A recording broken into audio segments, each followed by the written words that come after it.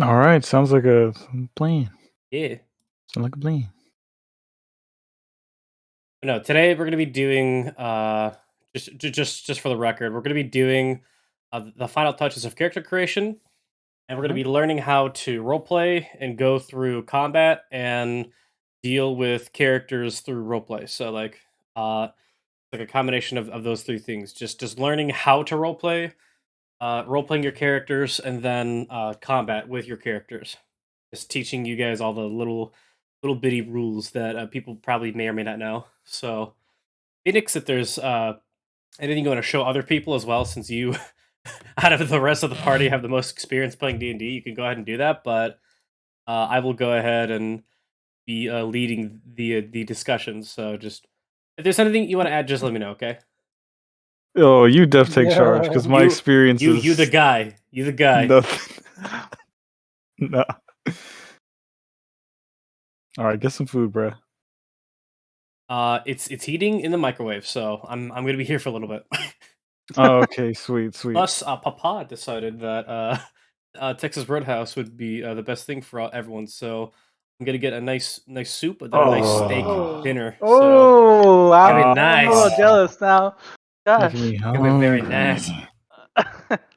Hungry. Give me Mm. those chicken tendies. Where them nuggets, But the nuggies. bruh? I was at Also, hello, Waffle House Amtea. How you yesterday, doing? and I was not afraid. I was like, you know what? I'm feeling chalky milk The and chalky milk. chocolate waffles. And they're like, really? I was like, yes. Is there a problem? No, sir. And they put double chocolate chips on my waffles. It was, Nice. and by the time it melted, it looked like they just slathered Nutella on there. Like it wasn't even chocolate chips. It was great. I felt like I had diabetes afterwards, Do though. you want some pancakes with your chocolate? Pretty much. That's what it felt like. That's the best way to do it. I used to go to Denny's here and there for like really cheap food, stuff like that, and Denny's. it was an awful choice. I'd rather go to IHOP like every time. I'd rather go to Goth IHOP. What? What? Goth IHOP. You know where the goth girls serve you? Oh, the other mean- really popular one, Femboy Hooters. I don't have goth IHOP over here, so You don't got Fit Boy Hooters? You don't got Goth no, IHOP? no, I don't. Dang. That's rough, buddy. Dude, where I live is fucking boring. Hey, don't worry. Me too. Same here. Also, go ahead and send me your character's picture because I'm gonna be copy Yes. pasting it, etc. Did I just put on general? Like my PNG or my Fujitech? Your character's picture Oh. for Dungeons and Dragons. Okay. Okay. I'll post it in the server somewhere. Gosh, where did I put mine? Dun, dun, dun. VTube text. No, no matter what, we're gonna use today as our kind of like read the room kind of like day, to where we just do whatever we want to do. Yeah. Then the next Friday we are starting. You don't have your character sheet ready. I'm not helping you. You know what I mean? Yeah. Oh my god. Oh, he looks beautiful. Thank you. All right, let's see. I love it.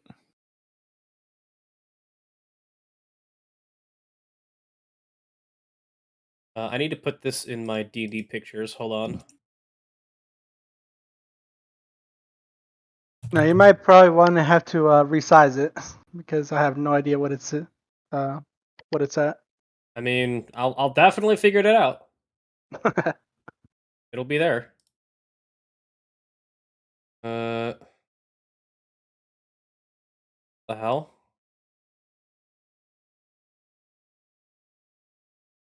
Oh yeah, I have to open the original, I guess, because I saved it as something else. So yeah, that's bad.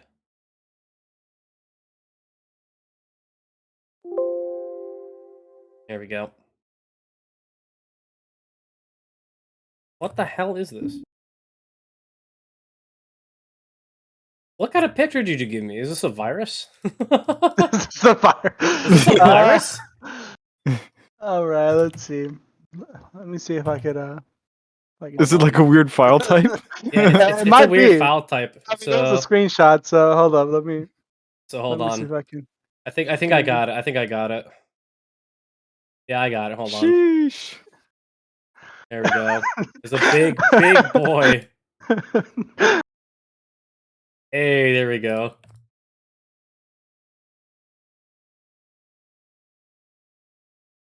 It looks all right. Now this guy too.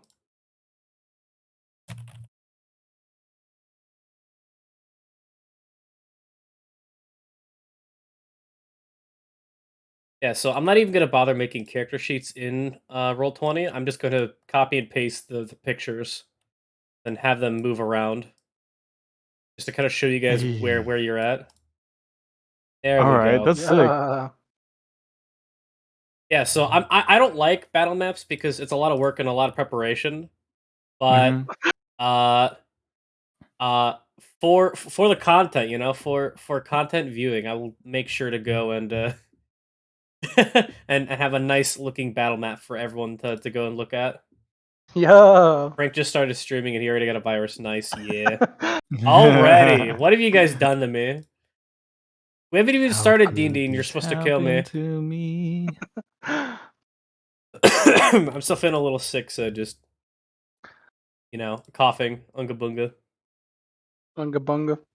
Unga. Dude, I was telling also we should make our names Unga and Bunga. Oh my god, no. That's so like, that good. would be hilarious. Dog. Yeah. I mean, D&D hasn't started technically, so you can just keep doing it.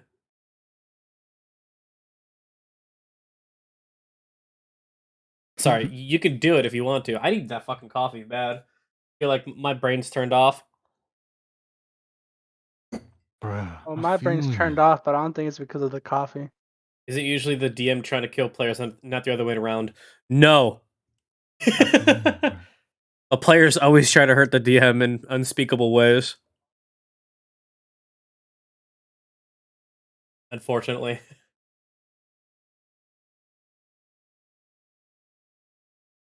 Also, why is Primey playing Overwatch? Because she's cracked at Fortnite.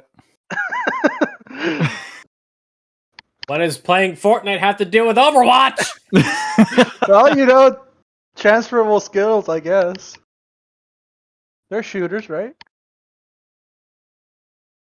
Oh my god, they're offline on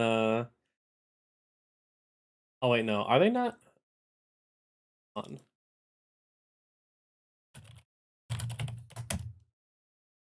I'm just gonna send them a nice text message. Oh, Frank, but Ocean will not be joining because she's busy with the paper. Okay. She's busy with the finals and stuff. School is rough, you know.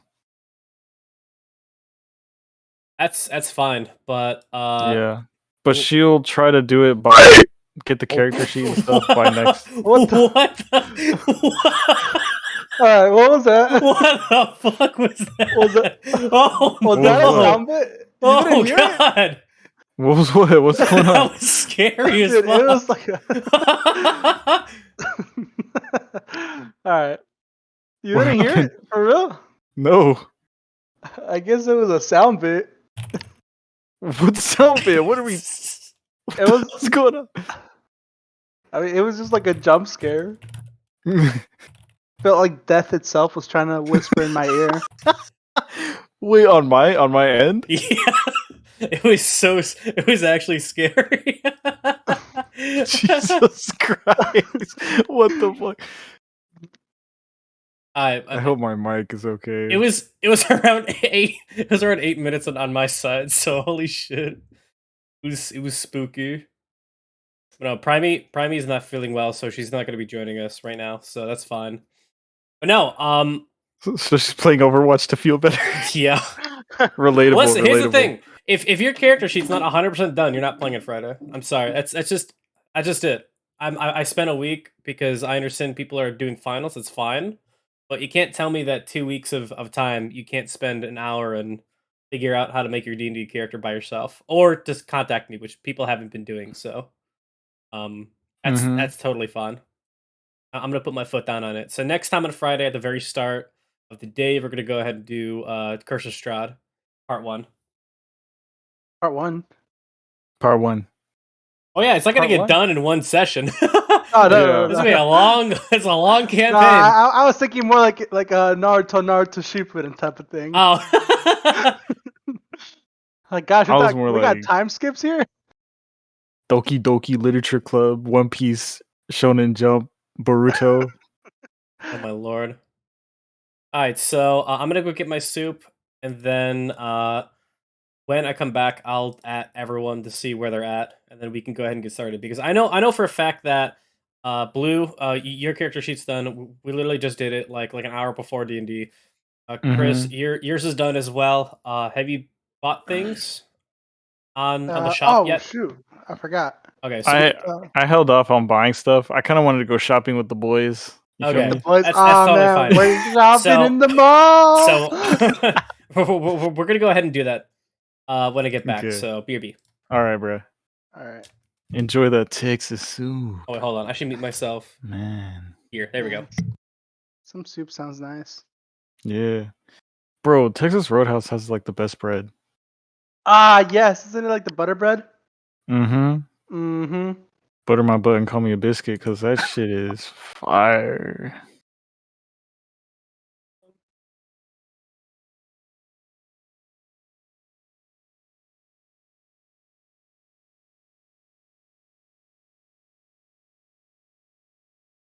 Judy is fire.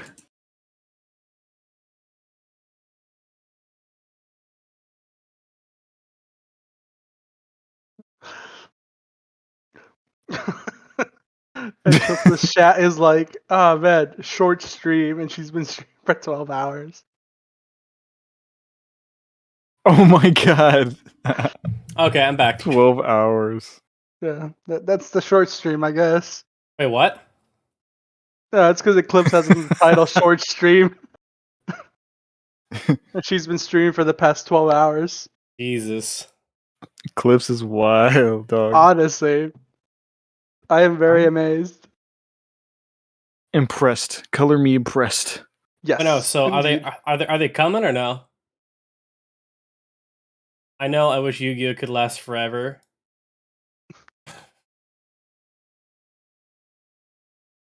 Okay, interesting. All right, so Short stream.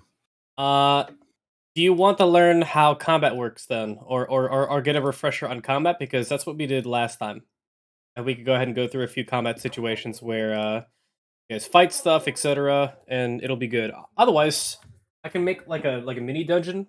It'll take me like 5 minutes to do, just to kind of like pull it out of my butt, you know, Yeah, like a little tutorial simulation. a little tutorial dungeon.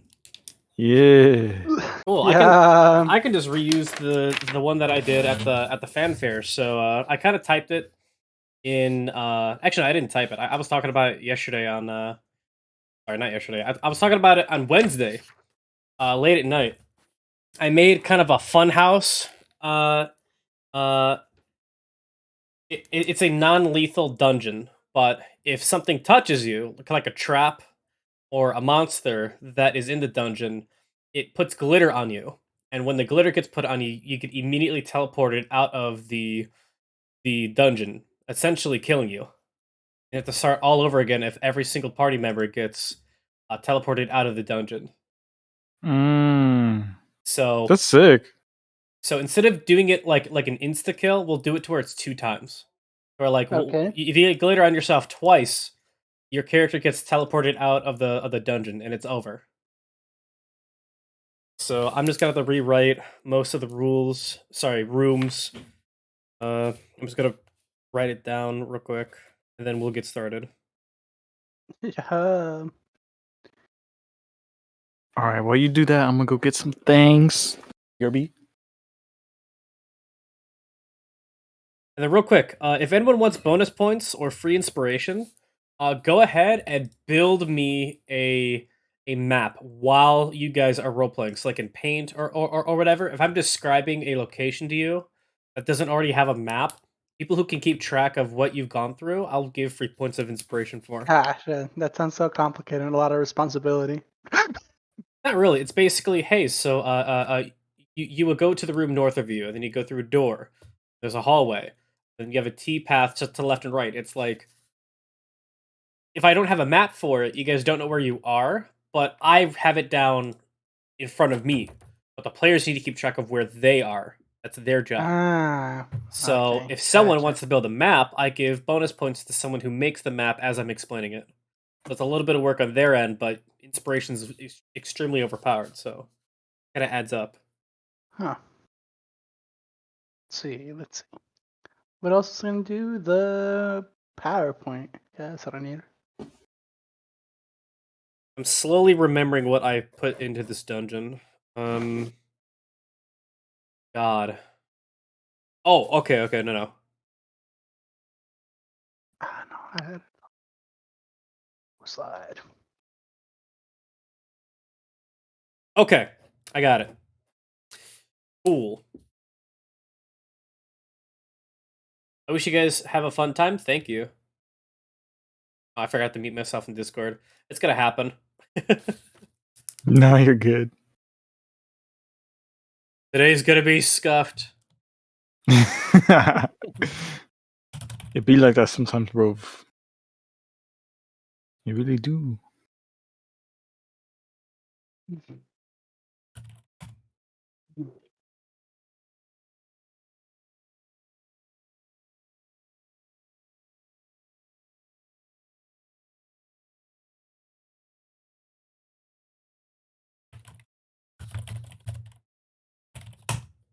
Okay. Soup and then D&D. Good soup. Alright, and then 1 second. I think I can do something for you guys so it's more visually pleasing. Let's make a new page.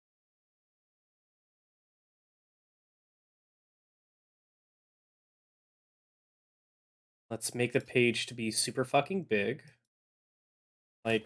Like 200 cells by 200 cells. No fog of war.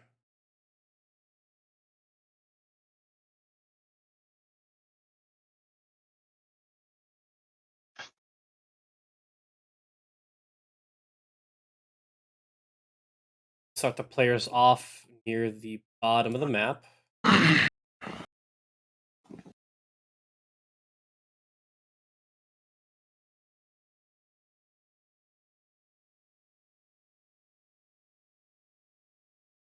God, this is huge. This is definitely not prepared, so it'll be interesting. Let's go. Oh my god. Oh.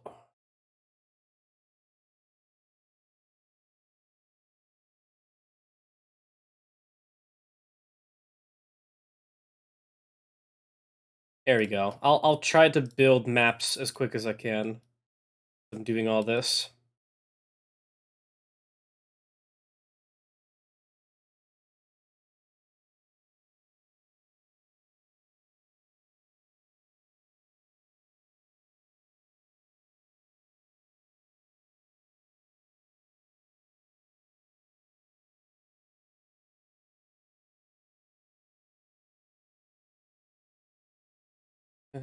That's fine.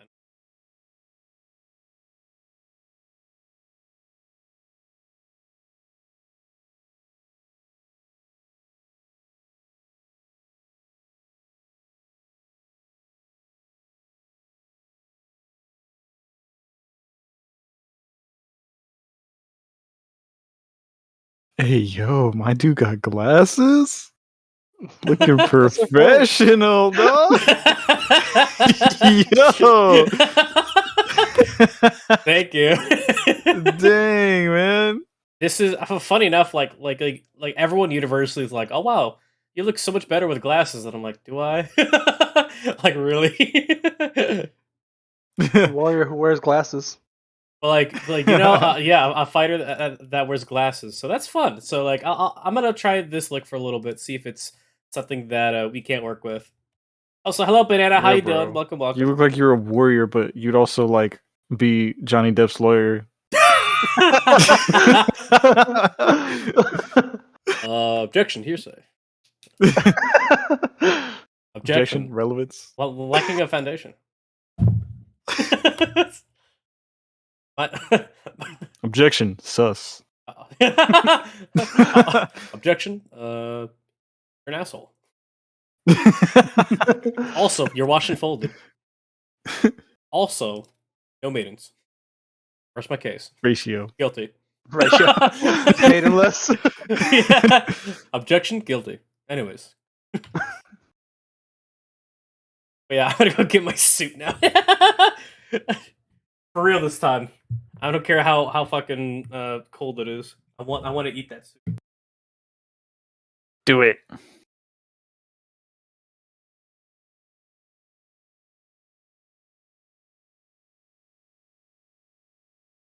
Who just joined?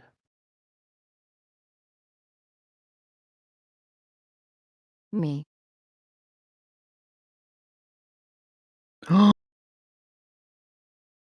It's Eclipse. Oh, nice. Cylinders. Hello, Eclipse. I'm a big fan of your work. Gotta get my roleplay on.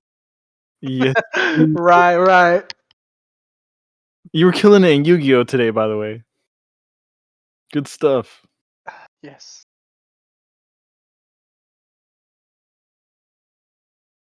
I was getting killed, but thank you.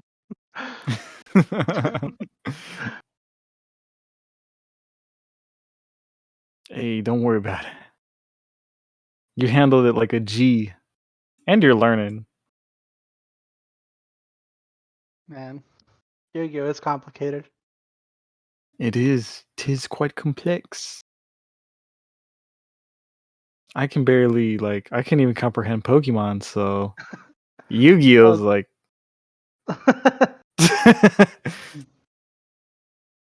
It's a different level, man.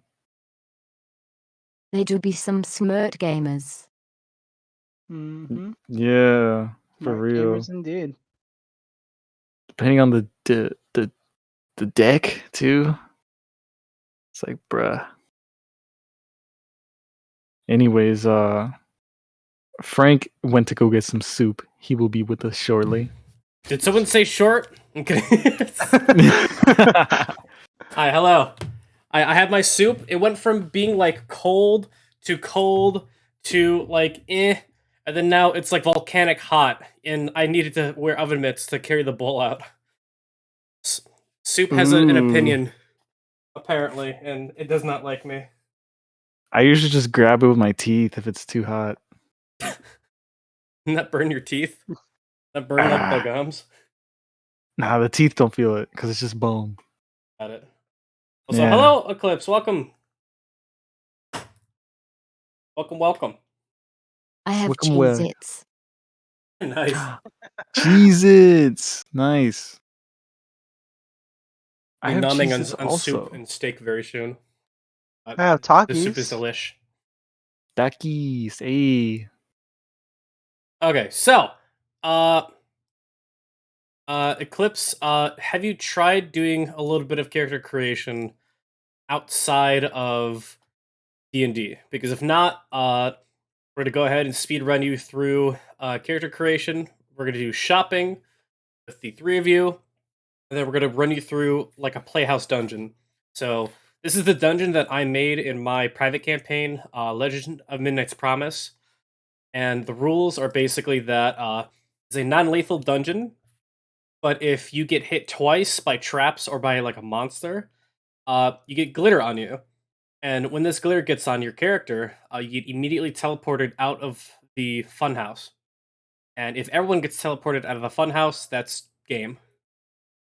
And so I'll tell you more of the rules of what to do throughout that dungeon, but I remade it. I redrew it on a piece of paper, and I remember the rules that I did with that funhouse dungeon, and so we're going to do that during the second half of D&D today, so we can go ahead and learn about what you can do during the game. So, everyone ready to start learning? Everyone ready to start doing their characters, etc.? Yeah. Ready, Sensei. Got it. Ready, Sensei. Hey. All right, cool. So, first things first. Chris and Phoenix have their characters done besides shopping, so we're gonna go ahead and get you up to their level. So, where did we last stop with character creation? I know we did your stats. I know we did your background, proficiencies, etc. What else do you need to do besides physical gear that is on your character?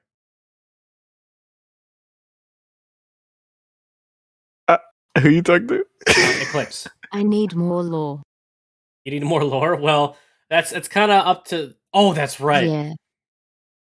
Oh, yeah, that's right. Okay, so I actually need to type it to you. If you want to tell your chat your super secret information, that's fine. But players don't get to know it. So, can you tell me a little bit Oh, about your backstory? Because that's Eclipse's special ability.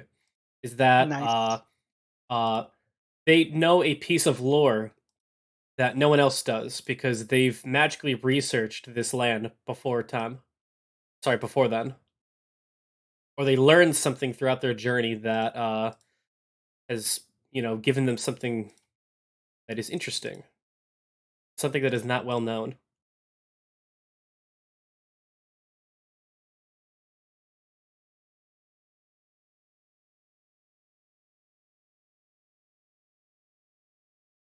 You're the dungeon master. I'll keep it a secret with chat. Got it. So just give me like a basic TLDR of what your backstory is. Like who is your character?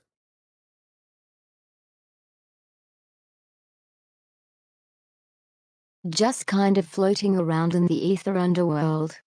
Bored of everything else because it's not necessary. Used to be concerned with extending ethelofes pans. Used to be concerned extending what?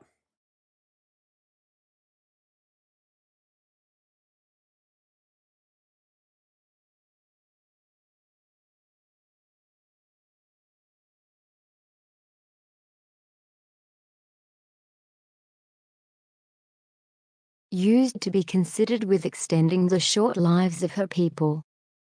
Used to be considered with Got it. Okay. concerned. So she used to be concerned about extending the short lifespan of her people, but now she wanders around uh bored, you said? Just like wanders around in search of entertainment? Or are you trying Floating to around in the ether underworld. in the ether underworld? Okay. So Bored of everything. and then your character came into this story basically and is part of this party because of entertainment. Is that why?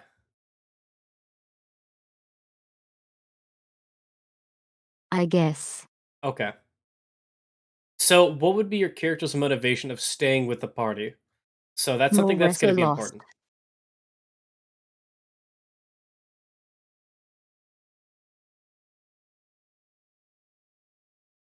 Well, you see, the party gives her purpose.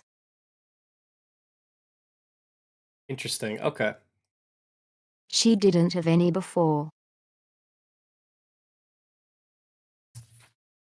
Because she lost it. Okay, okay. That's cool. Hmm. I think I know what to tell you. And it's actually and like I said, this is pretty important lore, so go ahead and read it over. And then tell me if you understand what I've given you. And then if you don't, then I'll clarify it, okay?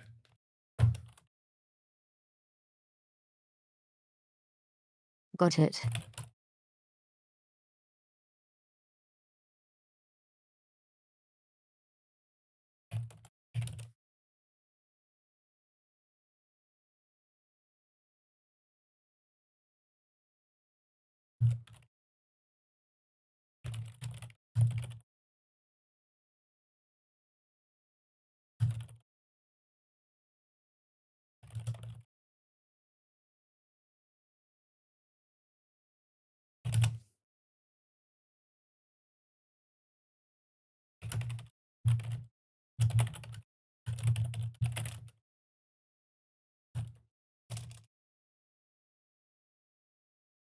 There we go. I'll just give explanation like.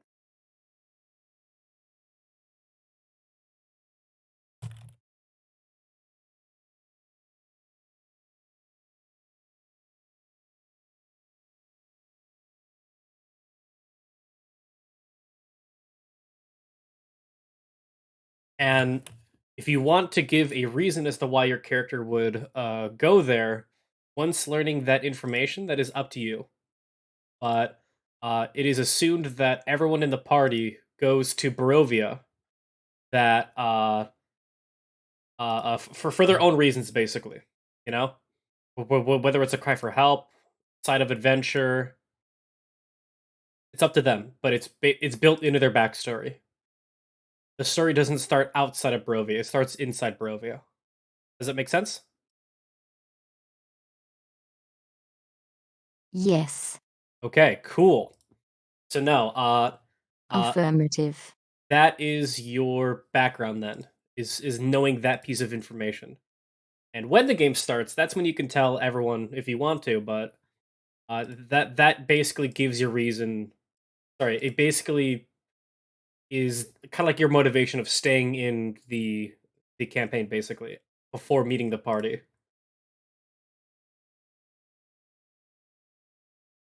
Got it.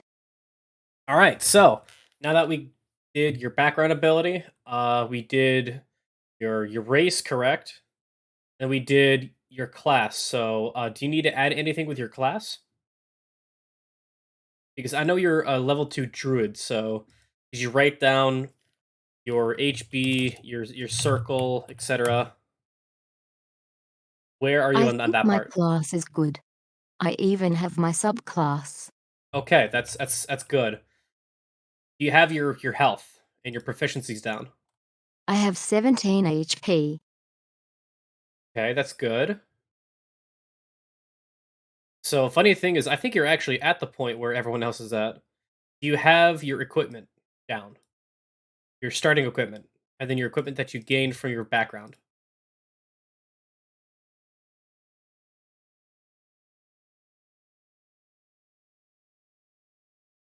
A wooden shield.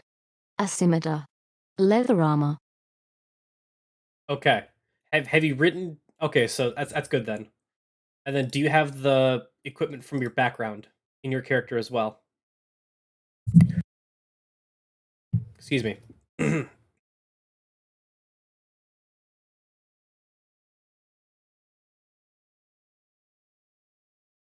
A druidic focus.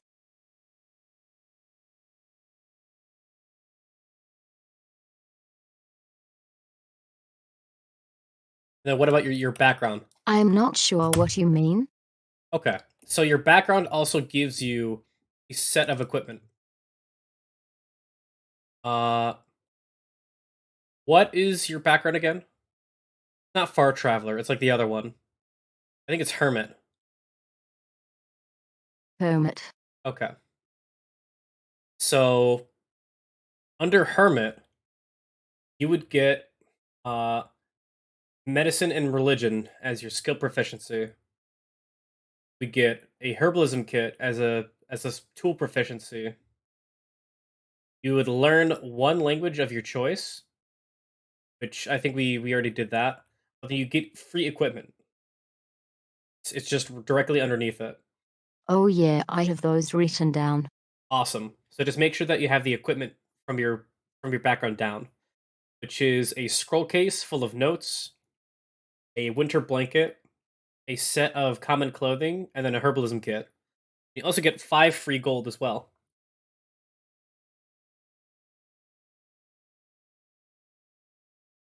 I like free gold.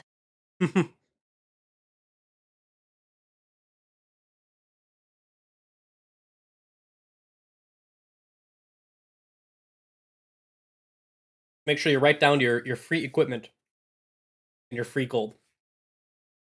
Where is Zeno? I want to bonk him. I don't know.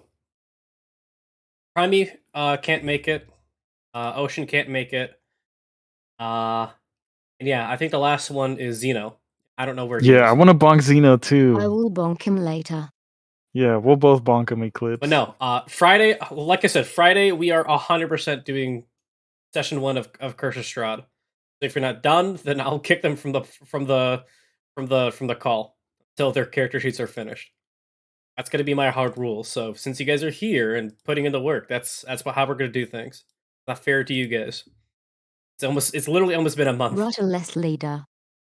Yeah, exactly. That's kind of like my job as the DM. I need to make sure that the game is fun, but like when it's time to put the hammer down, I need to put it down. But no, what's Iron Fist Frank. Iron Fist Iron Frank. Fist Frank.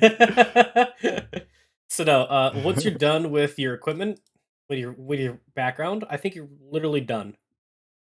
Do you have the spells that you're going to be casting? Do you have your prepared spell list? I think that's the only thing I can think of.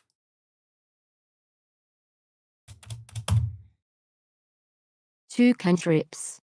Druidcraft. Shillelagh. Okay, those are pretty good. And then what about your spells? Excuse me. Absorb elements. Charm person. Beast bond. Okay, and then you have 3 prepared spells. Is that the maximum for you?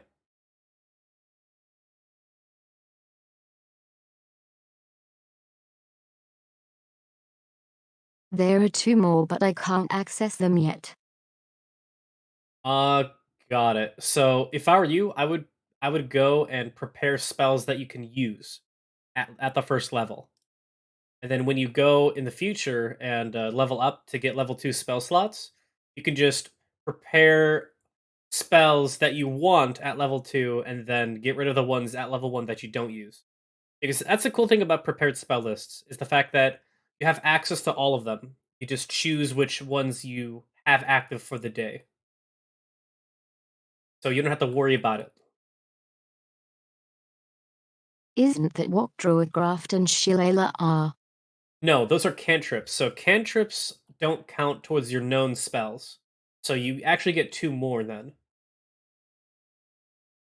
Oh, they are like free spells. Yes.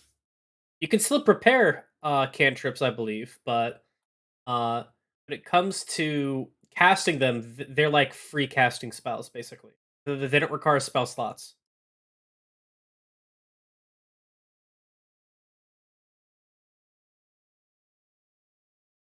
Mm-hmm. But absorb elements and charm person are spells, yes? Yes, those are leveled spells. And real quick, Phoenix, do you know how spells work? Or do you want me to kind of give a TLDR of that too?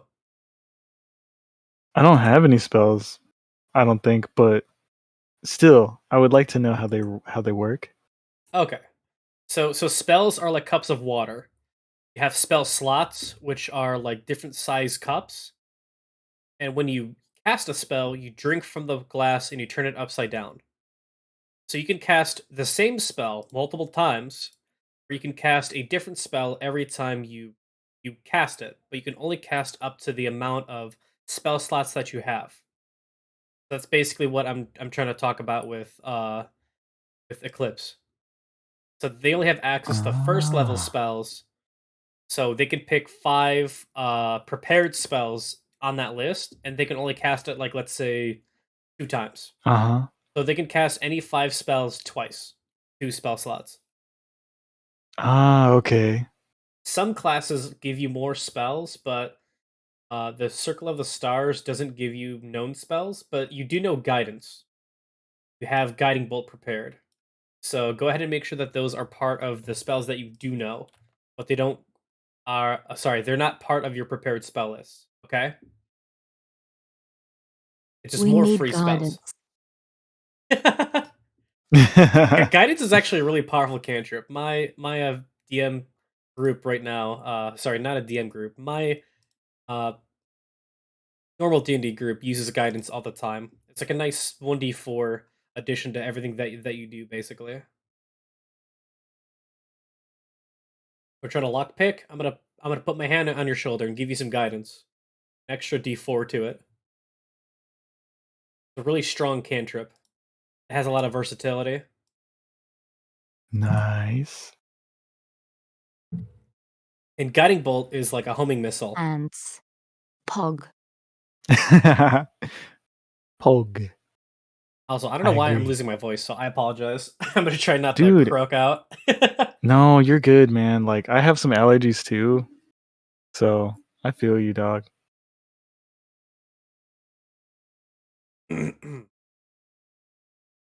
But no, Guiding Bolt is a spell that is a damaging spell, but if it hits the target, it makes the next attack against that target with advantage. So it's like a support spell, basically.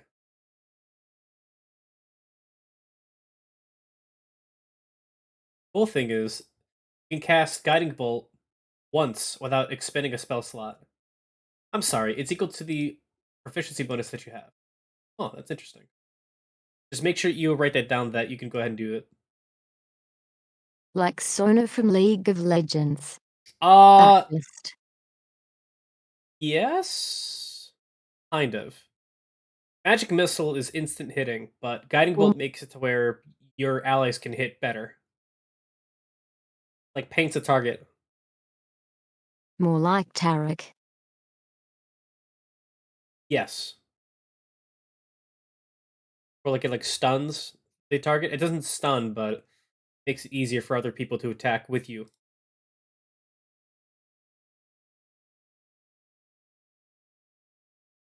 It's it's kind of like Yumi, and that makes sense. It's like Yumi's Q, where you can like finesse it, and when it hits the target, it makes your ally easier to hit that target because it's slowed. Instead of a slow, it's with advantage. I wonder if anyone has made an arcane roleplay game. An arcane roleplay game. I'm not too sure, but the arcane Netflix series was fantastic. I can't wait for season 2.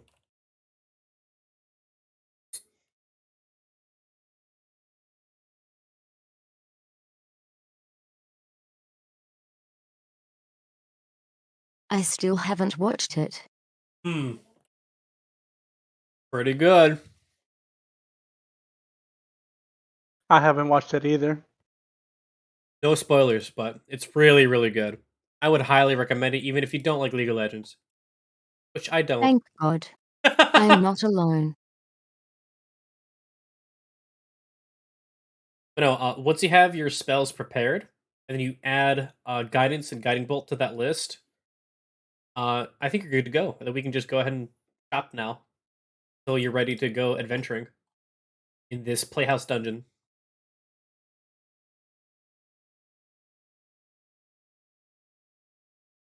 I'm ready for adventure, Captain. That's good. Yes, yes. I'm very excited about DMing Cursor Strahd. I've never done it before, and it's a really nice story. I've read through. Are you ready, kids? Aye. I got that. I read through about 80% of the book thus far, and I haven't memorized everything, but it's really good. Like it's nice. There's a lot of hidden things you can go ahead and discover. But yeah, just be a cool guy. No cheating. If chat accidentally spoils something, just text me what it is, and I'll tell you if it's true or not. And if it's true, then I would suggest you mute or ban that person because that's bullshit. But that's up to you. Just No spoilers, guys. this No is definitely spoilers. something you don't want to spoil for your friendly streamer because you don't want to ruin their fun. Yeah. Yeah, chat, no spoilers. Yeah, can- chat, don't spoil it laying for down me. the law. I can guarantee you that like in Tomb of Annihilation, I've had a few people kind of do sus things. And the example that I used when I was first teaching D&D was like you come across a door with no handles, but it's lit by 2 torches to the left and right, and further to the left and right there are 2 gargoyle heads. So like that's what you get originally, And the answer to the puzzle is you have to put coins on both sides of the gargoyle heads, and it opens the door. So knowing that there's coins already in the mouth, like knowing that like that's the mechanism that opens the door, like to me as a DM, I immediately know that person's cheating. So it's like knowing information that you don't know, or asking for information like, oh, can I put my hand and push down on the jaw? It's like that's really sus for me. So like I have a good sus meter as if someone's cheating or not. So just please don't. Yeah, I'll be sus, but not in that way. Good. That's good. Be sus in the cool way. That gives everyone a chance to learn and play the game. But Eclipse, do you have your spells ready? If you want to, I can give you some suggestions. Because druids are ridiculously strong. They have really strong spells. I The think main so, caster. but yeah, suggest some. Go ahead and suggest some. Excuse me. So, I think a very underrated spell is something called Fairy Fire. Fairy Fire is ridiculously good. You puff out a thing of glowing lights in a 20-foot cube in front of you, or a point within range, technically speaking. But someone needs to make a dexterity saving throw, and if they fail it, then they're glowing with light. They can't turn invisible while this light's on them, and all attacks made against them are made with advantage if you can see the target. So it's like a debuff spell. It's really, really good for coordinating attacks against something. What if someone claps, I will disappear like Tinkerbell? No, not exactly. Hey, that's a good reference. No, if they What try is to, this called again? it's called Fairy Fire. Fairy Fire. Like Fae. Fae Refire. It's a really, really good spell. Another one is You're a good Healing spell. Word. Oh, thank you. Healing Word's also another good No. one. So when someone's dying in D&D, you have to either stabilize Found it. them or you have to heal them. Most healing is melee, and it's by touching a person, like using lay on hands, or using a touch spell like Cure Wounds. Healing Word allows you to heal someone 60 feet away from you. So it's a nice quick way of getting them back on their feet without putting yourself in a dangerous position. It's a nice versatile spell that is used for all different kinds of things. I think I can only carry 3 spells tough. I don't know what to drop. You'll definitely get more spells in the future. So let's see. It's your wisdom modifier plus your druid level. So what's your wisdom modifier?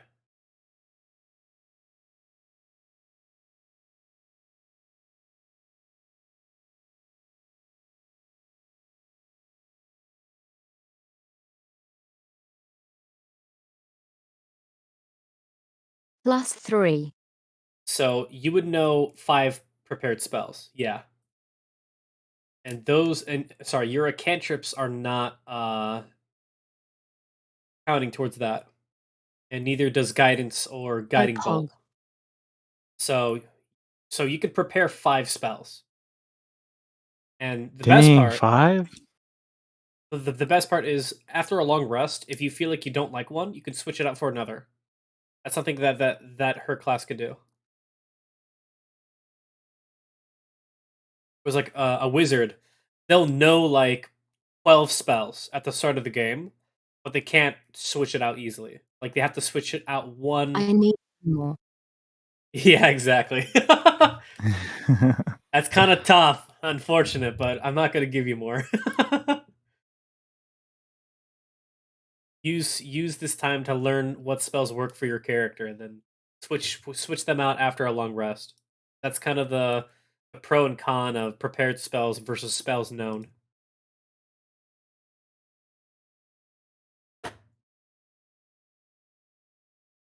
I search my deck for a combo spell.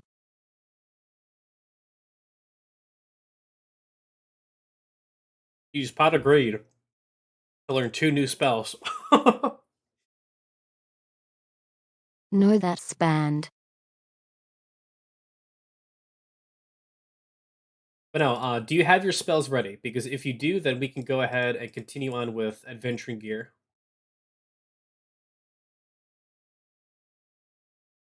As soon as I pick the last one. Let's see. What's a good spell?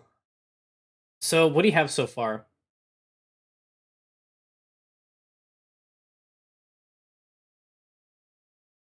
Absorb elements. Charm person. Beast bond. Fairy fire.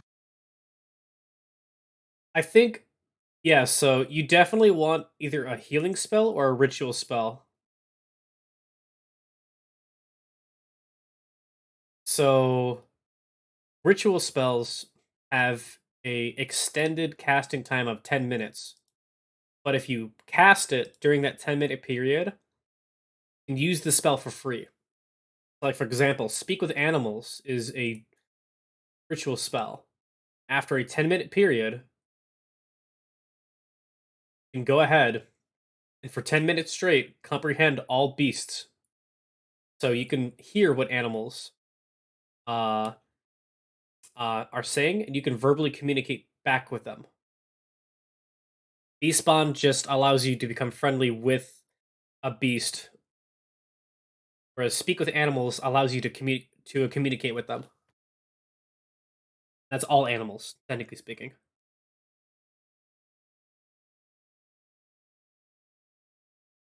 That's a good synergy. Mm-hmm.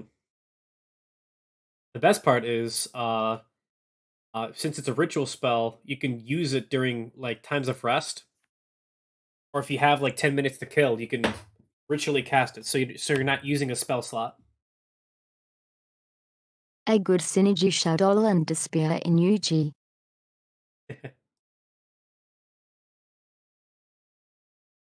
Spell picking Pog, yeah, spells are cool.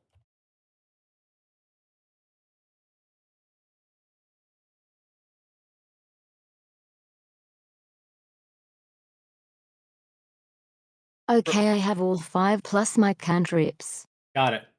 Then make sure you have your guiding bolt plus your guidance added as well. I'm ready to save the Shire. Yes, that's good. That's a good mentality to have. Okay, so now we're gonna go on to buying equipment. Okay, so Blue, Chris, are you there? Thank you Yes, for waiting for sir. us. Hi, hi, hi, hi. All right, so 2 things. So all of you have an additional 200 gold, so you can go ahead and just buy whatever you want. My recommendation would be to save 10 to 50 gold. Unless you have absolutely nothing you want to buy, you can go ahead and just save all your money then. But having a versatile kit is necessary because there's things that you have that help you with roleplay. There's actual items Mhm. that have like benefits to it. Kind of like, for Yeah. example, a magnifying glass uh, allows you to have advantage with ability checks to appear or praise items that are small. So, if you want to spend 100 gold and get a magnifying glass, then you can get one. I wouldn't recommend it, but it's something that you can do. So make sure you go ahead and take your time to look at what items do, and then go and buy the items that will benefit your character. For example, if you don't have blind sight, uh, sorry, dark vision, uh, you can't see in the dark. It'll be pitch black outside if there's no sources of light, so your character's blinded. So you want to buy torches as a cheap way of looking throughout the night, but you can also buy Mhm. lanterns and oil. It'll give you a longer, safer version of light. You know what I mean? Mhm. So you don't just have to hold a torch. You can have like a lamp at your belt buckle. Ah, yeah. And there's three Where's the different shop kinds of list? so I sent you what it was on general chat, but I have two open right now. I have one from I have D&D dark Beyond. vision for free because I'm Etherborn. Yeah, exactly. Hey. Just keep in mind that dark vision Pog. makes it to where that dim light is equal to regular vision. So if it's pitch black, you're blind still. Does that make sense? If there's no light source whatsoever, you can't see. Well, if there's moonlight, she can still see, right? Technically speaking, yes. That'd be dim light then. Ooh. If it's like a full moon, That makes sense. I could see it being dim light shedded everywhere. Yeah. But like if it was no moon, then maybe. Yeah. Then I'll just start making noises and use echolocation. Fair. But then other things, Eclipse turns into Batman. they start making noise in the middle of the woods. You get ganked by like bandits and werewolves and leprechauns and vampires. Oh dear. Not That a deer, sounds a like- bat. Never mind. I'm sorry, that was It's horrible. always the leprechauns. It's always the leprechauns, yeah. Yeah. But no, you can buy holy water, potions. You could buy hunting traps, etc. Healers kits. If people aren't really running a lot of healing, having a few healers kits is fantastic. You can go ahead and just stabilize people as an action. So instead of Yeah. Who's the healer? I don't think there's a dedicated healer just yet.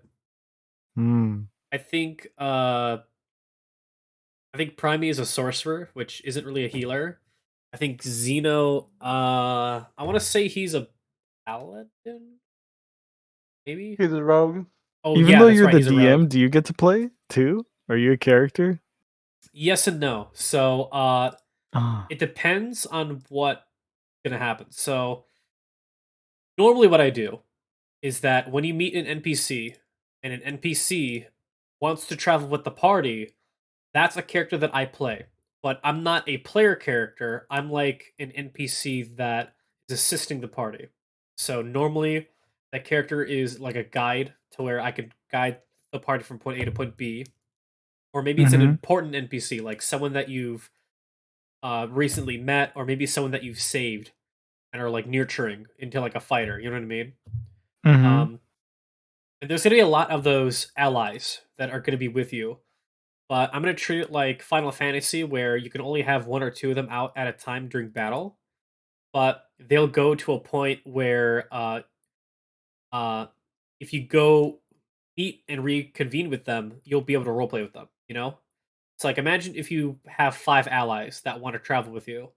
3 of them will be at like a base camp, then 2 of them will travel with you until you go back to the base camp and switch out the other 2. So that's how I'm gonna do that. Uh, but I could have something called uh, a Twitch chat character. So a few people in my stream last time I was streaming was asking if they could join as a Twitch chat character. As a character. And I kind of Sick. like that. I kind of like that idea. So we have a lot of people here Poggers. in this campaign so far. So That's a Pogger's idea. I'll see if you guys, you know, work together well, you know, if you guys can handle certain situations well, because learning the game and playing it, it's going to take forever. It's going to take a long time at the very start of the campaign before we start really like hammering through. So Definitely. introducing Twitch chat to a character where they can vote on what the character does, that's going to take more time up. And so, as cool as it sounds, I can guarantee you that a player character will do what they need to do in like 5 minutes time, whereas voting and doing stuff like that, it'll take here 1 second. No prob. Okay, I'm back. My food's here, so I'm gonna go get it real quick. But no, All right. it'll take like twice or 3 times as long. So like just polling people, etc. It'll slow down the game, and I don't want to slow it down too much because we only have 4 hours. You know what I mean?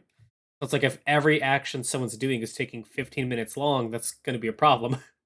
We're not going to be Mhm. playing the game. We're just going to be waiting. So, the faster people learn how to play the game, then we can go ahead and see if we want to introduce a Twitch chat character. And the funny part is that in the first time that I streamed this, I made a Merfolk Paladin, and I have finished this character, and so this will be Twitch Chat's character, and I'll make this into more of a support character, like a tank support heal character. Oh, nice. We need So, that. so Twitch Chat can help save their lovely streamers. So it'll be neat. Blue, are you scared of what Twitch Chat might do? This is a lot of power to give them. Well, here's the thing. I'm gonna make it to where they can't I'm just not scared. straight up attack people. You know what I mean? So like, they will have to go ahead and pick from a list of things. Like, oh, go heal this person. Go attack this person. Go Pokemon vibes. Yeah, exactly. Pokemon vibes. And then we'll pull them, and then I'll roleplay the character doing the actions. So that'll be a little bit safer than just, hey, so what do you want your action to be, Paul? What do you want your movement to be, Paul? What do you want your bonus action to be, Paul? That'll take forever, so it'll just be better doing that. How's the stream coming along? The stream's coming along just well. I'm sick, so I'm like small brain right now, but I think people are understanding how to play. Which chat can poll for You know the what I mean? super important stuff? Maybe because like I said, where we get to eat. I guess that's fair. I guess. Denny's. Just I wouldn't have them roleplay for you. You know what I mean? If they want to roleplay for the character, that's one thing. I Imagine love Denny's. Imagine there's an important situation, and then it's like a coin flip. Then you know what I mean? I want you guys to roleplay things because there's consequences to your actions, and so sometimes there'll be bad consequences. So if like Twitch chat accidentally kills the whole party, then that'd be not Pepega. You know what I mean? That wouldn't be very Pepega. I don't even know what Pepega means. That sounds like a fruit. Very Pepega. So now I'm gonna Hey, go you ahead can buy and get my acid? steak dinner. I'll be right back. Yes, Okay. that's not the right acid you're thinking of. It's like the, it'll put a hole through your stomach and intestines kind of acid if you try to drink it. Oh. Yeah. I'll be right back. All right, get your food, bruh. I didn't think we were going on that kind of trip. Don't worry, I promise I won't I crack know, the right, staff of Eclipse? Magi where Toes go to get their hands That's on. exactly what I was thinking. I'm like, whoa. Yeah, that's true. It's gonna be a trip. But no, I'm gonna get my steak dinner. I'll be right back. There's Alchemist's Fire, and that comes in a flask. There's an antitoxin. Ball bearings, bag of 1,000. That's pretty good. For 1 gold, it's 1,000. Where is this shop? He posted it in the Discord. Here, I'll post it too. So it's more towards the front.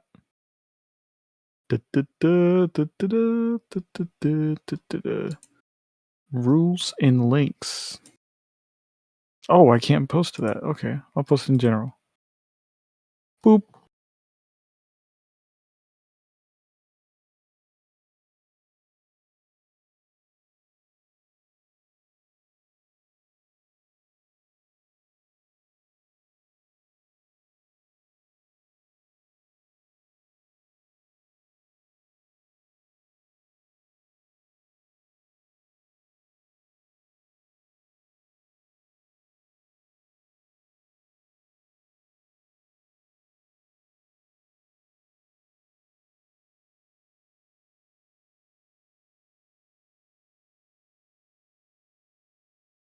Whoa, there's so much stuff. What are you buying? I don't know. I wanted to be Sherlock Holmes and buy a spying glass, or a magnifying glass, but that's like 100. That's 100 gold, bruh. But you got 200. I do got 200. But I also want to see in the dark. Because I'm not cool like Eclipse and got... Same. I'm also buying some fine clothes because somebody has to be a gentleman. They call him the driplet. That's lit, bro. Oh my god, I'm probably peeking my mic. My Fast. turn. 400 on the dash. 55 bills. $1.50 for the tax on the bag. I don't really like to brag. Vetment socks when I'm stepping out of sakes. All right. Some nice Waco. Hey, Eclipse got bars.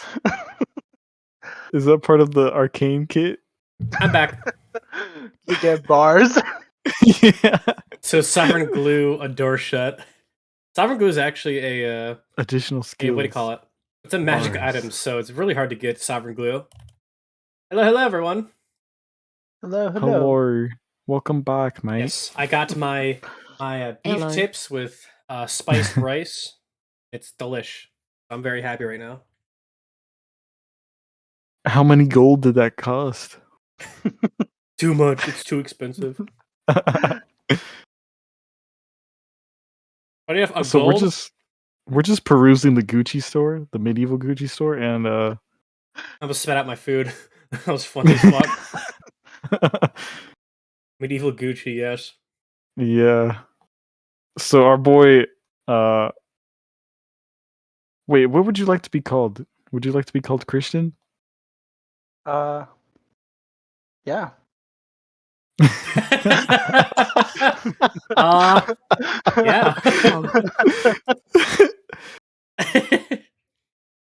Just like, I don't know why, but that was funny.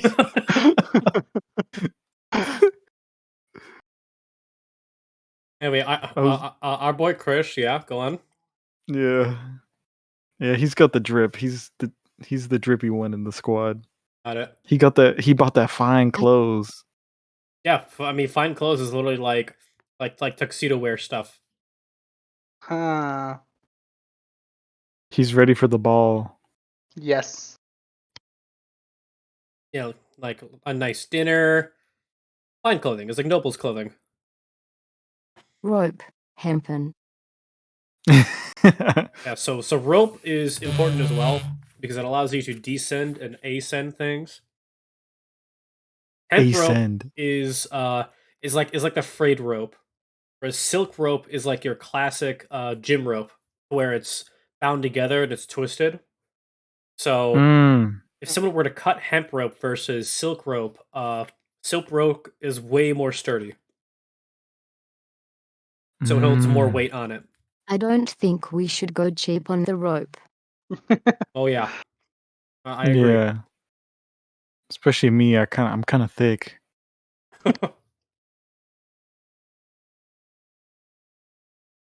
He thick. What are some items you'd recommend, Frank? Yeah. Let's see, hold on. Can I really have just a whole barrel? I'm going to buy a pot. I mean, you probably have to carry it around, but Yeah, so here's the thing. I don't use a weight limit on my character's inventory, but having like 3 barrels in your inventory is a no-go. So like, it needs to be within reason. So I'm not going Okay. to use variant encumbrance. I'm not going to be encumbering my players. That's not fun. But like having 3 barrels on you is a no-go. So like just keep that in mind, okay? It needs to be Yeah. something your character can reasonably have. So be based. Okay. No, things that I would recommend players to buy. Extra rations and torches. That's pretty important. Rations are basically your daily source of food when you're traveling. That means that if you run out of food, you're going to starve. So, hunting is fine, but that means you are going to force an encounter. So if you hunt and you get, like, let's say a T-Rex, that's your food for the day. Or at least that's the T-Rex's food for the day. Because T-Rexes are nasty, you know? So having more rations on you when you're traveling is pretty good. It says here they're 5 SP. Is that less than gold, or what is that? I want you to imagine that copper is like dollars, okay? So 10 coppers is 1 silver, 10 silver is 1 gold. Ah. So we So go intense. Okay, gotcha. so I basically gave the party like a fuck ton of money at the very start of the $1 game. million. It's a lot. 200 gold is a lot, but it allows us to be a little bit reasonable when it comes to what we can buy when it comes to our equipment. Sick. Having a map scroll is pretty good, but that's in the campaign. So you want to go to a store and save money and buy a map. That's always pretty good too. Uh, if you don't have rope, climbing kit's pretty good too. It makes it to where if you're climbing up a a mountain or like rock climbing up a mountain, you can do it with advantage. Having sets of clothing is pretty good too. You don't want to run around naked. Uh, Crowbars and sledgehammers are pretty good too. Crowbar makes it to where if you're trying to do an athletics check and you're trying to like break something with the crowbar or like try to pop open a door, you can do so with advantage. It's always good. Grappling What does hooks. the hammer do? Like cosmetically, it allows you to hammer in like pythons. Pythons being like the stakes that go into a mountainside. You know what I mean? Oh, for climbing? Yeah. So pythons are the little knife looking things that have holes that you can put rope Yeah, they're through. like railroad spikes, Yeah, exactly. or with a circle. If you ever have something you want to store, a lock and key is pretty good. If you want to make a quick getaway, you just lock a door behind you, just as an action. Mm. Ball bearings are universally very, very good. They're like the marbles that rogues use, where you just throw like a bunch of marbles on the floor. Caltrops And damage people, but ball they bearings, slip on them? Like enemies slip on them or yeah, what? yeah, that's a real Ah, thing. Ball bearings have Home their Alone own vibes. function. Uh, as an action, you can spill these tiny metal balls to cover a level area that is 10 feet on a side. A creature moving through this covered area must succeed on a DC 10 dexterity saving throw or fall prone. So you need to use 100 ball bearings Mini in order to banana do this. peels. Yeah, exactly. But ball bearings can also be used for a lot of different things. Like, hey, I'm gonna attach a light cantrip spell on a ball bearing, so now it's glowing light like if it's a torch.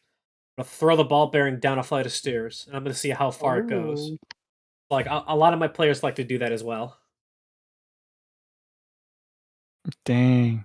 All The right, so I'm bag gonna get comes some with balls. 100 or 1,000. It comes with 1,000, but Okay. in order to like use it to trip people, it's 100 ball bearings. Like it's like a charge basically. Yeah. You gotta grab a handful. Yeah, exactly. Gotcha. Someone in my chat says grappling hooks and sleeping bags, and I agree. I think grappling hooks are neat. It depends on the situation. Helps you climb up stuff, and then sleeping bags are pretty good, but you have a bedroll, which is the same thing as a sleeping bag. So I think everyone has a Uh, sleeping bag at the start of the game. okay. When you were saying about the rations and the torches, like what would be a good estimate of how much we should have? Um, I like to go crazy with my character, so I buy 10 more of each. So like 10 more rations, 10 more torches. So I have 20 and 20. That's like a Hmm. safe number for me because I have 20 days of preserved food in my character. So unless I'm traveling for a month straight, I'm not gonna go hungry. Plus, I can use it to like feed animals, if that makes sense. I want to try to tame animals, or if other people don't have food, I can give food to them like that. Gotcha. Get a Can you lot give me of some food. soup? Yeah, Good soup. food's pretty good. You can always buy potions. Potions of Soup. healing are 50 gold. That's pretty standard. So if you feel like you don't have any healers, or you feel like you could want a potion, you could go ahead and do that. How do potions work? As an action, you can either drink a potion or administer a potion onto someone who's unconscious, and they heal, I believe, 2d4 hit points. We just double check that. 2d4 plus 2 hit points.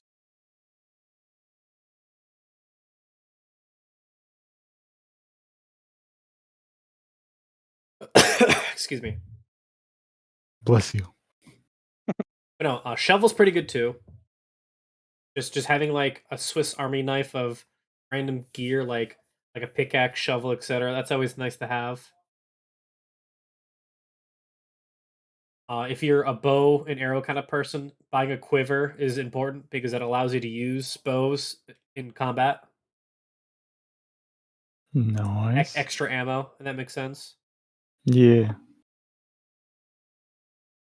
I mean, if your character wants to write things down, paper and parchment.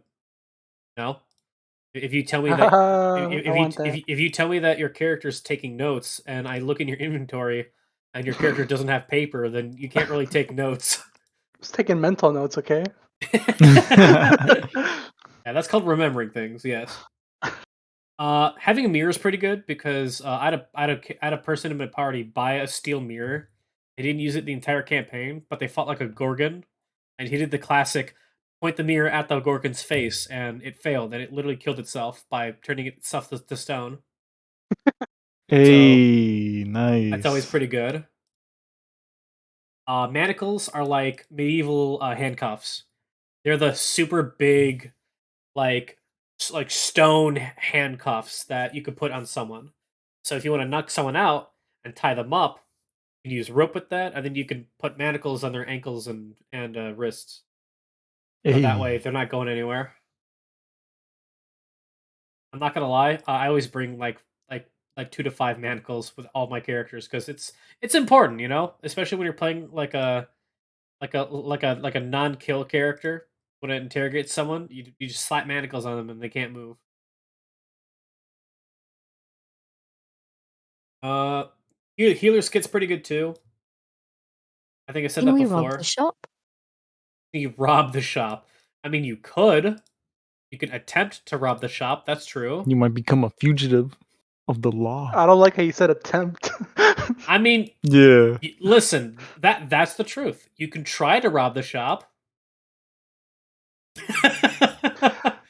you want to make a new How much character? ink will I use to write paper? Monk W. Monk. How much ink? I mean, reasonably, I'll make it to where like it quote unquote never runs out. If you want to eventually like oh, I think after writing this much, I would need to get like more ink. You can go ahead and just do that yourself. You know what I mean? Like keep a mental note as to how much you're using. Well, I don't know how much an ounce of ink will. I don't even picture how much an ounce is. I Is think that a lot? I think a tablespoon's like 3 ounces, 5 ounces. Oh, oh, Use your blood for ink. gonna be a lot of ink. Blood for ink. Oh my god. That's great, Eclipse. I love how Eclipse is this like star druid who loves animals and is like, yeah, I write in blood. Blood for ink. I write in blood. But we could do that, right? You could try. That's the true. way he says it, bro.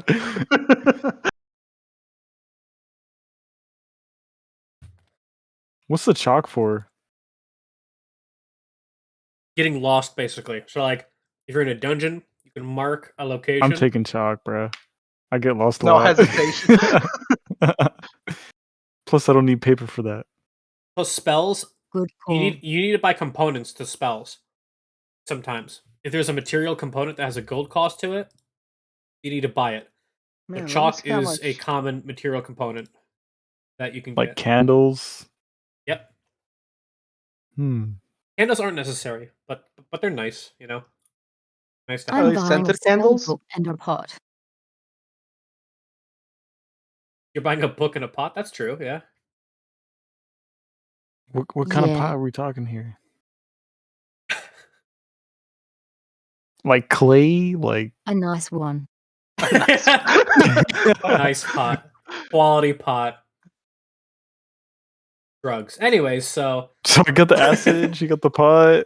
acid and pot. What drug are you getting, Chris? Oh, No. I think signal whistles are pretty good. Bells, well.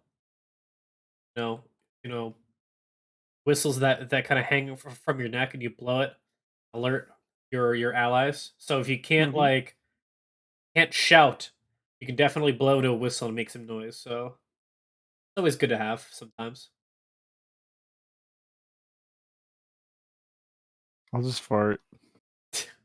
Really loudly. Bonus action fart. So a grappling hook would be good. Yeah, I got me a grappling hook. Yeah, Well- I just want to feel like Lara Croft. Yeah, not gonna lie, but people just put what do you call it? They like tie a rope to a knot, and then they just try to lasso it versus having grappling hooks. But grappling hooks are pretty good too. I want to do it in style. Yeah. I want to be Batman. I'm Batman. Spikes are good as well. Spikes are used for like pounding something into place, like a tent, or if you have a trap and it says that like in order to disarm the trap you need spikes, you can go ahead and do that too. Disarming Are those traps, the pythons that you were talking about? pythons are pretty good for that too. Yeah. Or is there a separate thing called spike? It's called spikes, iron spikes. Oh, But I okay. will allow pythons as well. Some people kind of like Primey last time wanted to put cloth into a hole to stop a trap from firing out at someone. So like buying stuff like that would be pretty good too. Nice. But no, maybe like different pouches to hold things.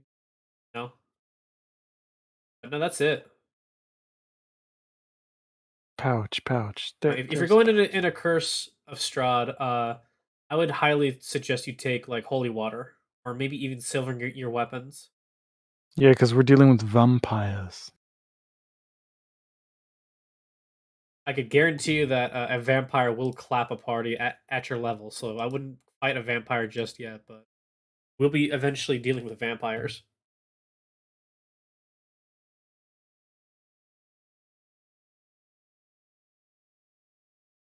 Please tell me I'm muted. Yeah, you're muted. You are muted.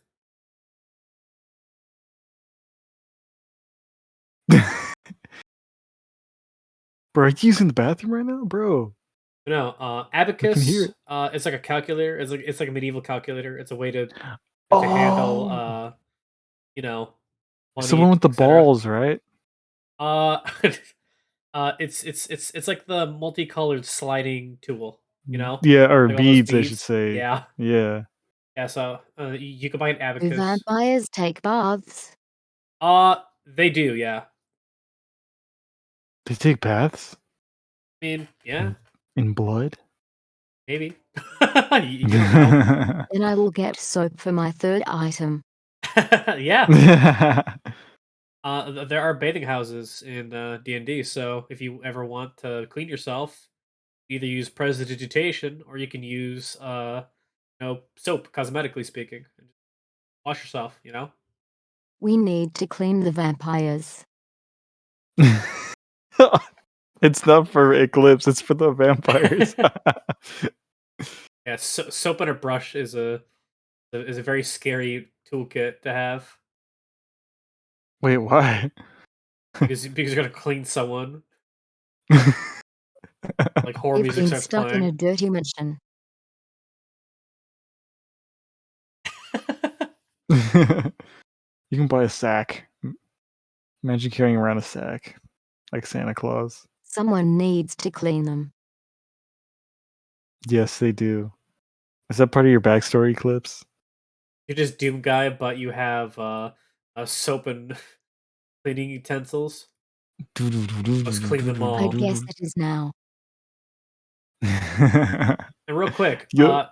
go ahead and look at artisans tools as well, because if you're trying to make stuff and craft things, artisan tools allows you to go ahead and do that. It's also gaming sets and instruments as well. Trade goods if you want to craft things. A lot of it's self-explanatory, but like let's say for example, smith's tools. You want to build weapons. You need to have a forge.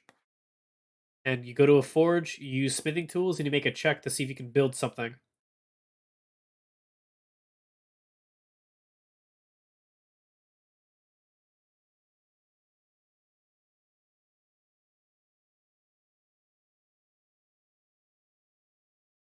And Wait, I'm sorry. What are we looking at? These are our trad crafts from Inmo.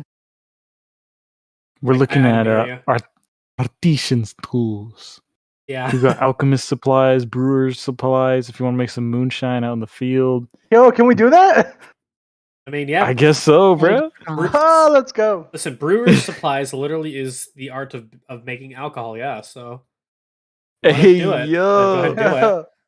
We're getting litty. I'll get the smith's tools because I learned a thing or two in prison.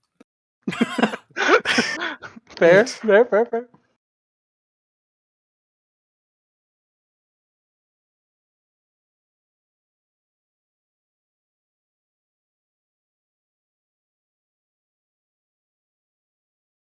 All right, I am gonna post a bunch of stuff that I have so far.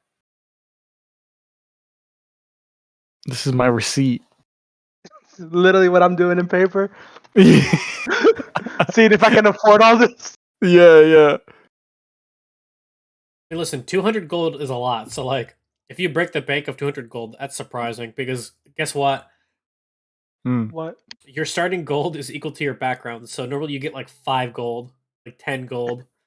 Sir, I'm at 164 right now. I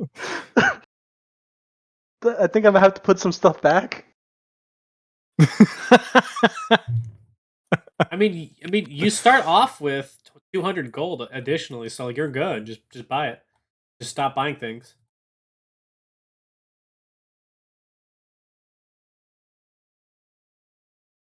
And here's the thing: for those of you who think that you need more than your starting weapons, you can always buy more weapons and armor, or you can upgrade your Yep. weapons and armor as well. So I'll Yep. just buy an elephant. no, Dude, I No. saw that. Discussion I was last time. tempted. Oh my god. I was tempted. yeah, no. I will say that if you Frank said no. if you want to buy a horse, I will allow you to buy a horse, but you're not going to buy an elephant or a war horse. That's not going to be a thing. They're a you lot guys to are gonna get. maintain, aren't they? I mean, yeah, it's a living animal. You need to feed them every day. You have to make sure they don't die in combat because they have like literally like 10 health and they're easy to hit. So I can guarantee you that first session of D&D, let's say a wolf attacks you, it's going to go after the horse, not the rider on the horse. It dies Oh, instantly. I don't want you no. guys to cry because it's going to happen. No. So, like, What that's if why I name my horse Frank? well, it's Does he get a buff? No, it's it's going to be a dead horse. Oh, Named no. Frank. It's going to be a dead horse named Frank. So right now I have Well, like you could say, to be 181 frank, I gold saw this spent. coming, and then bury it. Like, yeah, it's something you could do. I love how no one laughed. Fuck you all. I didn't hear the joke. I'm sorry. Say it again. Say it again. I said, you could say, to be frank, I saw this coming. Hey, And, like, I literally like what no you one did there, laughed. I'm bro. like, okay, fun, whatever. You know, I guess. Yeah, if you want food and drink, there's also stuff down here too. Like fine wine in a bottle is 10 gold. I already Etc. spent Navigators tools 181. would be useful. Which ones? Navigators tools. Yeah, if you want to navigate via stars. That sounds great. Ship's expensive. It's very expensive, yeah. But those are tools that you can use to like do shit in D&D, you know what I mean? Yo, a pony? Yeah, it's Ayo. it's like a donkey versus a horse, you know?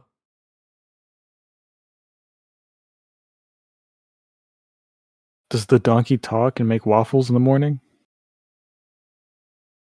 I mean, if you speak with animals, maybe. Shrek. No, I'm not. Does the donkey have little half donkey, half dragon kids? Yeah, can we talk about that? How do you do that? Some D&D Let me shit tell right you there. from experience. There's not much to say, is there? You know what? It's I don't know if my son Zeno's watching, so I don't want to scar him. with the details. No, you good. You good. How I Met Your Mother.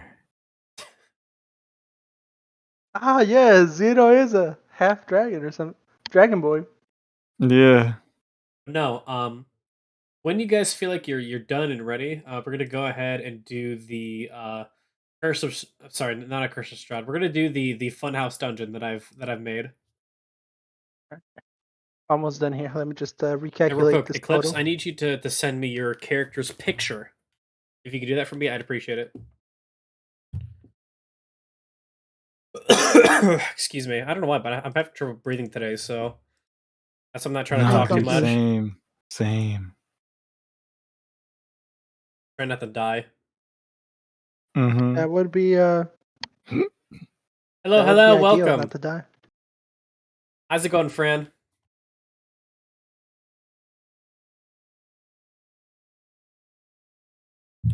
Ooh. Felt just a little bit short.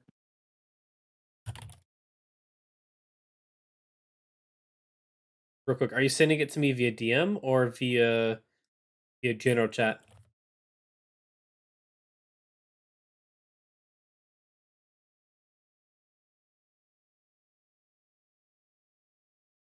I'll send it via general chat. Got it. Let's go. Because this is basically how we're going to be doing our D&D, to where like we have this right here, which is what the players will be able to see, and then I have my side of things where I can control where the players go, like this. So that's how we're going to do it for now.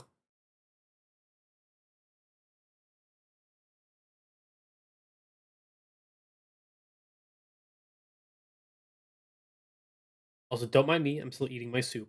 Good soup. Oh, Eclipse said the pictures on top of the document. Their Uh, character sheet that they sent. if you can copy and paste the picture, I would that'd be easier for me because I can just copy and paste it into the thing. Oh, Mr. Who joined? Oso. Hey Oso, what's up? I'm sorry. I just got out of a dungeon. Did he fight a dragon? No, I was actually petting one, but I don't think he liked me touching its tail. But yes, one half of the Unga Bunga brothers and noblemen is here. If that's Bro, canon, you sound I'm like holding you to me it. after slaying a dragon, but the S was silent. Hey, real quick, have you hung out with Zeno today? Because he's not here either. No, I've actually been doing some other things myself. I had to prepare for tomorrow. Tomorrow's a big day. Big day. Got it. Birthday, right? My sister's birthday and my graduation. Ooh. Well, Oh. congratulations and have a happy birthday to her. Yeah, thank you. I make sure to tell her, and hopefully I'm ready. You're fine. That's We were just at the mall. The mall. Yeah. What y'all get? What's the goodies? We went to the Anything I Gucci should be store. concerned about? We got some acid. They bought acid and pot. Oh, well, then I missed out big time then, huh? Yeah. We haven't left yet, so Yeah. Eclipse was like, I didn't know we were going on that kind of trip. it's all in our heads. Oh my god. I'm holding that to you guys. This is now canon. No, Eclipse, I seriously don't see it. I need you to give me your picture. And also, do you have an updated picture, or do you still want it to be like Leonidas, basically?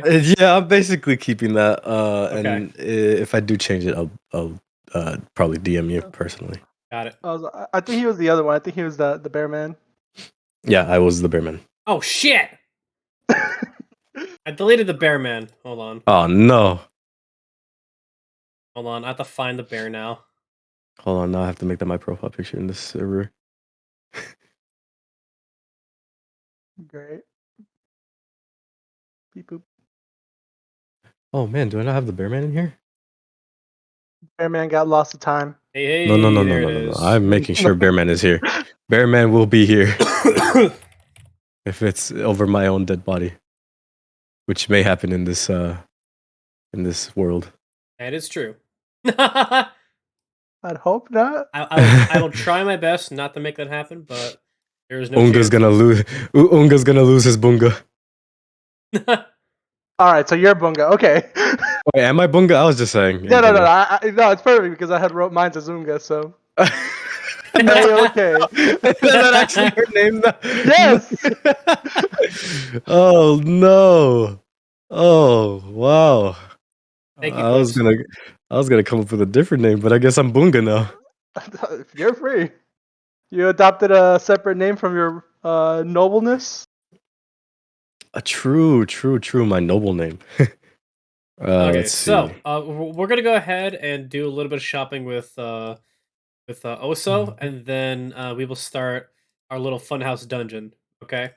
All right. All right. So also, in the general chat, I've put 2 links down, one from D&D Wiki, and then one from D&D Beyond.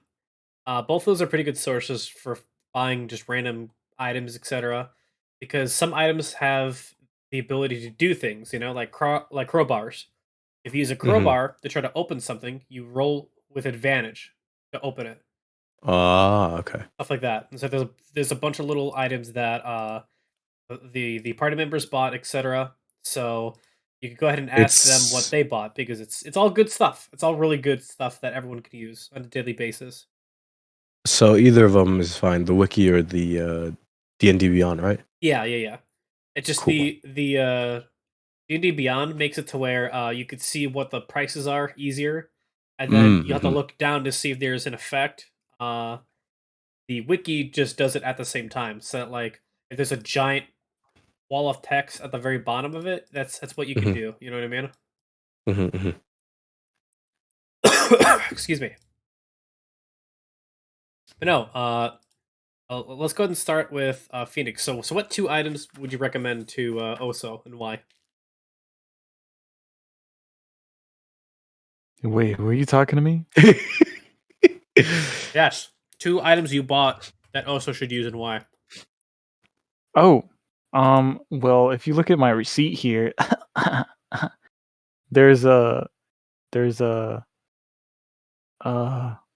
lantern, and I also bought oil for the lantern. Oh, I see. Because if it's dark in the game, it's dark in real life, and you can't see anything. If you die in the game, you die in real life, so you can't die. So you want to have a lantern so you can see. I didn't know you're D&D cool, like, was like the nerve gear. Yeah, dude, it is. It's hooked up right now. Oh no! Hold on. Yeah. You know what? I'm actually gonna get some cough medication, so I'm gonna mute myself. Just go ahead and go down the list as to what 2 items you would recommend to Oso. Help him out, Like okay? IRL cough medication? Yeah, Or is for real. that like I'm actually dying right now. I'm gonna be right back. Okay.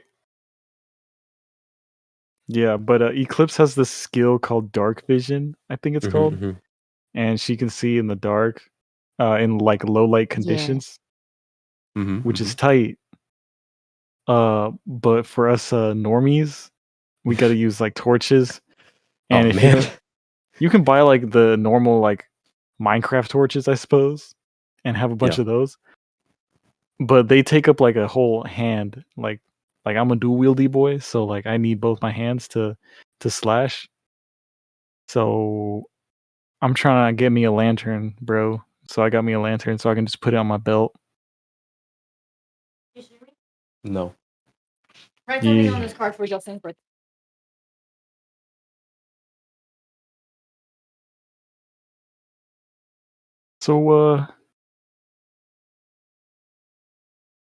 So who was the femboy barbarian? Was that you also? Did you just call me a femboy? Huh? Excuse me? Whoa! I said, who was the femboy barbarian? What was spoken of when I wasn't here? I'm Unga Bunga Goliath, nobleman. I am of the highest of classes here. I am a man of the people. Hello, I work at Femboy Hooters. No. Whoa! My brother's My name is femboy. Whoa, Unga. What path did you take? Unga and Bunga. Okay, I'm back. Welcome Holy back. shit! What happens when you leave town? When you leave the homeland? We don't talk about it. What happens in the homeland stays in the homeland. You know? What did I get myself into? What the hell? Yo, when the cat's away, the mice will play. Yo. DM leaves, we end up in like Meow. goth IHOP, fanboy Hooters.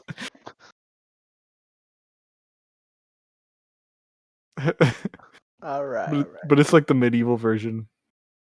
So they'll play like the medieval version of like Shakira. Shakira. Like on lutes and harps. Anyways, so yeah, we're shopping, bro. So what are you thinking I'm buying? You got the list pulled up of gear and equipment? Also, Gotta get the drip. Sorry, my sister came in. Right. I'll be The back in a minute. happy birthday! Ah! Happy birthday, dude. Ah!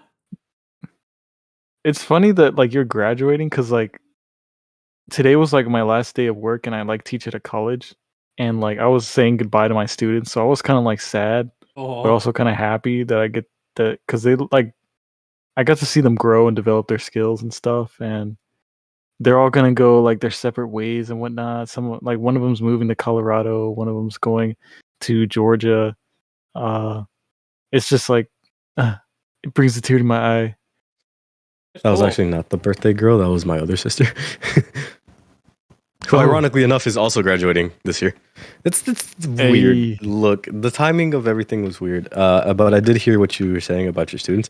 It's crazy. It is crazy to think that, like, I felt like just yesterday I entered college. And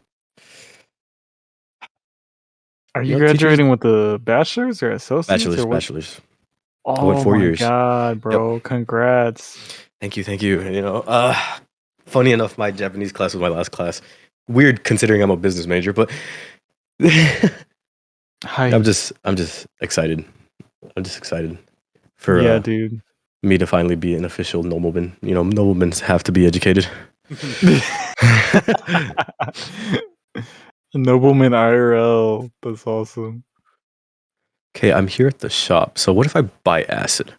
so you can, So, but that's like the Apparently, you would it's drink the it burn and the it'll hole in go- your stomach. Yep. It's like you eat too many Takis acid. you Oh know? no! Yeah. Wait, so then why would I have acid? well, If you it's just can gonna maybe hurt me. burn through a lock or something. Exactly. Or... Yeah. Well, that's what I was thinking. You know. Yeah. Yeah. If you're a rogue or if you have lockpicking tools, go ahead and buy that kind of stuff too, like a thieves kit. You know? Thieves tools. Can't lockpick things unless you have it. What if I piss acid?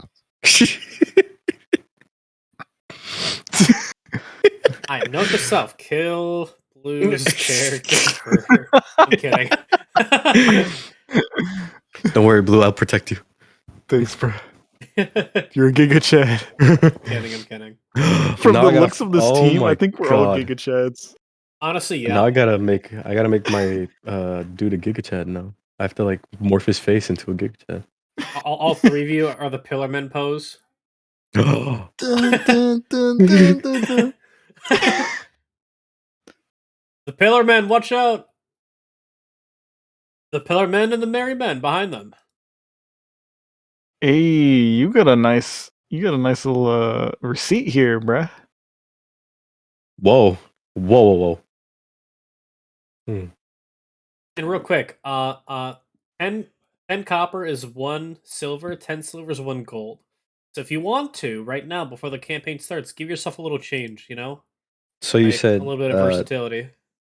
10 silvers, 1 gold, Yeah. and the copper. 10 coppers, 1 silver.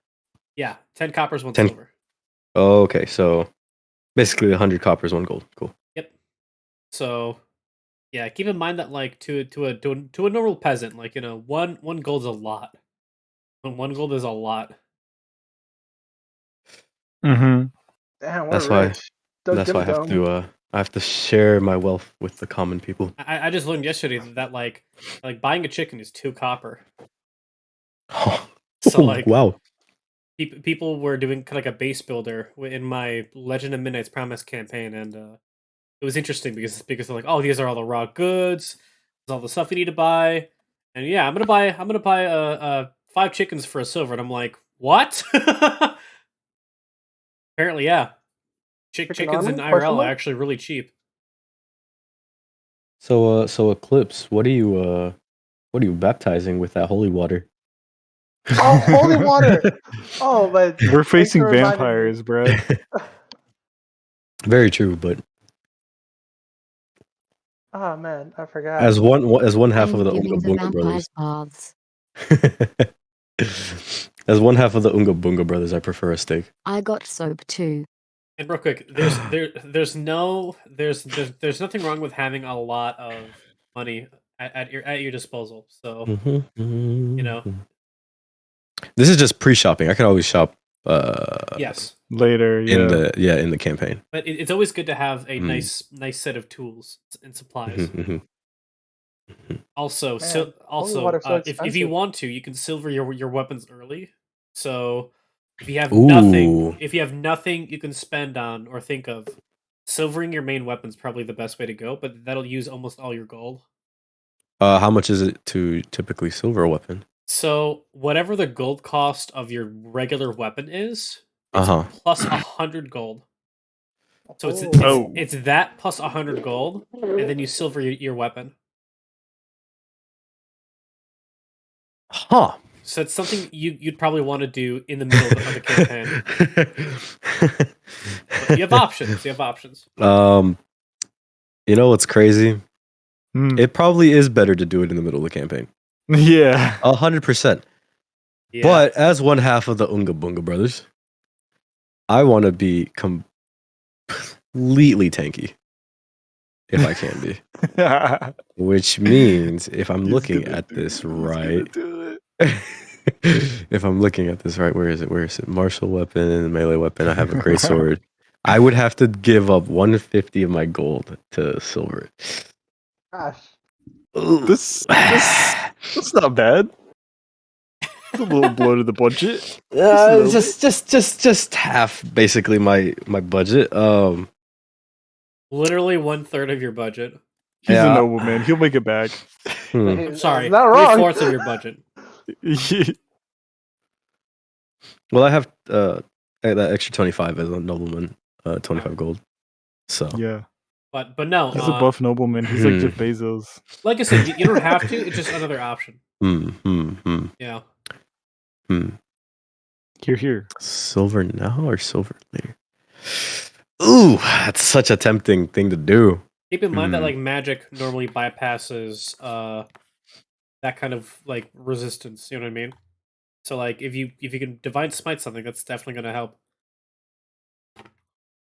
Or enchant your weapon. Oh, Eclipse, you bought water skin. What is that? That's a water bottle. Hey yo, really? Yep. A water skin is like a sheep's stomach. It's like a preserved sheep's stomach. Stay hydrated. But it's like it's a leather water satch, basically. I'll just drink the holy water.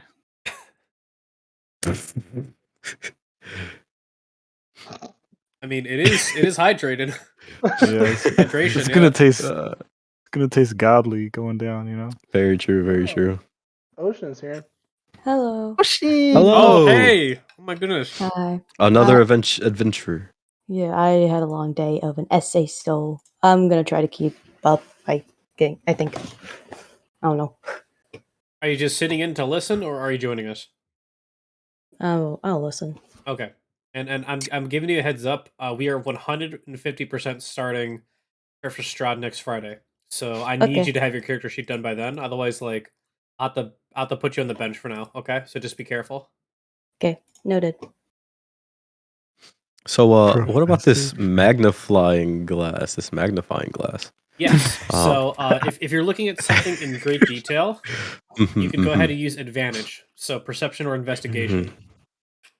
Mhm. Yes. If you want to be Sherlock Holmes, it only costs 100 gold. Yeah, I was looking at that, and I think that's what tempted me, the fact that I am a nobleman, so I'm looking at the higher priced items.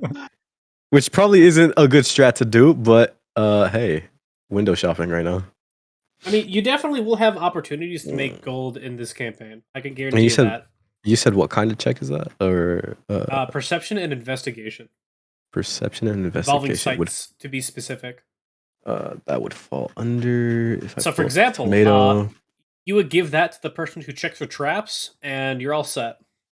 Oh, I can give my items as well. Okay, cool.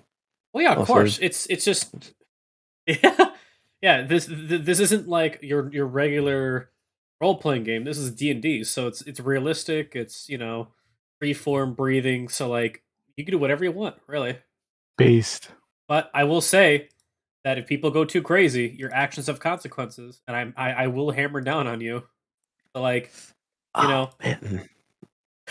So we tried to rob the store initially, and yeah, that got shut down. I'm real like, quick. do you want to try to rob the store? Which is basically me. Yeah, the cop You wanna showed make a new up. We character? died. Unfortunately, my intelligence and wisdom are pretty low, so that wouldn't benefit me. Yeah, that's fine. So I'd probably only buy that if I find another party member that has a higher stat on that. Yeah. And if you guys are Okay. passively buying stuff still, I can tell you guys some D&D stories to pass the time. Yeah. Yee. All right, so what kind of stories do you want to hear from me? Because I've had bad experiences as a player, but I've had good experiences as a DM, and I could tell you what my party's gone through. I could tell you what kind of stuff I've done. What sounds interesting to you guys? What are your most sus moments? in D&D? Okay. It depends. Sus that I've done or sus that has happened to me? Both. Either. Yeah. That's not a yes question. That's a one or other question. All right. What have you done? What have I done? That's What's the most difficult. sus thing you've done? Did you like lay a Medusa or something? What happened? Hey yo. That's difficult. Hold on, I have to think about this. That's personal.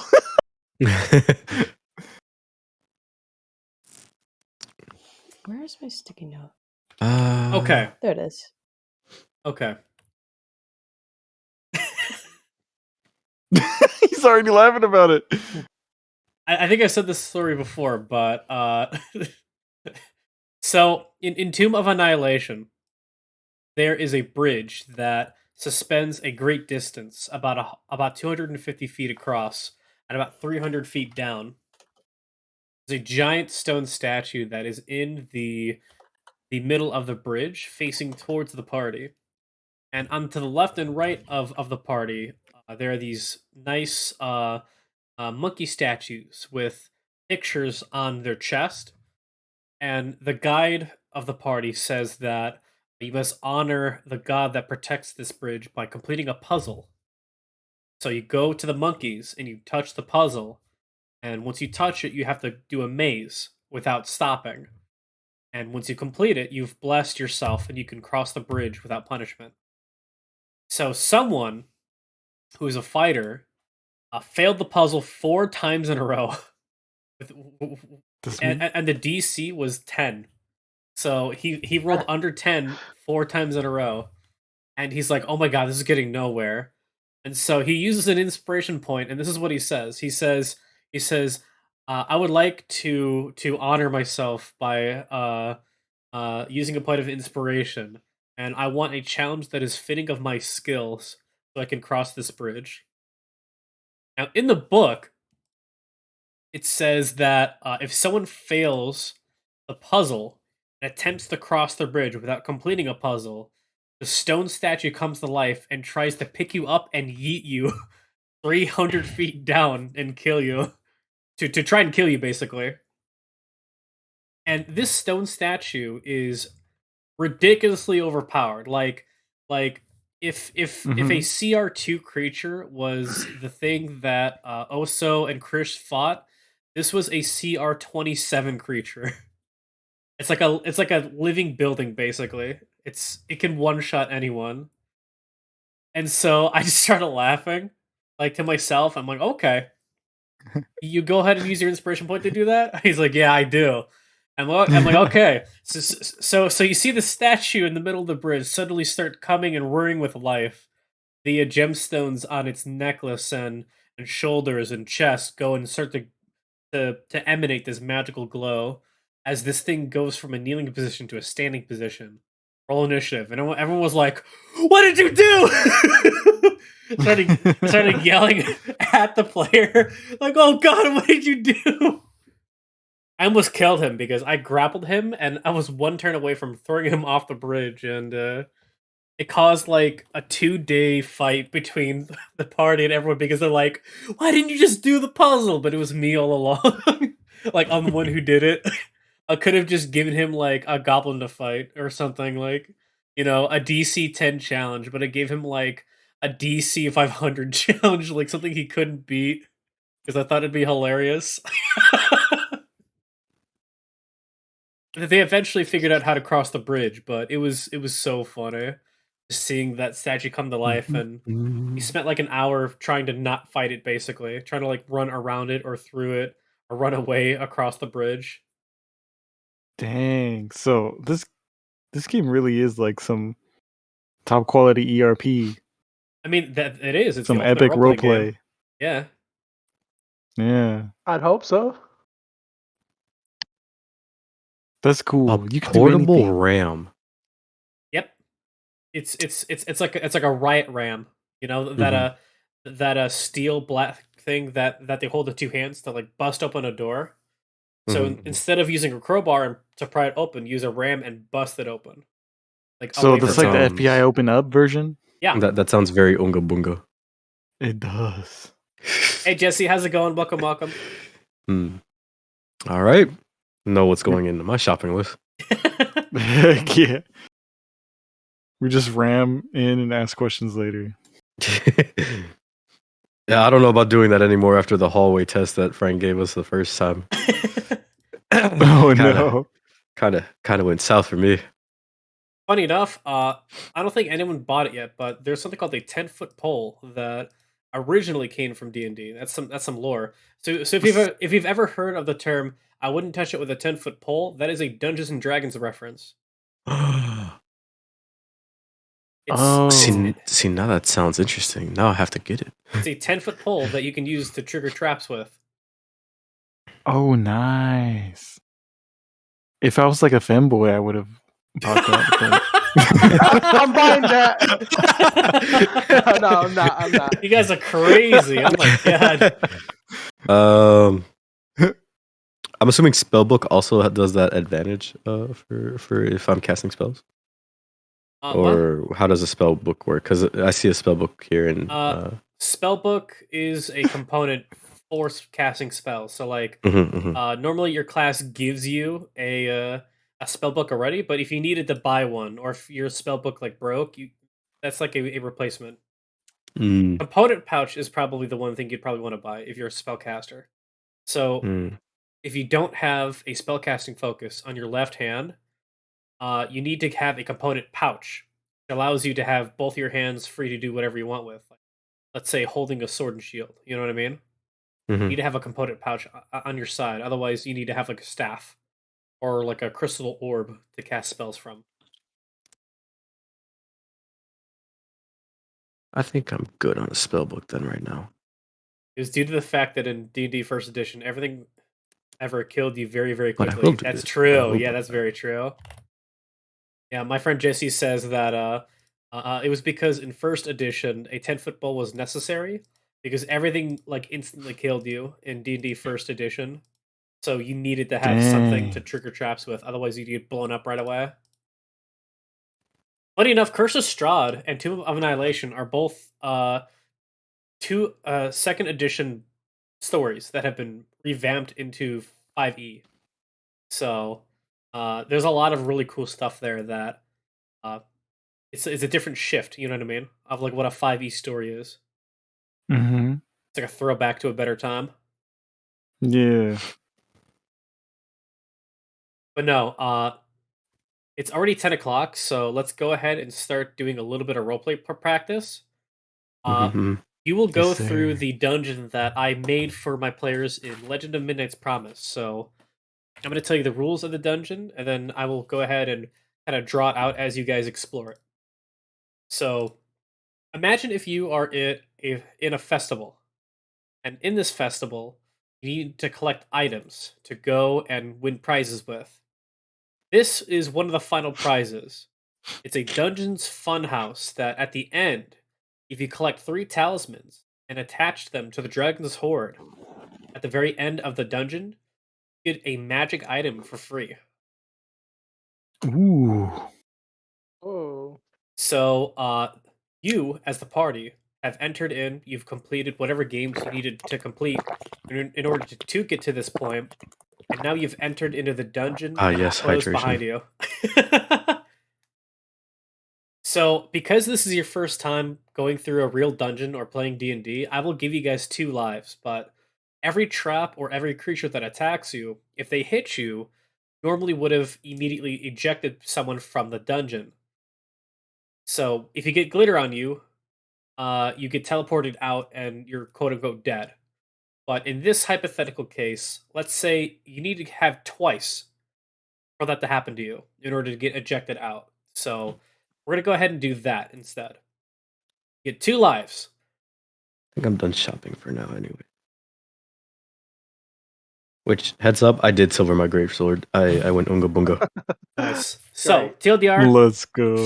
find the 3 talismans, go to the dragon's lair, or dragon's hoard, and put the 3 talismans in the dragon's hoard, and then you're able to escape. If you escape, or if one person escapes out of the whole party, everyone gets an item that they can share. Oh, we share now. And well, here's the thing: it's actually one of my it's actually one of the most popular items of my party. So I will say that if you go through this dungeon the first time without losing or fully wiping, I will give this to you for free. I will give you guys a free magic item for Curse of Strahd. Ooh.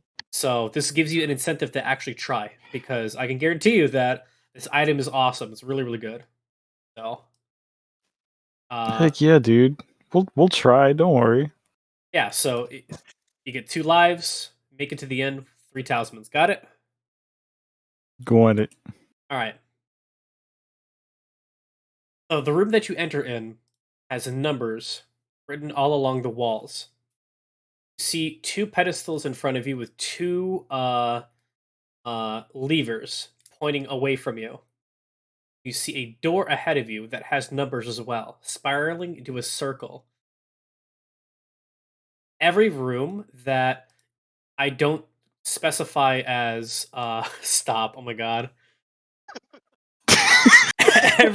every every room that I don't specify as having bright light is dim light right now. Okay, so you do need to have some kind of light source in order to see things clearly.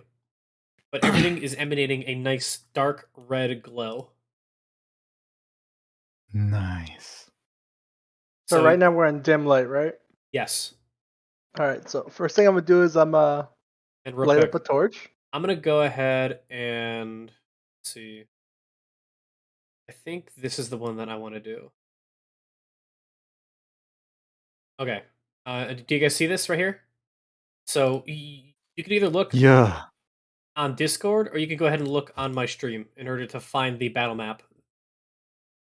All right. Yeah. Gotta put this on the side. So for now, there's no initiative. There's nothing to fight, so you guys can do whatever you wish. Mm-hmm. So yeah, so I'll light up a torch. Okay. As you do it, bright light fills the room, so now you can see things clearly. And we can all see it clearly now, right? If he lights one. Yep. No, this is Yeah. magic light. It only works for me. Dang.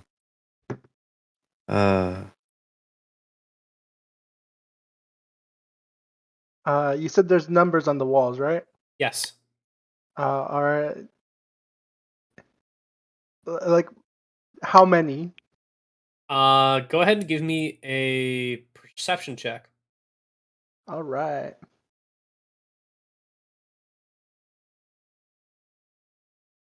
And if we're proficient, that's proficient Yes. bonus. So Okay, perception is a wisdom-based roll. If you're proficient, you add your proficiency bonus and your wisdom roll to a d20. So it's 1d20 plus wisdom plus proficiency if you're proficient. All right. Back to the roll command that I always mess up. All right. I'm just copy that. So it's a D20. Yep. And then you said it's what type of roll? Plus wisdom. Wisdom. Okay. Yes, your wisdom modifier. Gotcha. Yeah. Plus And then proficiency if you're proficient in perception. Okay. Got it. I rolled a 14. Okay.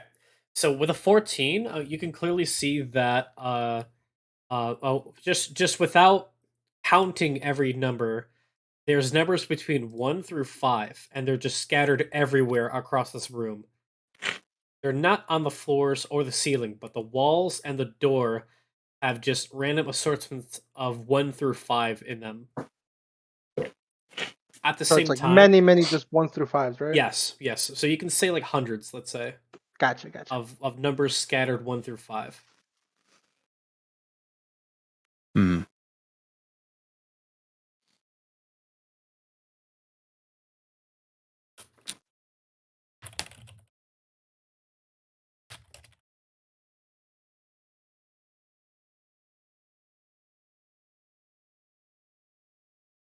Anyone else?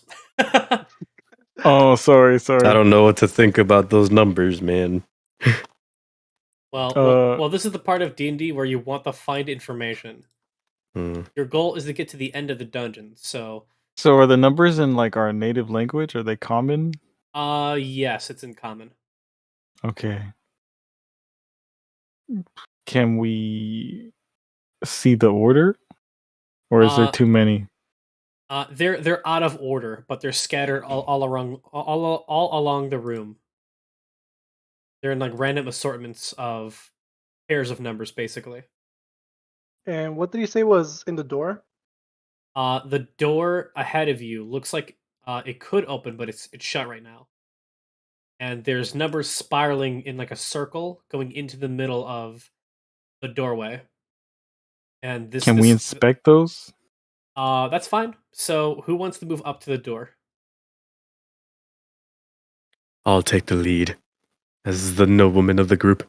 Okay. Oh yeah, I forgot. Yes, my brother, Unga, I will take the move. Okay. So you're gonna go up towards the door, correct? Yes. Alright, so you're at the door. Who else wants to move across the room? And who else wants to do different things? What are those two squares? They are stone pillars that have elevated levers. So it's a stone pillar that's about chest height, like a good 4 feet up. Mm-hmm. And they have levers. Yep. The levers are pointing towards the door, basically. But as I said before, you want to perceive them at a distance, you can. But if you want to investigate it, then you need to go up and touch it, basically. Two different checks. Just a heads up, guys. My guy's mute. He doesn't talk. Oh no. He just grunts and yells and moans. Yes. Oh, great. Curious. Yeah, he doesn't use So words. we have 2 Italians and a mute.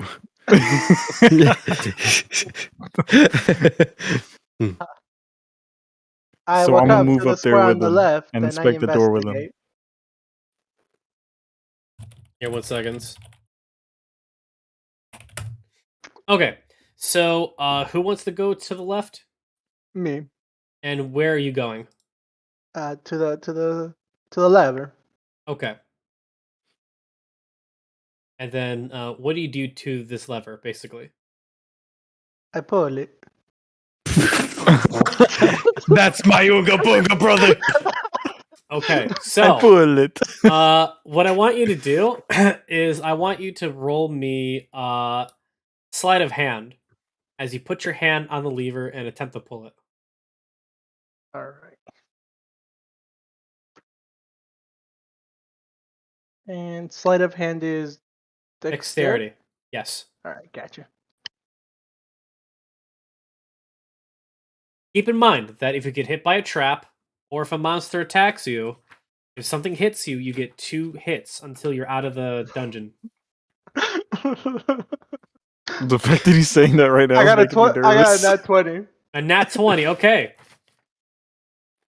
As soon as you put your hand on the lever and hold it, the entire lever starts glowing a nice teal-sized glow. Sorry, not teal-sized, teal-colored glow. And it shoots into the base of the pedestal. The pedestal starts glowing.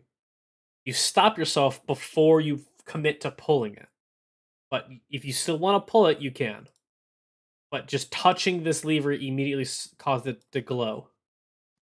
And now you're holding the lever and you're not pulling it. I think I So should the wait on lever- this one. So the lever is a glowing. Is there anything else a glowing in the room? Could I inspect the side of the room that I am on? Also, what'd you say, Chris?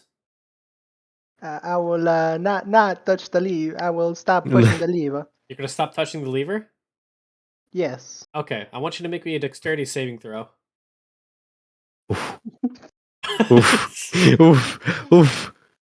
All right. You got this, my brother. I used up all my luck last roll. Oh my god! Oh my! Why'd you say something? I rolled a 3. A 3?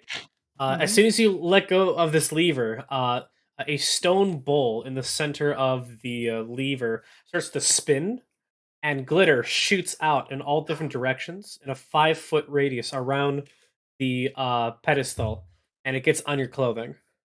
So you got hit once by a trap. If you get hit again, you're going to be teleported out of the dungeon. As you let go of this lever, it powers down, and it is not glowing anymore.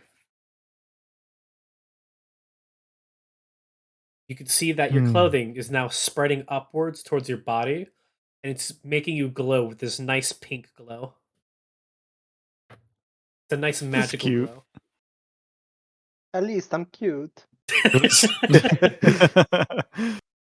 Could I inspect the side of the room that I'm on? Yes, you can. So what are you trying to inspect? The walls and the numbers that are spiraling into the door. Okay. If there's anything I can do to that. Go ahead and roll me investigation. Which would be intelligence, I believe. Yep. And real quick, Blue and Eclipse, you two are free to do whatever you want as well. So no one's in combat right now, so there's no rounds. Ah, okay. Excuse me.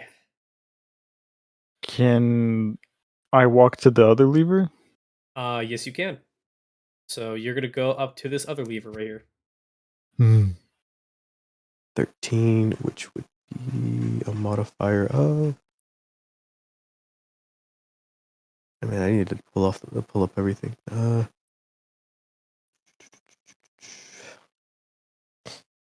really taking my time here to investigate. No, Can I that's roll fine. perception on this to Here it see is. like if there's any symbols or something on it? Yes, you can. +1. How do I do that? That's gonna be a D20 plus your wisdom, because perception is a wisdom based skill. And then if you're proficient in perception, you add your proficiency bonus. Unfortunately, Frank, I rolled a 7. With a 7, you do find a little bit of information. So you would know that other than this door, the numbers are random. But the numbers that are on this door that are spiraling into the center of the door are numbered 521. 521. So it's 54321, 54321. And it's spiraling into the center of the door. Oh, okay. 5, 4, 3, 2, 1 into the door. Yes. Whereas everywhere else, it's just random. It's like 3, 2, 2, 7, like etc. Well,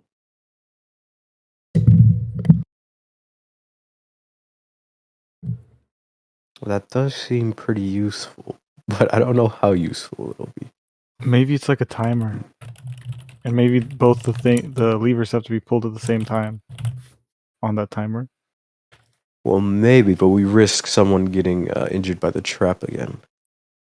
So we'll just make sure the one who pulls the lever isn't him. Yeah, we make sure that it's not Unga. To be fair, I only got glitter because I let go of the lever. Well, we don't know if if our gracious DM would have I have no idea why I always make Italian hands when I'm talking. Well, here's the thing. There's that's why you let go of the lever. Because every time you talk, you have to wave your hands. That's really funny. Holy shit. Oh my god. But no, you can roll me Arcana or History in order to like determine that if you want to. Because here's the thing, making guesses is good, but then like saying, hey, does this make sense? Can I have my character roll to see if it's true or not? Like you could go ahead and ask me that, and I could let you roll that. So to be clear, when Blue was like, oh, our DM won't be able to tell us for sure, like your characters can roll to see if they're sure. That is something that you could roll. Oh. Because player knowledge is kind of fickle. Like you guys are figuring something out. So like if you can figure it out, then your characters are figuring out at the same time. But, like let's say you knew that like fire demons are resistant to fire. You know what I mean? Like as a character, your character might not know that. But if you figure out that they're resistant to fire, then that's public knowledge. You know what I mean? So if you want to roll something to confirm one of your suspicions, then you can. Just ask me what we're trying to confirm. That's how I can give you hints as to what is correct or not. You know what I mean? So let me confirm the information you gave me earlier then. So can I confirm that the numbers are spiraling 5, 4, 3, 2, 1 around the door, or is it two sets of like 5, 4, 3, 2, 1? So there's many different lines spiraling into the center of the door that's in order from 5 to 1, starting at 5 again. Okay. So like at the edge of the door, it's 5. Going closer to the door, that's 4. Closer 3, closer 2, closer 1. And then there's nothing in the center of the door anymore. So if there's more numbers, it'll go back to 5. Ouch. Puzzles, I know. Yeah. Also, I think Blue made his roll already. What did he you roll? did. I rolled to see if I see any symbols or anything that I recognize on the levers or anything. Any elvish, any dwarvish, any. And what did you roll? A 20? Rolled a 20. That 20. You don't 24. see any language on the pillars or the levers, etc. But you do notice something weird about this lever.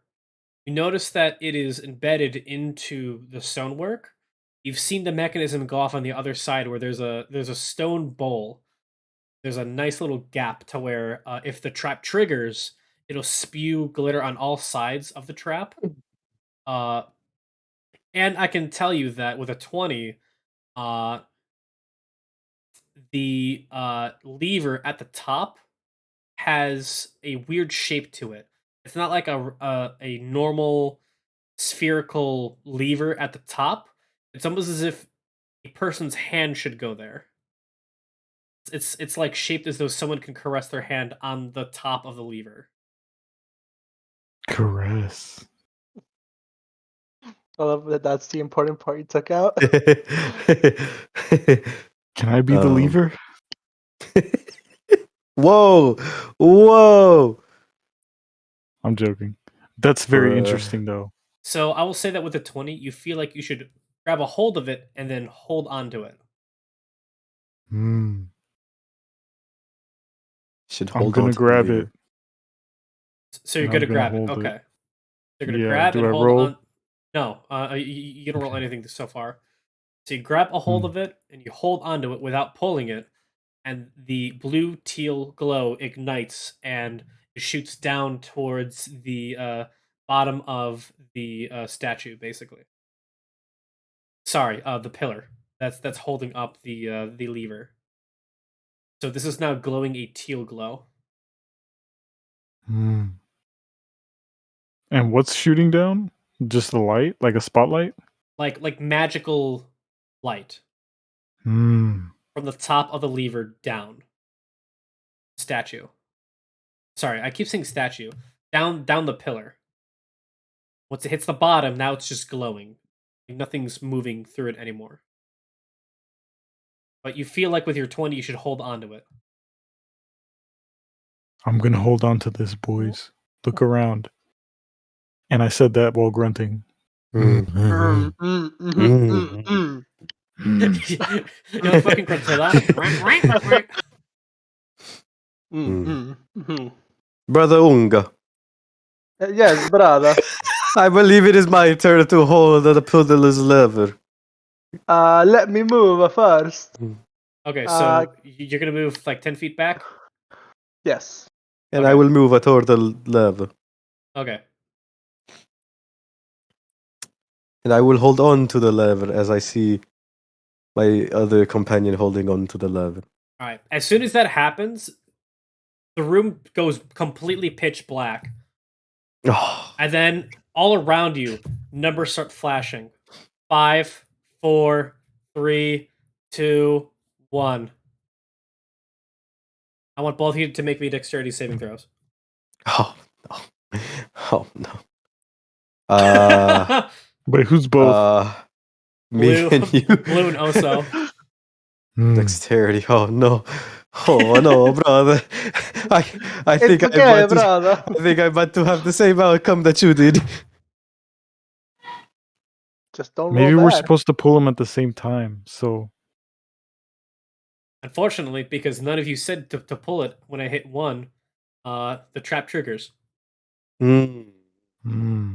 So while this is happening, all the numbers are flashing and staying lit when I go 5, 4, 3, 2, 1, and the door ahead of you starts spiraling closer together magically, and it's lighting up magically as this is happening. So no, both of you dexterity saving throws. May the power of the noblemen and the gods be with me. No! 6. A 6 won't pass. What about the other one?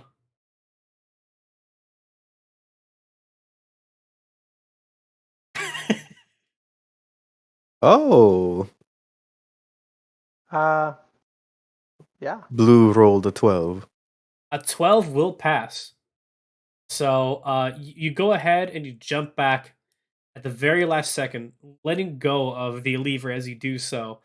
The trap triggers and it sprays glitter on the floor. Also, unfortunately for you, your character does not get out in time, and as you're backpedaling, glitter gets all over your clothing. So you have 1 mark now on yourself. What color is it? It's that same teal glow. Sorry, same pinkish glow. Pinkish. Hmm. And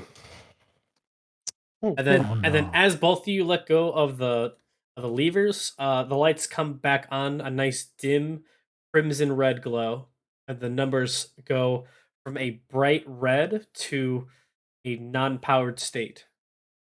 So the room is back to normal. Okay. So And real quick, Phoenix, I want you to roll me a Arcana check with advantage. how did I do that? Arcana is an intelligence check. Are you proficient in Arcana? No. Then it is just a d20 plus intelligence.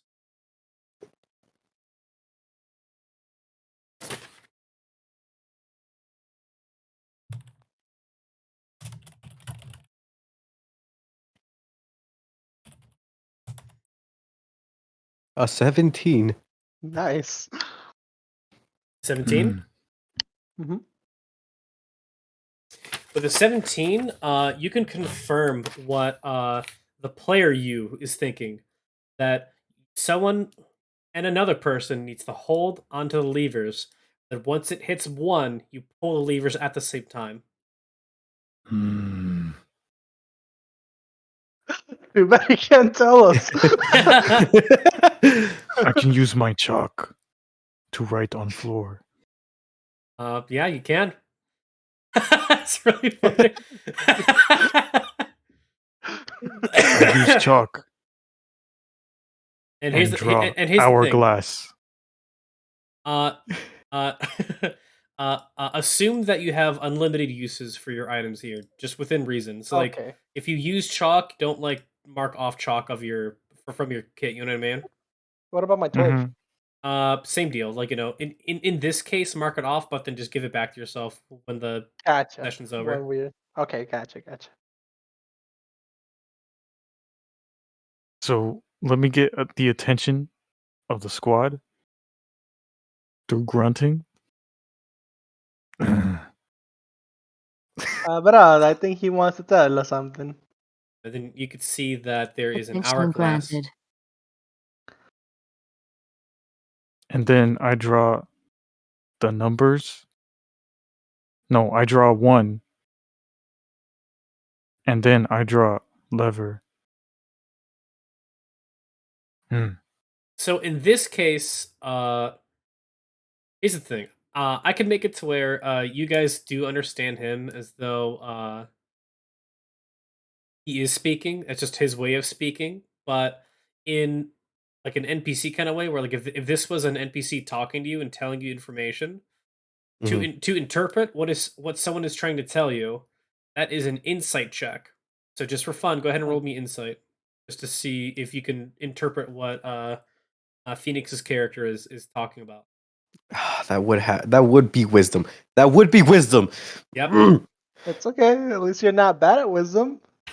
Oh, I am. That's the problem. Oh, you are? Yeah. We have 3 strength Unga Bunga boys, and then we have Eclipse, who is the wisest person on Oh my! I guess we're really brother, we are really brothers. We both rolled 9. Italians arguing. with Inaudibly. with a 9. I would say that you understand that he's conveying to you that you need to pull the lever at 1 at the same time. So that is I what you have get. +3 wisdom, but I am also sleepy. You're good, Eclipse. Oh, You're no. good. Yeah, you've been streaming for 12 hours straight. I understand. That's really cool. But Eclipse you're is on supposed to that be doing grind. D&D today.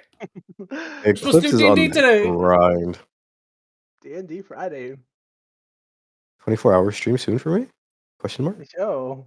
I mean, I'm down to... Exclamation mark? Listen, as soon as I move out, I'm thinking about doing a subathon if I don't have work to do. You know what I mean? Ooh. It'll happen. Oh. I hope I don't Uncapped, get any 1 year? glitter on my pillow. No glitter on your pillow. Yes, that'd be bad. So you said we could interpret what he was trying to tell us. Yes. So you know now that you need to pull the levers at the same time. It hits 1. Does this mean Solendus was just sleeping this whole time?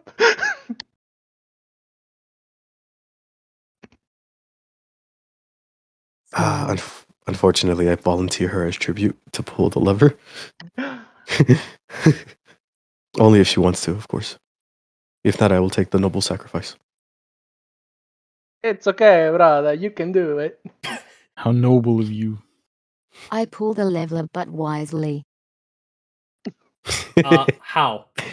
Because if you haven't been paying attention to what's been going on, how do you wisely pull this lever? Because that stuff happens in D&D too, where like people will figure stuff out and someone's like, "Oh, cool, I'm back," clunk, and like triggers the trap. So like, I'll be nice. Examine it for booby traps. It is already confirmed that it's booby trapped. Yo, guys, someone bring her up to speed. I can talk. I can talk. Brother, you are very smart. I think you should tell. Our companion. Oh, yes. You see, the lev. Okay, I need to stop. It's a habit now. It's Commit. becoming a habit. Commit.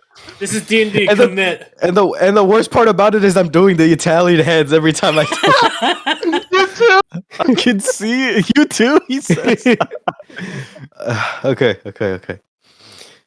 Well, a companion, as you can see, both levers, when held and let go of before the timer or when the timer rounds out, are booby-trapped to explode the glitter onto us. And so what we need to do, and what our companion Blue was trying to say, is we must hold the levers until it is at 1 on the timer and pull at the same time. Pinched finger emoji.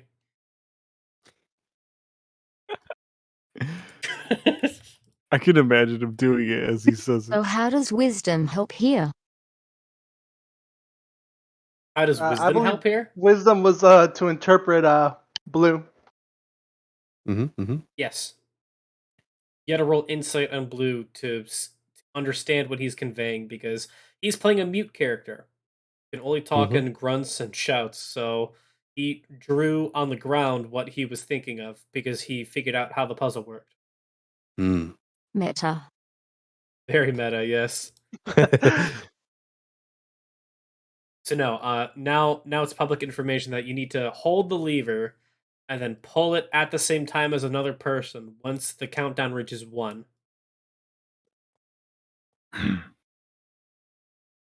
Frank, can I confirm that I am out of the blast radius of the trap? Yes, it is. It is a Yes. 5 foot radius. So Just you had need to be make sure. touching it basically. So It would be very unfortunate. So who are the 2 people who are going to do this?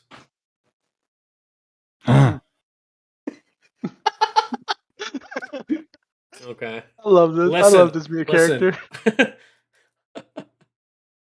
You respond to me, the DM, as yourself, Phoenix. It'll just be a lot easier that way. Imagine Bush just communicating grunts. I don't know. I think I'm starting to understand his language here. But his emotion. Alright, so both of you touch the lever at the same time. Countdown. 5, 4, 3, 2, 1. I assume you guys pull it at the same time, correct? On 1. Yes. We can't break immersion. Yeah. Right.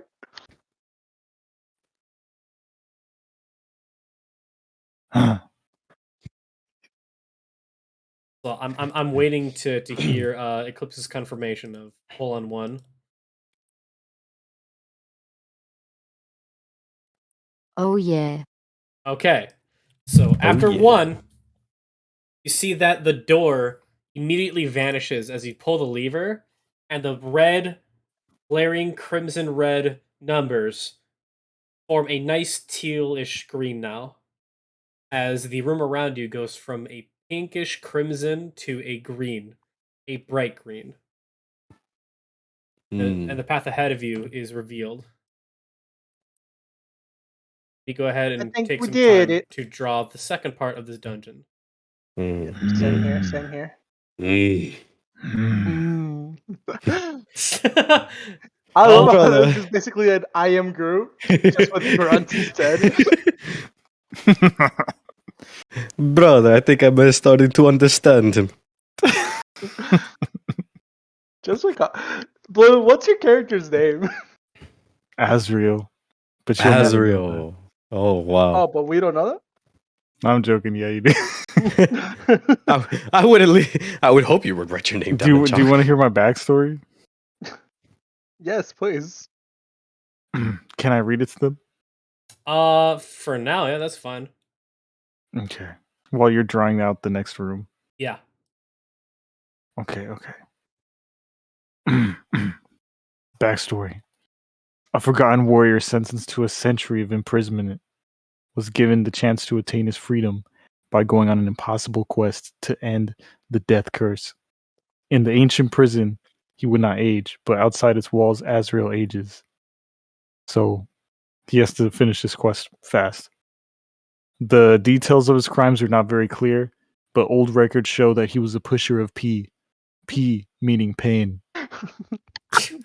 I love He can that. write, Pushing P. read, and understand a handful of languages, but has taken a vow of silence for unknown reasons. He generally communicates through Pushing grunts and P. noises rather than Pog. words. Yes. At- Pushing P means pushing pog, yeah. And Pushing yeah, Pog. that's it. Yeah, but he's a prisoner. Buff. Grunts. Simple lad, really. I love this party.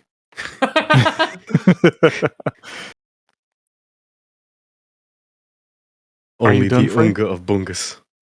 Yes, I'm done. Thank you. Oh, yes, a bungus. So, you see before you, and because I drew a map, I need to be careful.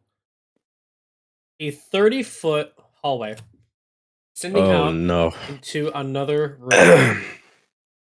You see ahead of you holes in the walls, 4 large holes that are pointing towards the party during this time. I'm getting flashbacks. Yes. Nani? By the way, trick question. Where do you think I got that idea from? Oh really? Oh wow. I don't know. Oh, you weren't here for the very first session. It was a very painful experience for your brother Bunga. So, To say the you least. have a hallway that extends Mhm. out. You see 4 holes pointing towards the party, embedded into the wall. Let's see. How far away is that?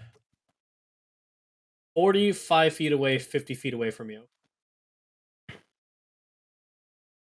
What do you guys do? I would like to throw a torch 10 feet ahead, if possible,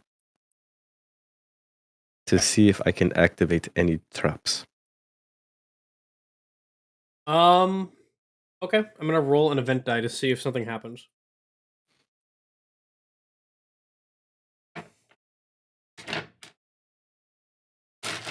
Let's see, where's the other die that I usually use for events? Oh shit, I can't find it. Oh, there it is, okay.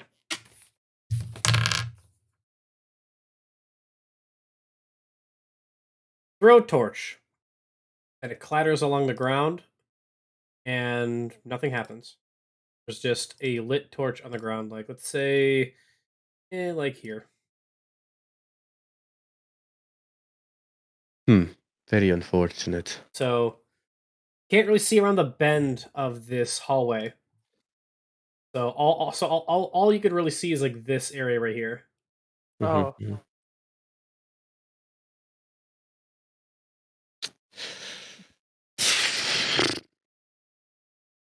Excuse me. Unfortunate. So, pop Unga, why you quiz. throw a torch? I wanted to see if it would activate traps. I have a very deja vu sense that there might be traps here. Very experienced fighter I am. So go ahead. Not so experienced in intelligence. And if you want to roll to see if you can find traps, that's investigation. Unfortunately, I probably shouldn't be the one doing that. He said investigation, right? Yeah, which would be intelligence. Intelligence. Me is very dumb.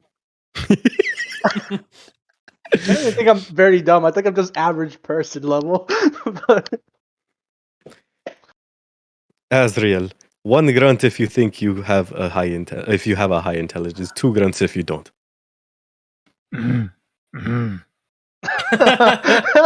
there goes our chances. It's a unga boonga dunga now.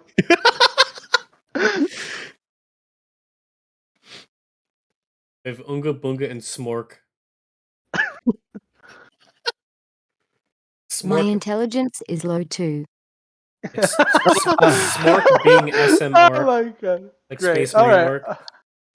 I would take the risk had I not gotten hit yet already. I have one thing. It's strength. Ah, yes, I do too. I want to attach a grapple hook to walk over. Possibly. Maybe. That's gonna be really Sir. fucking hard to do. I love how that's not possible. I'll say with your current kit, like unfortunately, you're not Batman, where you pull a crossbow and like a grapple gun and shoot it into the wall with such force that it embed itself to where you, a big man, and two Italians who are big and fat with Italian food can technically cross without the rope breaking. I'll say that's not possible. Okay, I have an idea. Can I attach my hemp rope to a javelin and try to throw it across the room? Yeah, you can try. Yes. But I think I have an idea. What's that, Eclipse? Eclipse has some You rope. can use my silk rope. No need for expensive rope. I have hemp. So I'll attach my hemp rope to this, and I'll try to throw my javelin across the room. Okay. before said thing happened, could I happen to move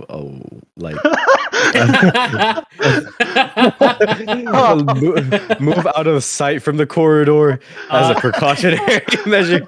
Yes, you let's can. all move. Let's all move. I got this, brother Unga. Can I move a little? No. You know what? We'll take it. We'll take it like a strong man. The strength of a Goliath. Alright. So you throw your javelin across the room. No way, Frank. You hit that Italian so hard, dog. I love it. I am part Italian. It's in my blood. It's in my blood. But no. What can I check with this be? So let's go ahead and roll an event first. Oops, that's on the floor. Where's my dice? It rolled on the floor.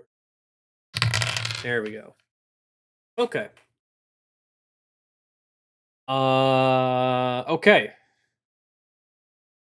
So I'm gonna do the same thing again. I'm gonna make you roll a sleight of hand as this happens, okay? So I'm gonna describe to you what happens, and then I want you to roll sleight of hand in response. Okay. So you throw your javelin across the corridor, and it lands right around here. It's gonna clatter. And the hemp rope becomes lax, and the javelin hits here, and nothing happens. So you start to reel it back. You start to reel it back, and right around here, something happens to the javelin. And I'm gonna go ahead. Sleight of hand, or Not yet. No, hold on. I'm still describing the scene. Patience, brother. The javelin falls into some kind of trap as the floor underneath it gives away, and you see before you pink glitter shoot up and towards the end of the hallway from the trap. So it's like as if it was like a Kirby suction. So it arches and shoots that way towards the back opposite of the side, room. right? Yes. Okay, gotcha. Now, the javelin and the rope get covered in glitter, but the magic starts to shoot towards your hands. So I need you to make me a sleight of hand check to drop the rope before it reaches you.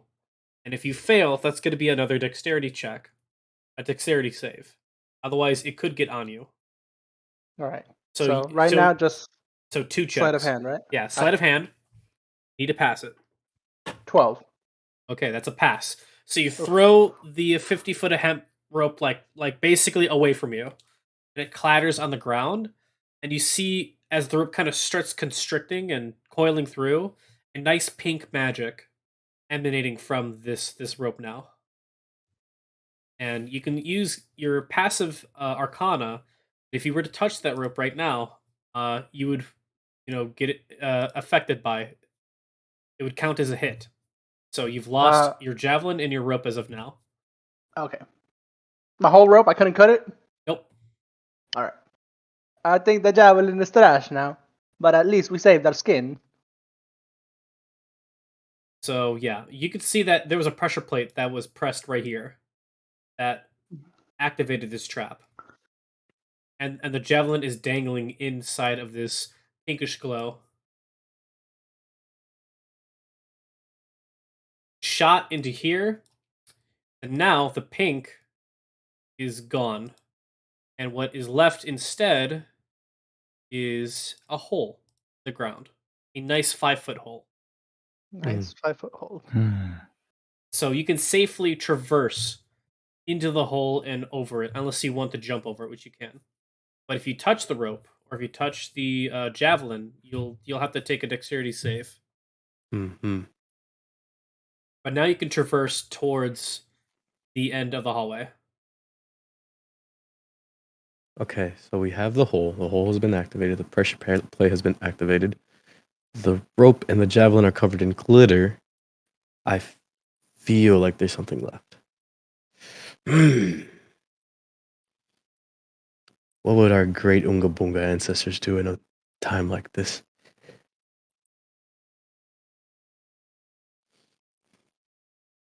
I'm so happy this is my party. Eat the glitter.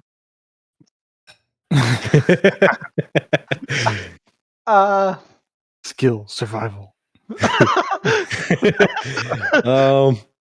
I would like to slowly approach the hole, but but as a precautionary measure, would like to use my greatsword to tap around the floor as I walk, to see if it'll trigger anything. Okay, that's going to be investigation as you do that. Which would unfortunately be intelligence. Yep. Intelligence. And here's the thing: since we're light role playing and we haven't started a curse for Strahd, if you want to switch around your numbers here and there, you can. That's fine. Yeah, it's looking like that might be a strat. But no, wisdom and intelligence are pretty good for finding information. But I can guarantee that in combat, dex and strength are pretty king. Like they are necessary. Well, I have a bunch of dex. Unfortunately, I put my 16 into Constitution though, so I can't really investigate as thoroughly as one would. 1d20. And then blue. Well, what'd you roll? I rolled a 10. You're confident that the pressure plate that is across the hole has been triggered, and you can see it now.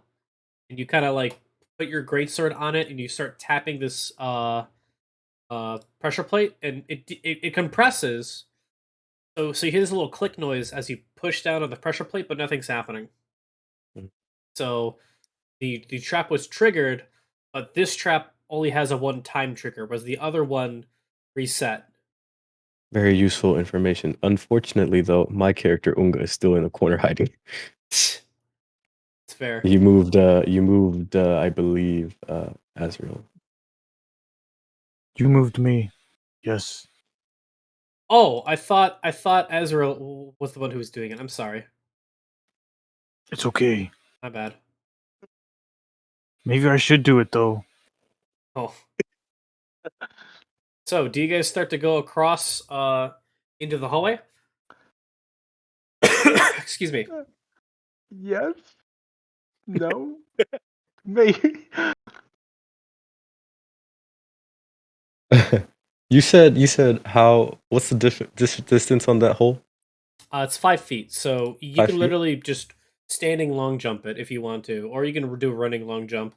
I would like to standing jump that 5 feet. Okay. Across to the pressure plate. Okay. So you can press onto the pressure plate and then nothing happens. Companions, I am on the other side officially.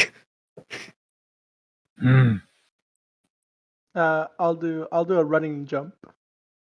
Okay. Gotta get that wind up speed. Funny enough, because you're a strength boy, you go pretty far, so you can go like to here. Oh, sorry, I'm looking at stream. Where?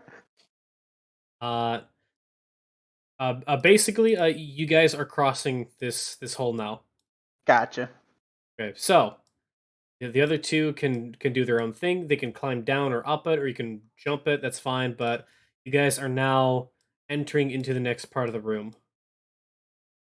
Now you see before you 2 doors, your left and right.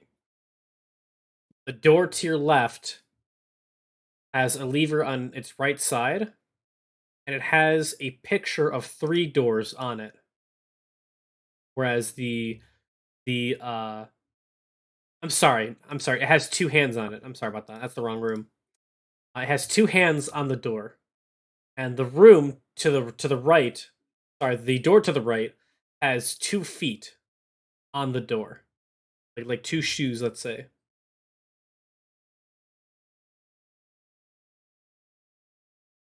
Said 2 hands and 2 shoes. Yep, 2 hands on the left, 2 feet on the right. Okay. 2 hands on the left, 2 feet on the right. Why do doors need shoes? They To don't keep need their toes shoes, warm. but they have pictures of shoes. Excuse me.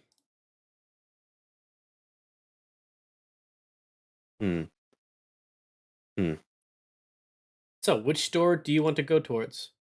And I'll even draw the lever as well. So give me 1 second. There's a little lever here, a little lever here. Can I investigate the holes in the back? Yeah. What are you trying to investigate them for? Trying to see if like maybe there's anything inside of them, or. Go ahead. Roll me investigation.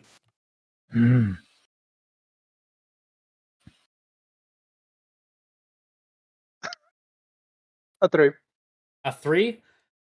You can stick your whole arm in there, but you can't really find anything. They're just kind of feeling around, but there's nothing in there. All right. Wow, so those holes are big, huh? They're like arm length. Yeah, it's a big hole. Yep, 4 of them. There's 4 of us. Wow. You only investigated 1 hole, technically, right? Yes. Maybe only that one has nothing in it.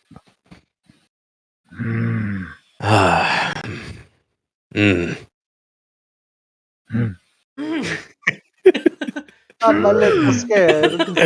Oh no. I'm a little scared barbarian. Well, if my brother Unga is doing it, I must do it as well. I will investigate a hole next to it. Next to Unga. Okay, investigation. And real quick, this is where I'm going to use the help action to go ahead and introduce you guys a new concept. So, the help action is if you have proficiency in something that you are doing, use the help action to help someone do it. And it'll give them advantage on the check. So, does anyone have proficiency investigation? No. Okay. So in that case, Eclipse, you can use something called the guidance spell. And you can use it onto Oso's character and give them a 1d4 more modifier, a plus modifier to that roll. So he's going to roll 1d10 plus 1d4 plus intelligence. So it's a 1d10 this time? Guidance with a stern hand. All right. Go ahead and you put your hand on his back and you cast guidance.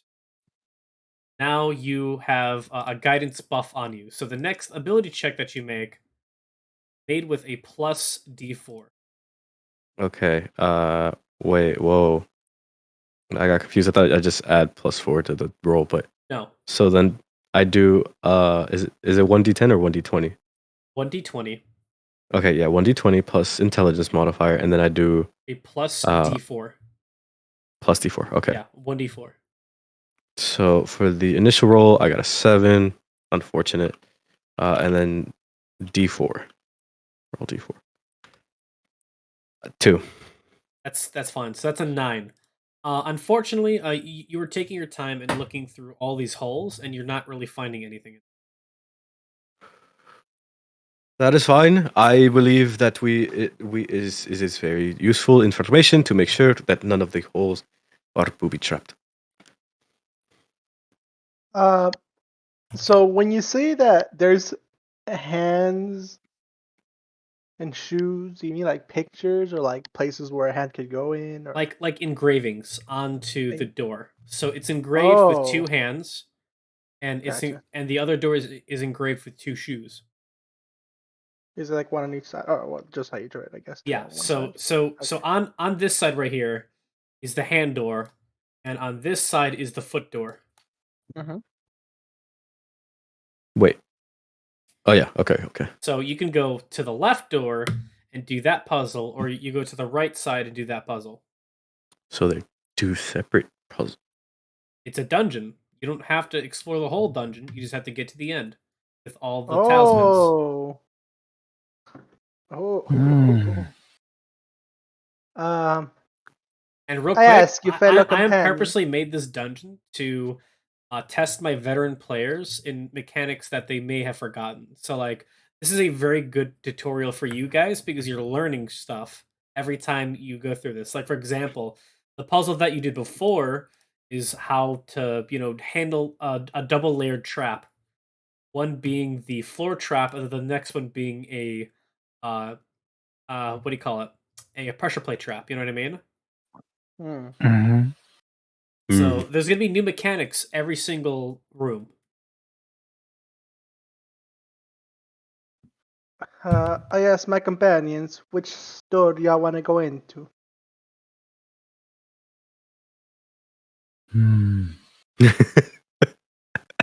For Azrael, 1 left, 2 right. I move left. Even easier. How many pairs of shoes? 1 pair of shoes, so 2 feet, and then 1 pair of hands, 2 hands. I like hands.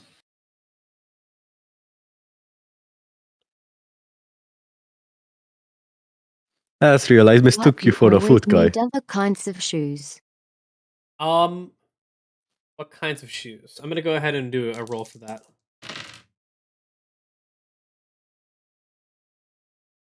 You can't wear hiking boots to a ball. They Fair. look like wrapped feet.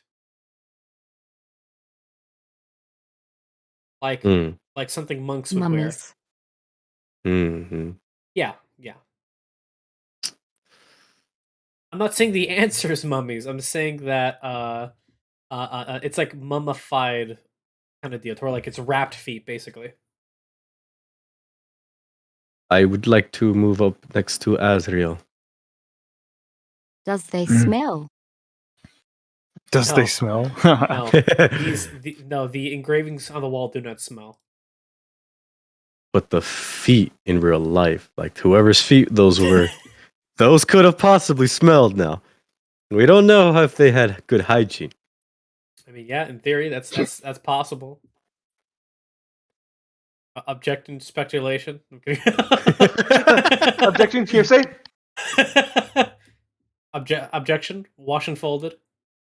Objection, compound. Objection, Left or relevance. left, Your Honor.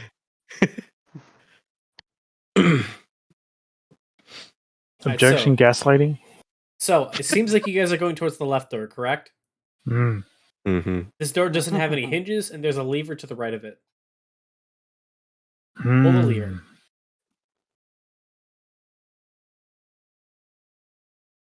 Who's gonna pull the lever? Don't look at me. I already have glitter on me. Let me inspect the lever. I'll just save you some time. It looks like a safe lever to pull. That saves a lot of time. Here's the thing. Pulls lever. So, excuse me. I just want you to understand that you've gone through 2 rooms and it's been an hour. So, like, this is how D&D works. It's super slow, but like it's really fun. That is fine. Better safe than sorry. Exactly. But there's gonna be a lot of things you guys are gonna have to learn, and combat's gonna be a while, and like dungeons are gonna be a while, etc. So just like keep that in mind, okay? You want to kind of hash things out in your head. That's why if we go past like let's say 12 o'clock to like 1 o'clock or 2 o'clock, I'd like that because I can take my time as a DM and really hash out like a story. You know what I mean?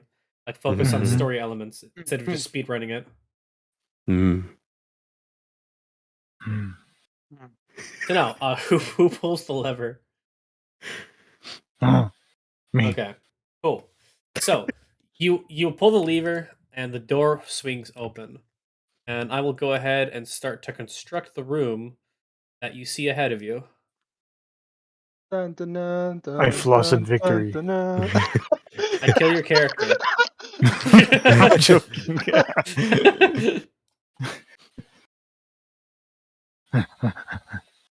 Oh, we opened the door, right? Yes. Yes. Just making sure. Whoops, messed that up. See, I would normally have the maps already done, but you guys wanted to try this out, so I'm constructing it right now. Yes, me too. So the door opens, and you guys go through it Safely into the next presume. room, and you see before you 3 more doors. Oh my. To the left, you see a door with a dragon's head on it. To the middle, you see a door with skull and crossbones on it. And to the right, you see a door with a ship and sail on it. And there are 3 levers on each side. Meets a thing that I want you to roll me perception as you enter this room. all right.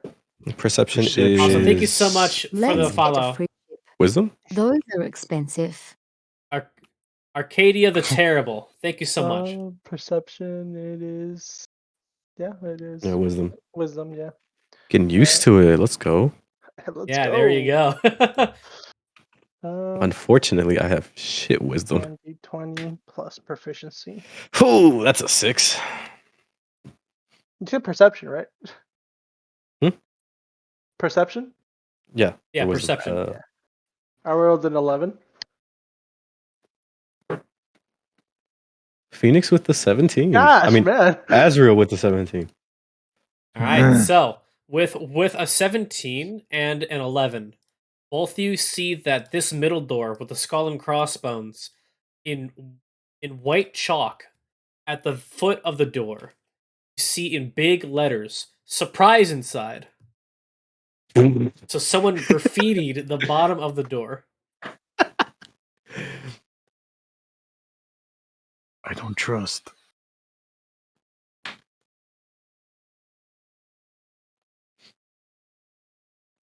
don't trust that. Do you guys trust that? Unga, please tell me you don't like surprises. Surprise. What'd you say, Eclipse? They didn't say what kind of surprise. Nope.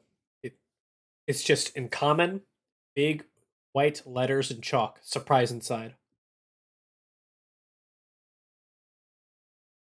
What do you guys do? Meets a thing that if they wrote surprise, they must have went and came back from that door. What I think I like the sailing ship one. I interpret sailing ship as, moving forward or something. Skull and crossbones seems like dying. A dragon seems like fire. At least we can all agree that dragon sounds dangerous, right? Yes. So does skull and crossbones. Skull sounds more dangerous to me, though. Yes. So I think the ship. Good. Skull Ship bad. good. Ship. Yes. I move towards ship door. I ship that door. I will move with Azrael. I'm sorry, just like everyone has like sub 12 in, so it's like, yes, ship good, fire bad. Yes. Yes, vampire garlic. Vampire garlic. Man, what's those trees throwing? Oh, wait a minute. I did that. Wait. Perception is wisdom, right? Let me double check. Yes. Wisdom. Okay, so Okay, cool. I will say that you haven't touched the lever, but now you are towards the door that has the ship on it. I would like to follow in Azriel's footsteps. I cannot leave my party. What? Selene just takes a quick 3 minutes break to think about food.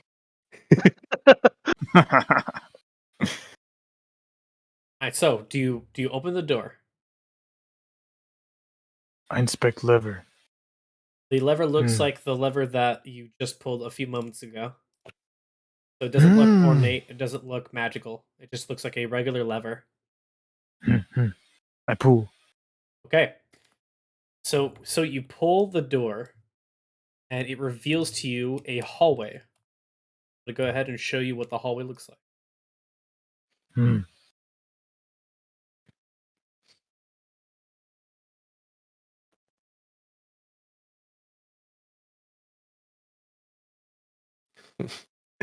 This hallway looks dangerous. Small. Very small. Very Tight narrow. hallway. Is that a door at the end? Yep. And then you see a lever at the end of the door. So Gosh, so many doors and levers. so this door will go ahead and stick open for a little bit. Sorry about that. Hold on. You know what? I'm just gonna go ahead and remove it. So you go ahead and you pull this lever, and it goes and it reveals to you a hallway, and on the walls of this hallway are basically a mural along the wall. Without going into detail about it, you see someone, a soldier wielding a sword on the back of a dragon, and there's like 10 ships near the bottom where it looks like the sea. And this is the mural. Yeah. The second part of the mural, deeper into the hallway, depicts that same warrior pointing their sword at someone who looks like they have a very big brimmed hat and two weapons at their side, and this person seems to be kneeling. Around this picture depicts burning ships all around with people in the oceans. The final part of this picture shows this warrior extending their hand out and the person kneeling down taking it, as you see that the dragon that has been attacking these ships are now bringing people up and are saving them. So you see in the picture this great beast like cupping people and then putting them back on safe ships, while the other ships that are being burnt are sinking towards the sea below. So dragon good. So this, as of now, quote unquote, part of the Midnight's Promise. This is like lore from my homebrew world. So this is part of the puzzle, basically. Yeah. And So when maybe you go, Dragon Door is not bad. So when you go towards the door over here, you see a crown that is on this door right here, and you see a lever to the side of it.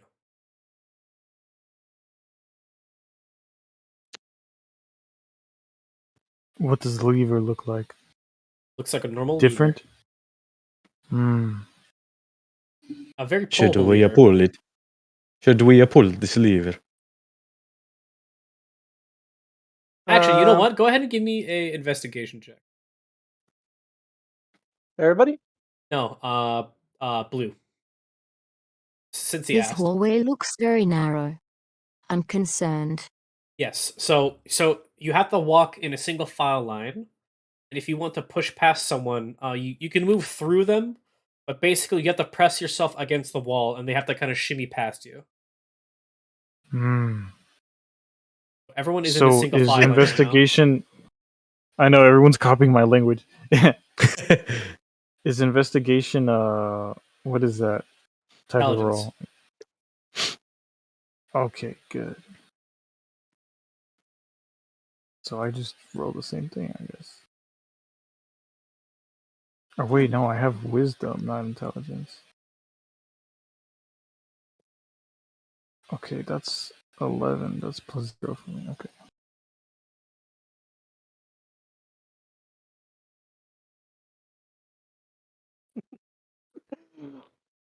Gosh, Wow. By the way, real quick, how are you guys liking this Wow. dungeon so far? How you I'm guys liking liking the it. experience? I like. This I feel like it's party been is pretty very fun. diverse. It's been very, I very like fun. that we have a map now. Yes, I've been learning how to use the battle maps for content. So I bought the Curse of Strahd pack. So you guys can have like actual art from Curse of Strahd. There's like Oh, a lot of different Mm. things that are being prepared as well. So like this is different because this is like things that I didn't prepare, but the stuff that I do have prepared is going to be things that you'll experience in the future. So it's so gonna look next much week nicer. is gonna Mm. be very fun. This Oh, is much absolutely. better. Thank you. Agree. Okay. Super Well, agree. but Yeah. yeah, So what is your investigation? I'm investigating door, investigating hallway, investigating lever. Okay, and then what's the value? So what'd you roll? 20? You rolled a 20? Yeah. yeah, not 20. Oh, nat 20. Okay. You see that this lever does look similar, but as you go to pull down on it, it's like if there's some pressure being put onto this lever. So like it's not trapped, but like if you were to let go of the lever, it would shoot back up to the up position. Whereas the other one, when you put it down, it stayed down. So it seems So like it has to be held. So with yeah, exactly. So with a nat 20, you can infer that someone needs to stay here and hold the lever down. That's going to open a door somewhere else, or maybe it'll open this door. Mm. But they I'm have to. glad you clarified. But they have to It could go. have been an emotionally pressured lever. But I'm ching. Yeah, that's really funny. I will hold emotional lever, and I'll grunt and move my hand to the other team to check other doors, Okay, so such as the dragon door, perhaps, because we saw the mural with the As dragons. As a nobleman, I will go investigate the dragon door. okay, As his brother, I'll move out the way before he passes me. okay. So as you hold down the lever, you do hear a chink and a door open behind you. And so, as you guys make your way back towards the big room, you do see that the dragon door now wide open. That the path ahead is clear. I will take the lead on this one. So do you let go of that lever or no? Phoenix. I keep hold lever. Yep. So you have to stay there, unfortunately. Just yell if need. We will be back for you, brother. I will blow my Azriel. whistle if I need to. Wait, but how will we get it? If we... Anyways, we'll see that when we get there. All right. So who wants to go first? I will take the lead. All right. So in this side of the door, you see depictions of dragons. You see a person who looks like an unarmored version of the warrior that you saw to the right of the mural. A long-haired warrior holding an egg. As this person it goes through the mural, the egg turns into a person, and the warrior and the person going through the mural meet a group of dragons. These dragons are in the air, and they appear to be fighting each other. As you see the depictions of magic and breath weapons hitting them across the face and chest. At the very end of the mural, you see that this warrior triumphantly has won the battle against these dragons, and that they bestow upon crowns of the dragons that look like they have transformed into humans. Those humanistic dragons are now holding hands with each other, and the warrior is in the middle, crowning them both. With a passive history check, you can also see that one of the dragons that was in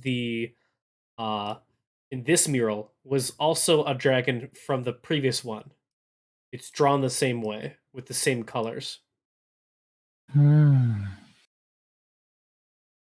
Hey, brother, me very stupid. Me no listen to what he said. What's the mural?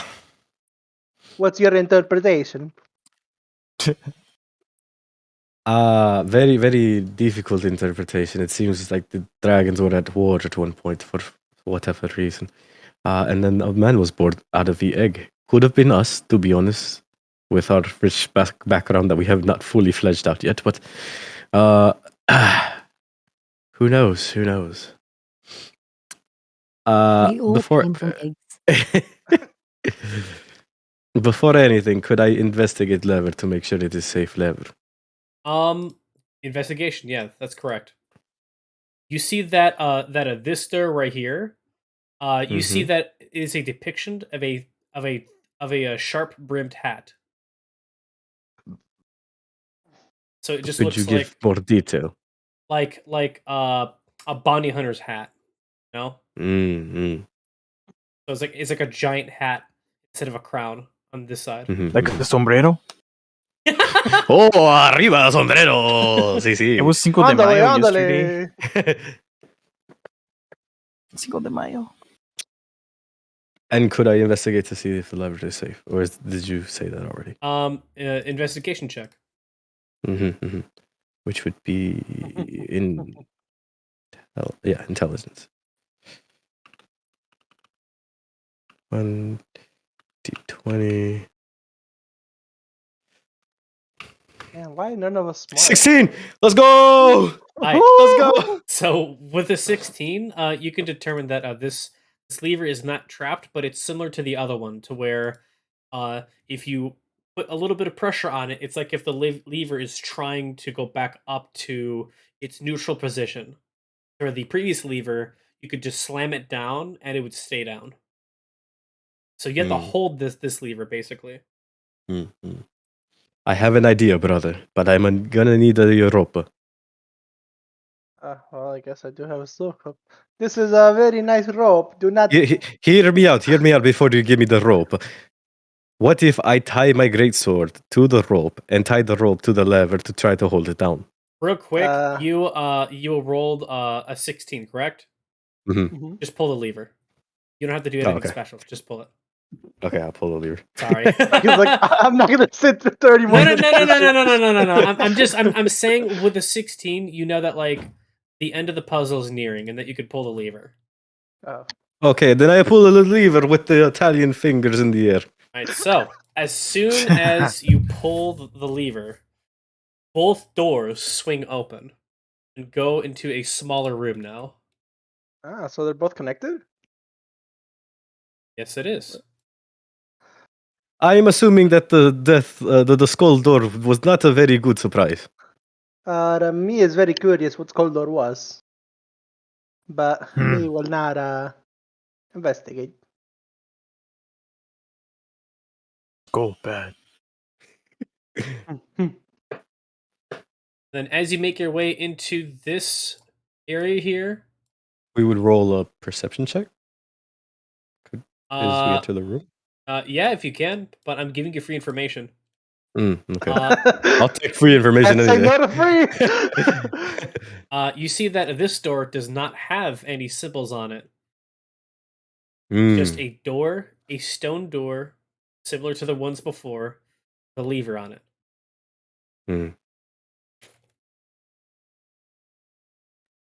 I've been very noble this entire time. I haven't really embraced the Unga Bunga, so I would like to just go and pull the lever. Okay, you go ahead and you pull the lever. You see before you a pitch black hallway.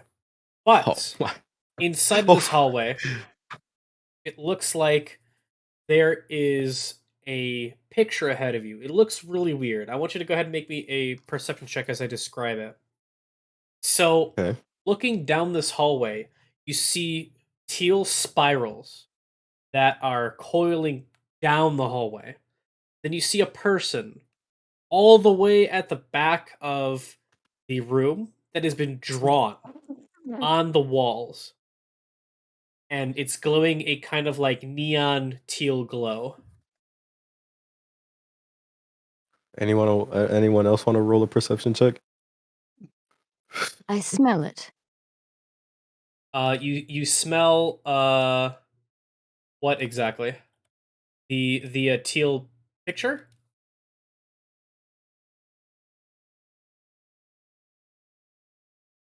Yes. Okay, make me a Arcana check. You can also use Nice. nature as well. Ooh, Ooh. fancy. I just wanted to say ooh with you guys. Justifiable. This door's also closed.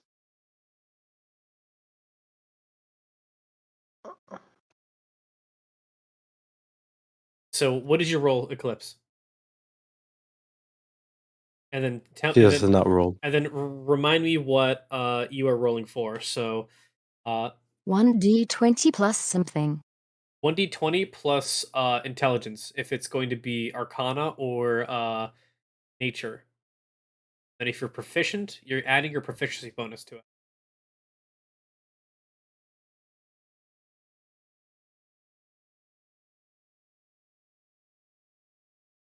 I'm good at nature. Okay, so go ahead and roll me nature. As you're kind of like touching whatever is against this wall and you're trying to smell it. The funny thing is that as you touch against the wall, it comes off as this like kind of glow in the dark paste is now on your fingers. 14. With a 14, you go ahead and you smell this. It smells natural. It smells like something that someone mixed that could graffiti something pitch black darkness. So like imagine taking a blue light against something in the dark and seeing like almost a master crafted art piece. So in light, if you were to go ahead and put your torch here, it will remove this graffiti. But it's someone didn't embed it into the wall, someone drew over it. Mm. We need to restore this art.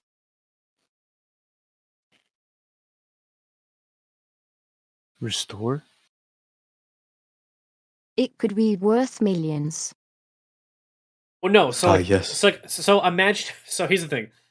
Imagine if someone graffitied an entire pitch black hallway with glow in the dark paint. Let's say, and from the direction of where you're looking towards, it's like if someone is pointing something at you, and there's a spiral that is going towards where you're looking at it.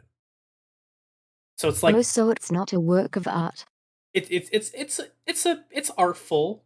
It's like graffiti.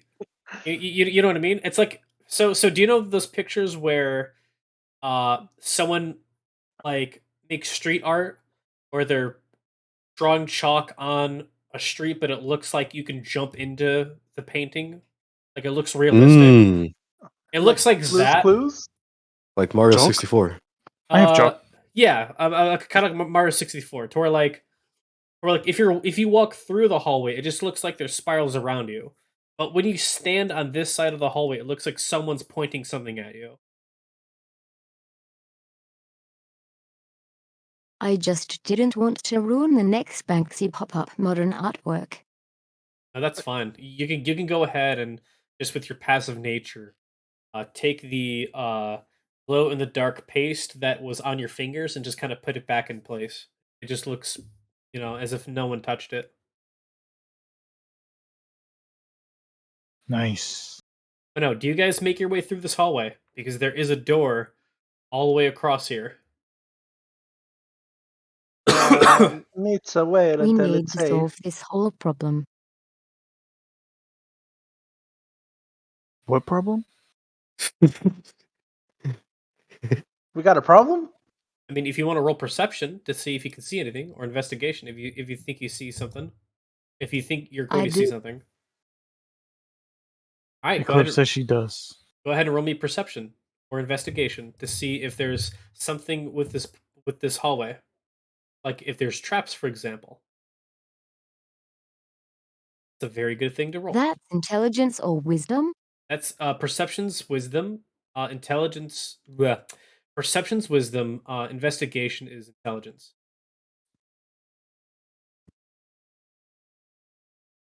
Woo! 22 22. pog. With a 22, you can determine that. Real quick, is this perception? Perception or investigation?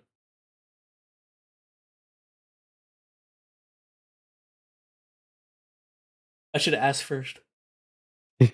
Investigation, the wisdom one. Perception's the wisdom one, but that's Perceptions and the fine. wisdom. So, you see, Oh, that one. you see as you go through this hallway that although the artwork looks masterful, you see one of the sides of the walls act in a really weird way. A 5 by 5 foot square hole is in the ground against the wall, as if there is a secret passageway that is there in the darkness.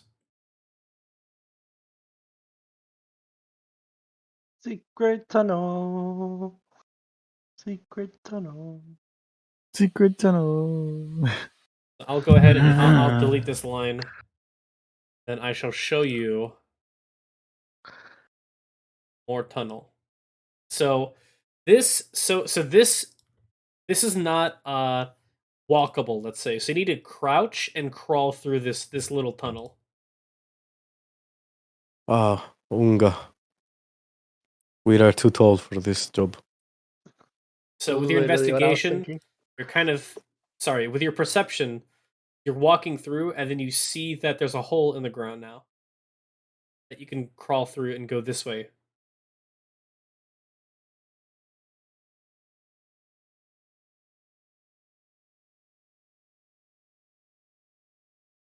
Like a little tunnel that you can crawl through? Yep. On all fours? Yep. Time to shimmy. Time to shimmy. Okay. So Celendis is already starting to go into the tunnel. While all three of you just kind of watching this happen. Onga? Wiggle, wiggle, wiggle. Wiggle, wiggle, wiggle. Pew, pew, pew.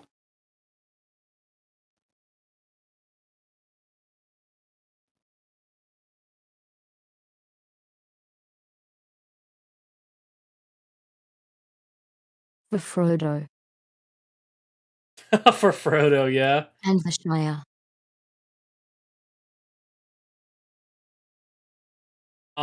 Question: do you have any light sources right now? Like, do you have a torch? Do you have any kind of light emanating from you right now? I have my dark vision. That's fair. That's fair. So I did say that if I don't specifically state that if something is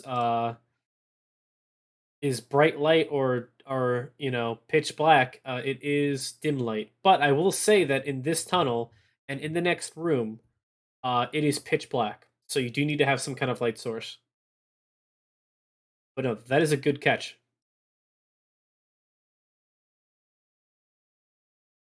I shimmy backwards. Okay. Fair. So you're gonna shimmy backwards.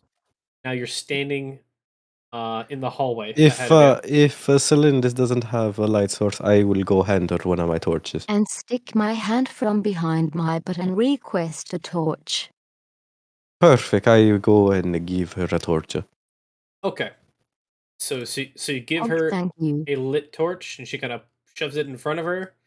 Now she's shimmying forwards. Does anyone else want to follow her? Not right now. Would a Unga and Bunga be even small enough to fit in it? We are Goliaths after all. I'd imagine if we crawl, yeah. It's a 5 by 5 foot hole.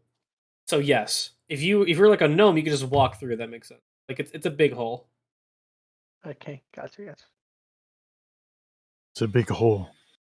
Was there anything by the door? Was there any levers or anything by the door on top? Yes, there is in fact a lever.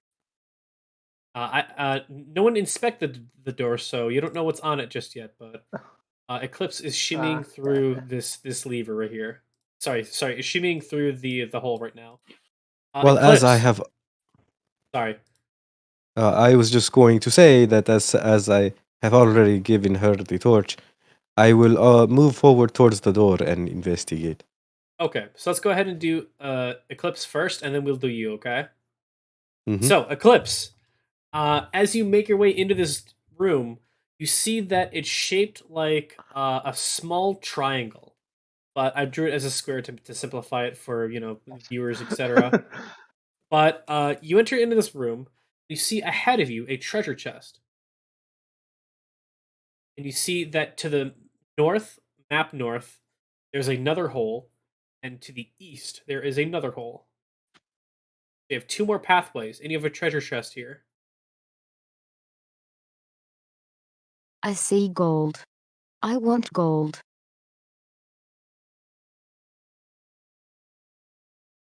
Well, the treasure chest is Is closed. it the lock? It does not appear locked. I'll just use your passive perception of 13 and say that it's not locked. So, do you open it?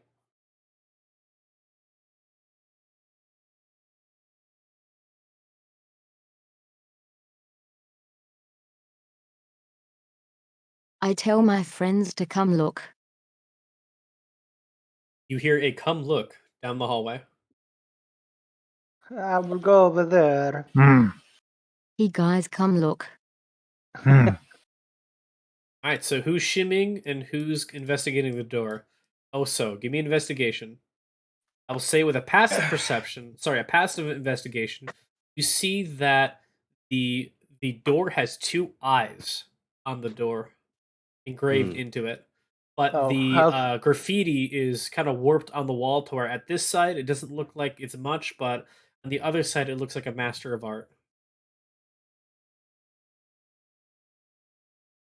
Who's shimmying?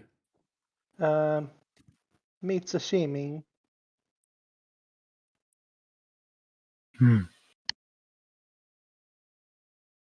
Does the lever look pullable? Or It does look pullable. Looks pullable and submissive. Submissive and pullable. yes, our mute is now Italian as well. An Italian mute. The lever is definitely a bottom. Joke's on you. This is the bottom floor. Phoenix's character is it's French, so he just goes.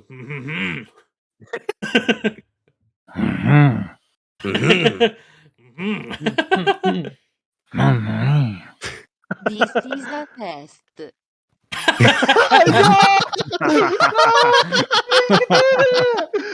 Let's go. Oh my. Is that Elvish? No, I'm kidding. Alright, so who's going into the shimmy room and who's going with Oso? It seems that I am being left behind. Yes, you are. I go in other room. I'd also go into other room.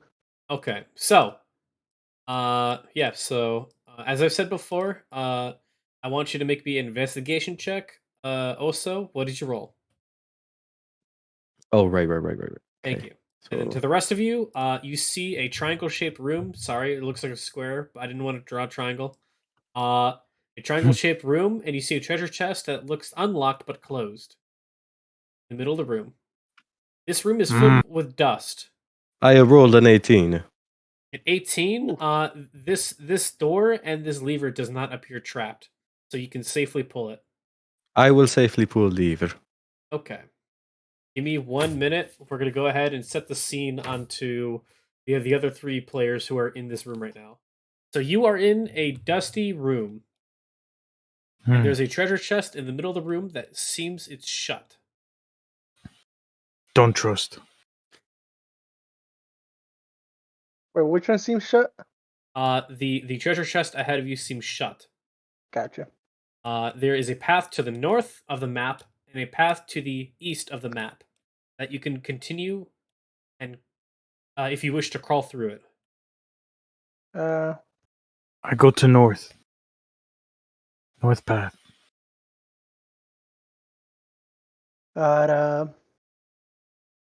Me's recommend if somebody open treasure chest, not be me.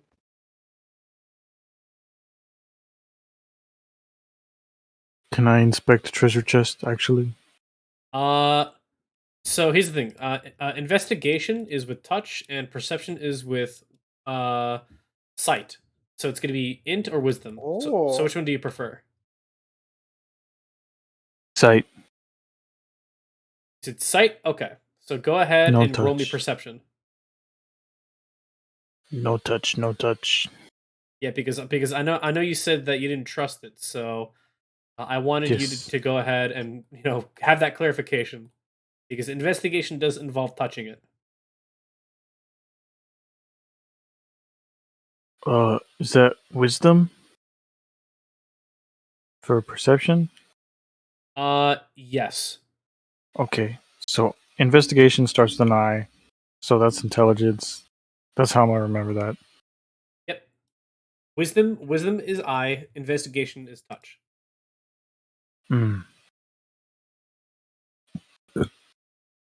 19. With a 19, you can see that this treasure chest is moving. It's pulsing, like up and then It's down. monster. Up It's monster. and then down, as if it's breathing. No trust. No trust. It has mouth. It bite. It bite. Take off. No trust. I'm gonna just assume he said all of that in grunt.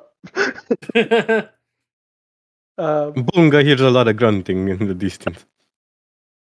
I look disgruntled. Now I go north.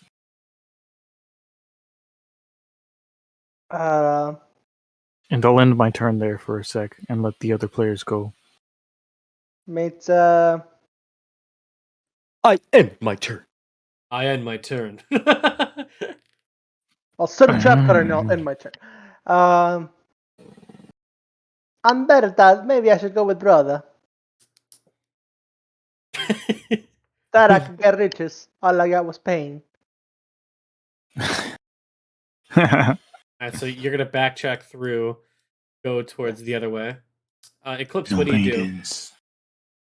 It looks like, with the attention of Phoenix's character, kind of pointing at it, grunting at it, you can infer that there's something wrong with the chest. I'll say that he does convey to you that it looks like it's breathing. Did we open the chest? Was that French? Oui, oui. Les chouchous, les whisperers. No one has made an attempt to open the chest or open it.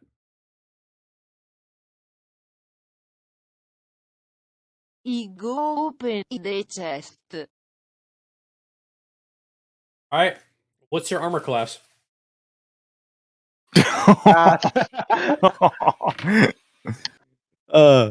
That's not good. That is not good. Your AC. Pobrecita. Pobrecita. Se la fue la onda. Okay. Leather armor. Blue. I actually can't hear what Eclipse is saying with that voice. As funny as it is. Leather armor. She sounds like she's purring. No, I actually can't hear you. What'd you say?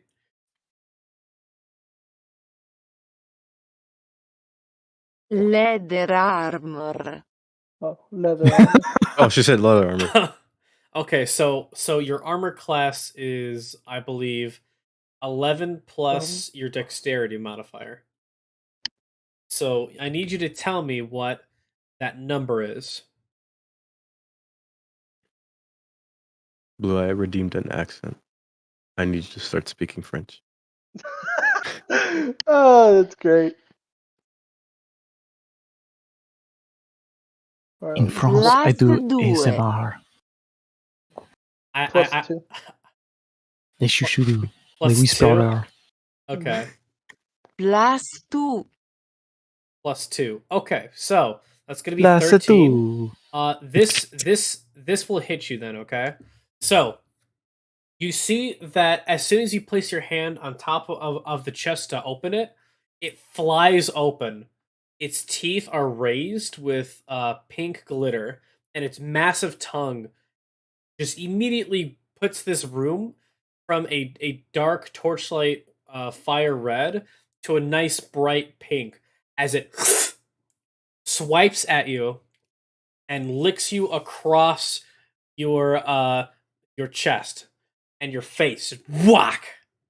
And the tongue go and recede back into the trunk of the chest, and it'll kind of jiggle a little bit as that happens. As you go ahead and you have glitter on your Gross. body now.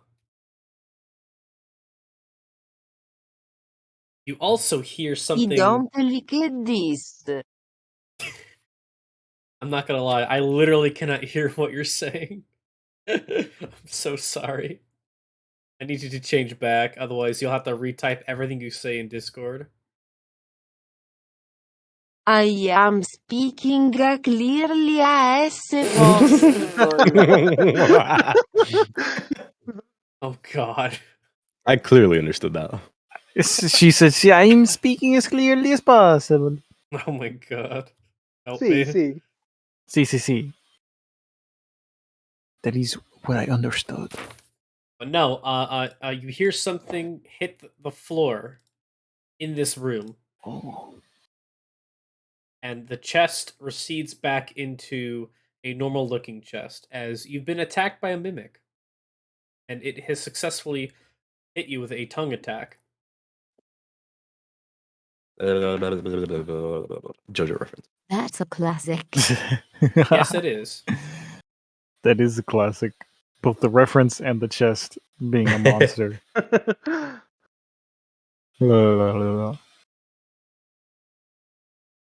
So no, we're gonna go to Can I lick it back? what? She said, "Can I lick it back?" Can I lick it back?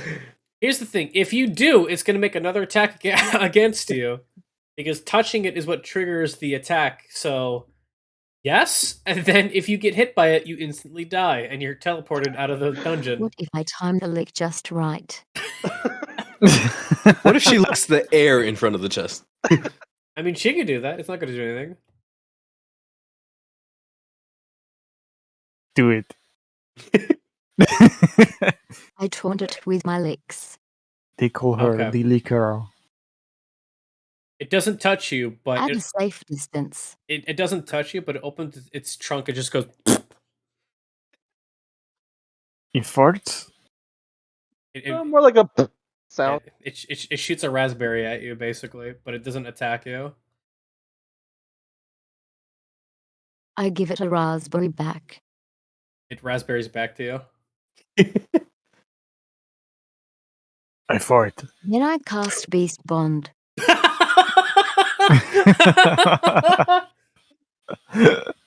One of my 3 spells. Oh my god. Alright, hold on. I don't think Beast Spawn works in this way, but I think it's adorable. So let's see. I think it's adorable. Good game. Okay, so what does Beast Spawn do? Je t'aime. You establish a telepathic link with one beast you touch that is friendly or charmed by you. Unfortunately, the spell could fail, so I wouldn't do that if I were you, because one, it's not a beast, it's a mimic, so it's an aberration. 2, you need to touch it, which will trigger an attack against you. And 3, it's not friendly towards you or charmed by you. So casting this spell will immediately fail. Omelette du fromage. Why did it lick me then? Because that's how it attacked you. It is spread glitter on you, and if you were to get glitter one more time on you, you get teleported out of the dungeon as though you've been killed. What if I enjoyed it? Oh, whoa! Anyways, we're gonna go on to Osa's character and and Chris's character, Okay. Ungo and Bungo. I want lick. Unga. So That is your name, Bunga. You see that this door has eyes on it, and as you pull the lever and you go into this room, you see before you a blank and empty room that appears to go out and to the right. You see before you, to your left, a statue covering its eyes.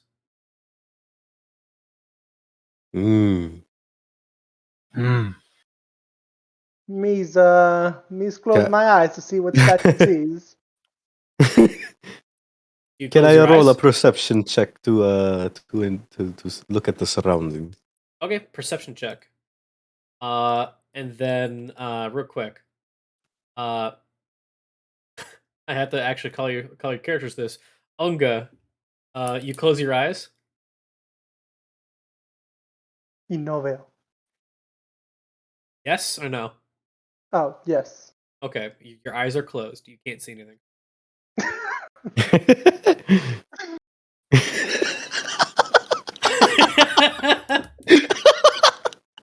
Oh, that's done. I don't know what you expected. I rolled a 9. All right, so with a 9, there really isn't anything out of the ordinary about this room. It's just a big room with a statue with its eyes closed, and sorry, not with its eyes closed. It's covering its eyes with its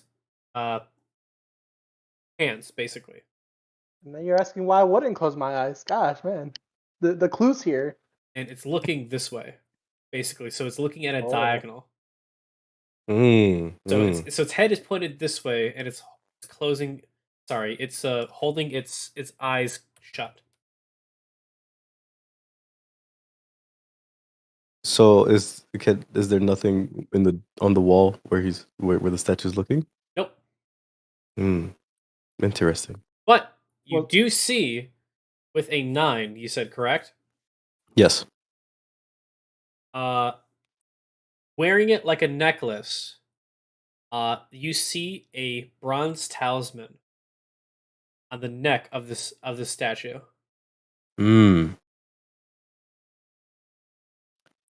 I would like to safely walk towards the statue. Okay. Submit to the Wraith King's rule. Phoenix rated me, thank you. So, how close are you getting to the statue? Do you go up to it? I'd get maybe like 5 feet from it. Okay. All right. So as you go 10 feet towards it, as you get about this far away from it, so it'll be like right here, okay? Something happens. Oh no.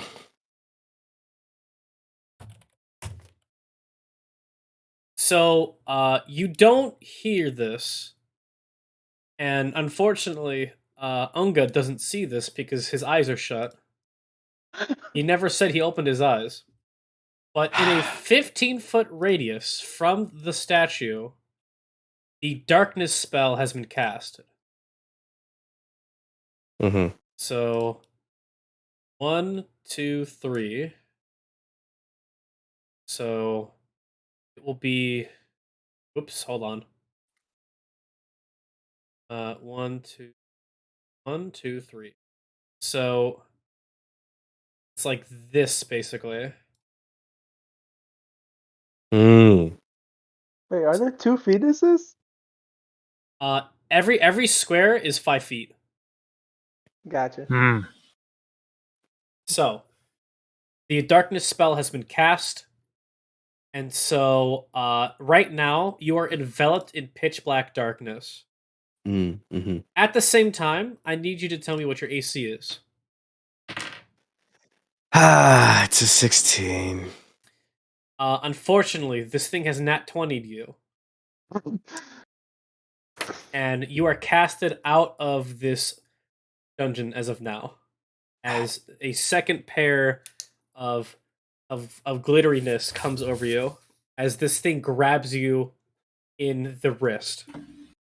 You're knocked out of the funhouse as of now. Oh, no. Now, unfortunately, No.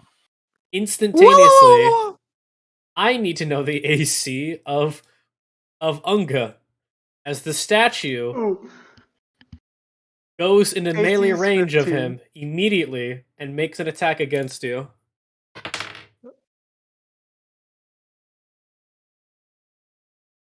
So what is your AC? 15. With a 15, it misses you by 1 point. It had a 14 to hit you. Crazy thing is Nice. that I never saw it. No, it rolled with advantage. You dodged it I was blind? about to say, shouldn't he have rolled disadvantage because he's blind? No. I do that to Brana. No, he rolls with advantage because he's blind, and I rolled twice, and I still rolled a 14. So, Oh my god. Oh. you hear this like wisping noise, and you like tilt your head, and you're like, "What was that?" in your head, and you basically feel something come up right in front of you, like a horror movie, and it goes to grab you, and as you like flinch, backpedal, and open your eyes, this statue looks like a frenzied gargoyle holding out its two hands towards you. Its nails are 2 inches long, and it looks like it was about to grab you. But it's not moving anymore, huh? As you're looking at it, it is not moving. As I'm looking at it. Okay. Gotcha. Now, as I of now, open we're going my- to go back to the other two players. Okay, fine. And also, you see magical darkness ahead of you, like right here. Unga. Unga. Now, Is he haunting him? now, Selendis and who else? I forgot your character's name. Phoenix. Asriel. Asriel. Selendis and Asriel. What do you do? Forward. We're gonna go forward down this shimmy hole. It's still pitch black, so Selendis has the torch. Can I I leave signal my for licking torch? lover and cry. I leave my licking lover and cry. That's funny. Unga. Why did you close your eyes? Literally nothing I could have done there. You Can don't she even know come where I with went. me You don't to know give what me happened. light, or can she give me the torch? I mean that's up to both of you. I'm just asking what you're doing. Eclipse, come.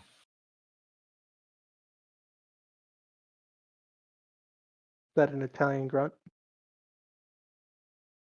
Mamma I pass the torch, literally and metaphorically. Epic. Alright, I move into the hole. Okay. Before we continue, I want to go ahead and clarify that something clattered on the floor.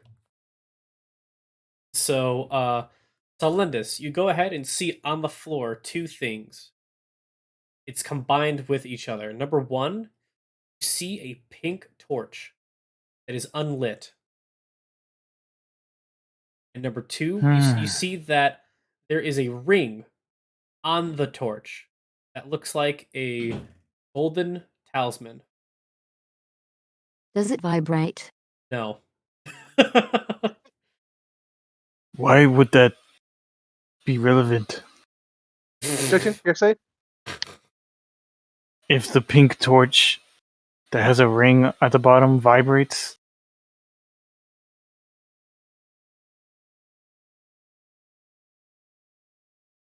I guess that's like a roll for arcane, right?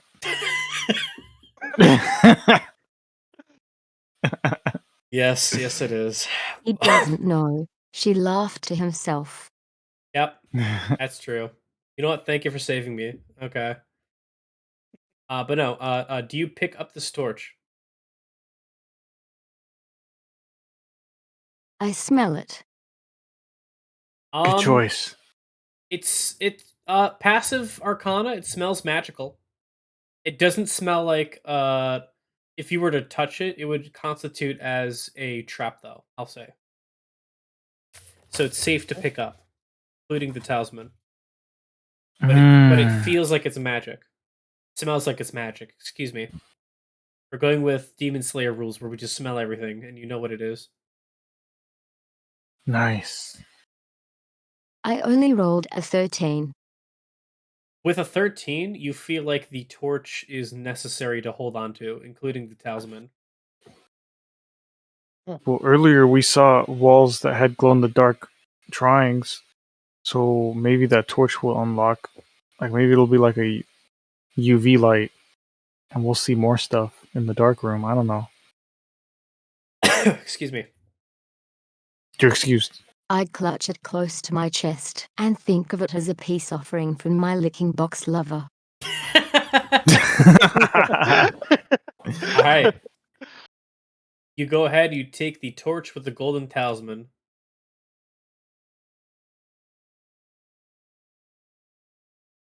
But she has the other torch too, right? Yes. Or no, she gave it to me. She Did, passed it.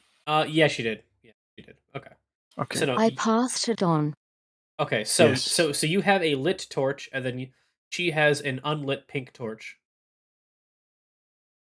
So as you crawl through this hole, go to the other side, and you see before you two closed doors without levers. You see a door to your left with eyes open, and a door to the right with eyes shut. You see before you floating glitter ahead of you. Floating glitter? Yep, it's just kind of sparkling and floating in the air. Be specific, Eclipse. is a 15 by 15 foot wall of glitter. So it's a big glitter wall. I motion towards Eclipse. Basically, that we have to touch tips of torches. You know, you said you were going to troll me. I And that you were touch going to my be sus. I didn't expect it to be like this. Too many innuendos. It's hilarious. Oh no, I think it's necessary. I think we can get past the wall if we touch tips and light the other torch. I didn't think it was an innuendo to begin with. I thought you were just trying to light up the other torch. Agreed. Yeah, Frank, are you okay? I hate you all. I changed my mind. It's a death. Gregory. You see the small vent on the floor. But no, you go ahead and you touch tips, and the pink torch ignites in a nice pink glow. Objection, Yes. hearsay. Can we approach the wall closer? Well, as you light this, go ahead and roll me perception. Okay. Perception. Both of them? Oh, I'm so sorry. I should have panned the camera up a little bit. I just see. It's okay. Oh, I was imagining it because you were Go very ahead and descriptive. roll the d20. Sorry about that. Oh, I didn't know these rooms were connected. They were doing really well considering they weren't seeing them out. Well, here's the thing. I'm very descriptive, anyways, and that's how I normally play my games. It's called Theater of the Mind, but I use battle maps because we're gonna have an audience watching us, you know, Twitch chat, and so it gives them something to look at. You know what I mean? So like, I normally do my games with Theater of the Mind, but you know, I mean, that just says a lot about your great storytelling. oh, thank you. Oh, This map makes things so much better. Yes. Helps with immersion and imagination. Alright, so with a Imagination. Azrael, you don't notice this yet, but Celendis, you notice with a 13, the wall moves backwards 5 feet. It's like shimmying away from you as you light this pink torch. I saw it. The graphics. The emotion. Oh my god, I forgot I had that. You also see on the ground, in white chalk, graffitied in the corner of the room, you see someone say catch, and it looks like someone has a torch that is lit. Azrael. Specifically catch exclamation point. High from the grave.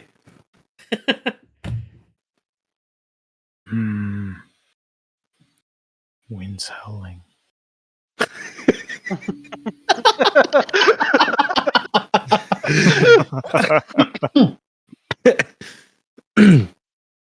Are we playing American football? Hail Mary. Full of grace. No, what do you do?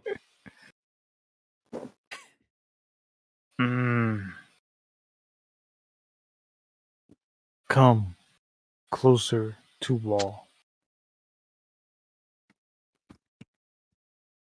Carefully, slowly.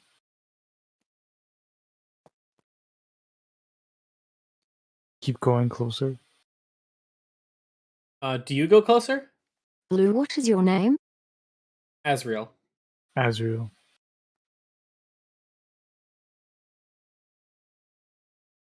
Azrael, go long.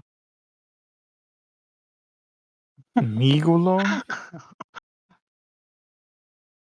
We're making a play for the Anderson.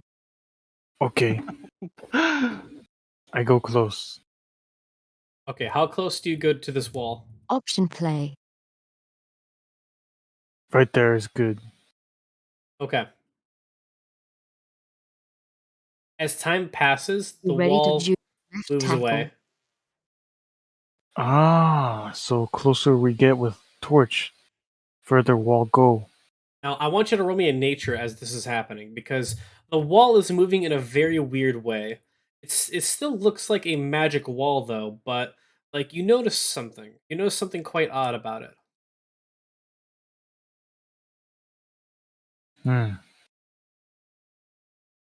Nature. Celendis, you more nature.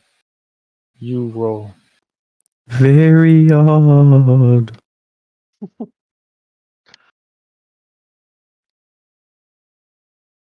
Okay, I make a perception check. Okay.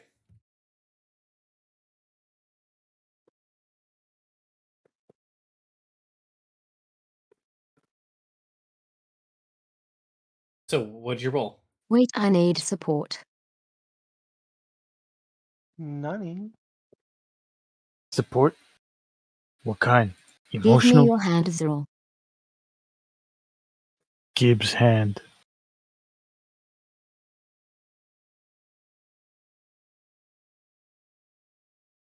Now what do I add? What do you do? Okay, so I believe she's trying to do what she did earlier when I was checking the holes. got it. Okay, so you can technically cast guidance on yourself, so you don't need the help of Azrael. But if you were to cast guidance on him and he make the perception check, you have to basically hold hands or pat his back, put your hand on his shoulder, etc. You need to make contact with him to cast your spell. No on it. licking, please. 13 is good enough. Well, you don't know that. The DC could be 15, but you would be correct. 13 would be good enough. You notice that even though this wall is moving backwards, it's leaving a trail of some kind. It looks very slimy. It's like it's like if there's a glitter trail now, about 10 feet away from you. Mm. So I'll go ahead and I'll draw that into. Fairy like- puke. So hold on. So like right here, it's like if the ground and the ceiling and the walls are like smeared with glitter slime as this wall is moving backwards. I know. That doesn't sound comfy. No, it doesn't. Wall moves back another 5 feet, and you still see that same pattern of the smear just keep getting larger and larger. So it's a slime. It's alive. That is, with your passive nature, I'll say that's correct. Let's let that thing go and find our friends. Yes. I agree.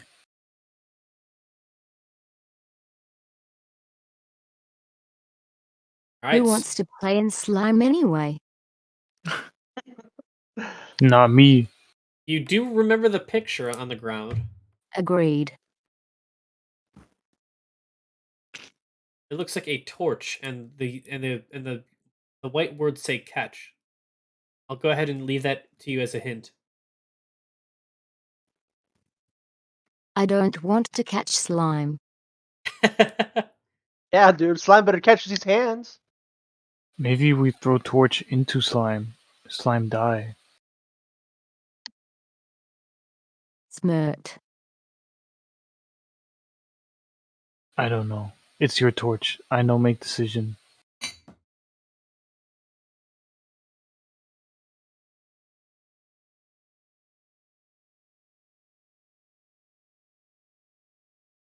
But I will go find other friend.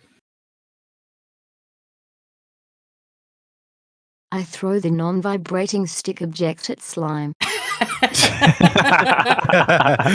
Alright, so instead of rolling to hit, you could, in theory, throw it at the slime like trail as well. It'll work just the same. You go and you throw the torch, and as it makes contact with the slime, an ignition happens where it quickly envelops everything around it. All the walls, all the ceilings, including this gelatinous slime. Is a creature. It is a glittering gelatinous ooze, and it slowly gets burned away by the magical fire.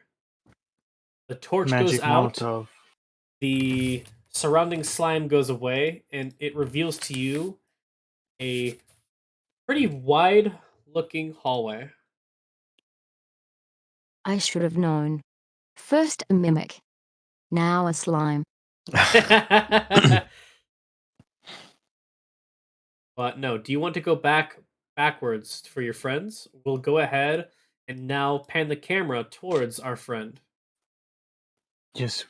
So We're getting too far. going a little bit back in time, Unga, you don't know where Bunga is. You heard kind of a whisking noise, and then you felt something come and attack you, and your warrior instincts, you like open your eyes to defend yourself.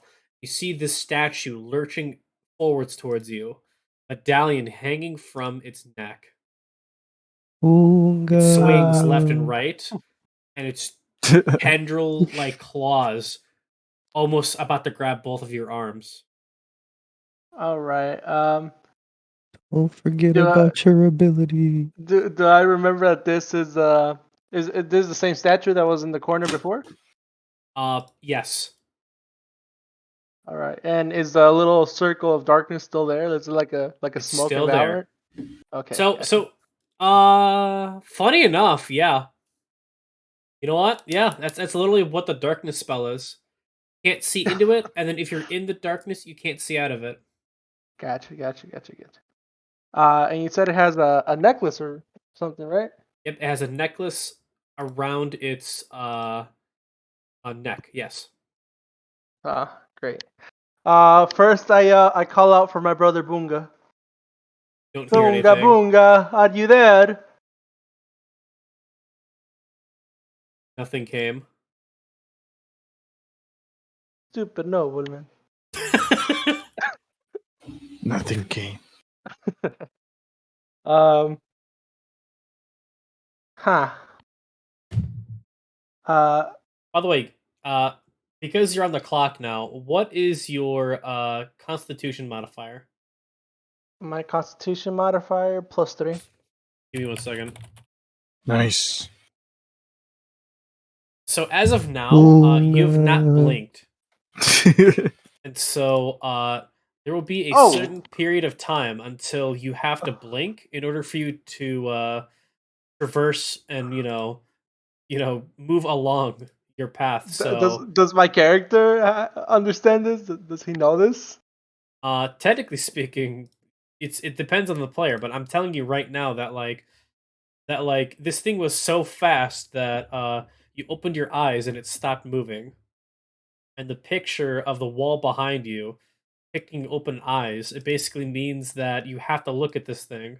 Right. Okay, so my So character sort of understands what's going on with so the statue, right? holding your breath and keeping your eyes open is 1 minute plus on modifier minutes. So you have 4 Okay. minutes of basically a staring contest Okay, to gotcha. traverse through this room, or you can choose to blink and see what it does. And are we using like in real time? Am I? I tried to grab a necklace from the statue. Alright, so you walk up carefully towards this creature. Oops, sorry, hold on. I'm not where I need to be. Okay. And you take the necklace and you put it off of its neck, and now you have a bronze talisman connected via necklace. All right, but nothing happened, right? Nothing happened. I didn't get it. All right, so I start walking backwards while looking at the statue through the hallway. Okay. All right, I go all the way to the intersection. Okay. I try to yell for my friends. Friends, are you there? Can they hear me? They need to make a perception check now. So I want both of them to roll me perception.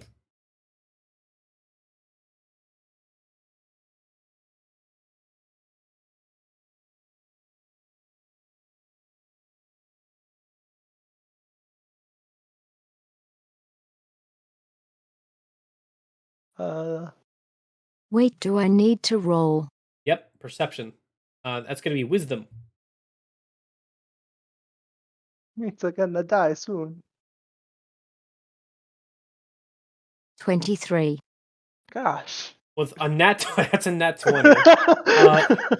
You can hear the worriment come from Unga as he's like, Heard. "Guys, please, hello, anyone there?"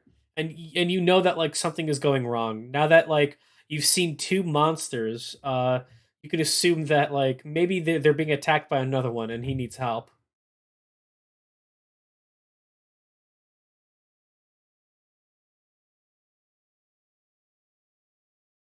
Can we open the door?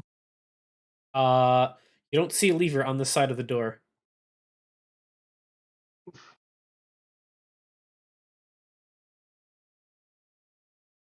I run into the door anyway. All right. So you want to try to brute force this door open? Is that correct? Wait, I I am small. mean, that doesn't mean you can't break the door down. It is a stone door. And this dungeon does appear to be magical, so it's going to take a I lot let you do it. I mean, it's going to take a lot to try to break this door down. I will say that. Azriel, you see Celendis just run towards into this door and like body slam it. I'm going to assume that's not like a real attempt to break down the door, so I'll just say you smack the door and then you like look at him expectingly. Also, Phoenix is AFK, so he's not here right now. Oh, no. He said he go pee.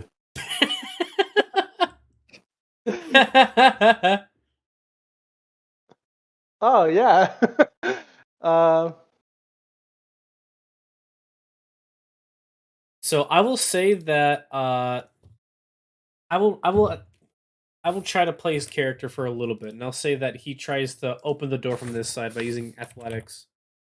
I don't remember what his stats are, so I'll assume it's his +4 plus proficiency. So 1d20 plus 6. With a 19, he's trying his best to open this door, and it's not budging in the slightest.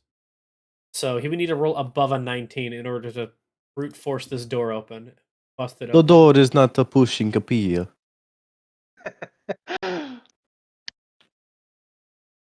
So I will say that he shakes his head no, and he conveys to you that he can't do it. No. Hey, welcome back. What I miss. If we go around, I will have to see my licking box lover again. I didn't get licked while I was gone, did I? No. Aw. Okay. Where are we? Opening door? Listening door? Your friend means called out he's for asking help. for help. Celendis tried to bust down this door, and they've asked you to open it. I rolled your character for you. You rolled a 19, and this door didn't budge. Mm.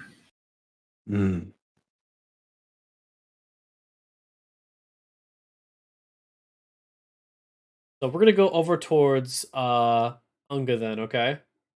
Hmm. So you're staring at the statue again. Okay. I cast Druid Graft on the door. Okay. Burn it down. It's a stone door. It's stone wall. Door. But no, you go Damn. ahead and Sage. you're currently looking at the statue on an angle. So kind of like I can't do it really. Hold on. Oh. Yeah, no, I can't freely do it via snap the corner. Hey, that's good. So you're kind of looking at it like this, basically. Okay. Would I have something like intuition, like a barbarian intuition, for example? Would that be what would that fall under? Well, what do you mean? What? Like I'm trying to see if maybe my barbarian thinks it's the better option to go through the tunnel. Well, I mean, I guess that would just be like an insight check. Insight. Okay. Yeah, it's not like and it's not a real thing you can roll because that's up to you, the player. You know, you're the barbarian's intuition of where to go. I mean, I was just saying because I didn't hear anything back from them, so I can't assume that they're actually alive, at least in character. That's true. That's true. So insight check to, not bonus action cry.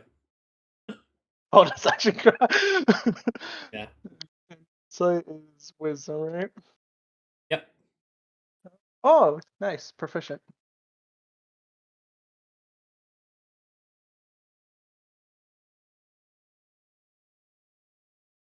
$16. With a 16, you can feel like, even though this statue is still looking at you, feels surprisingly safe just by being in this hallway and not in the room ahead of you. Okay.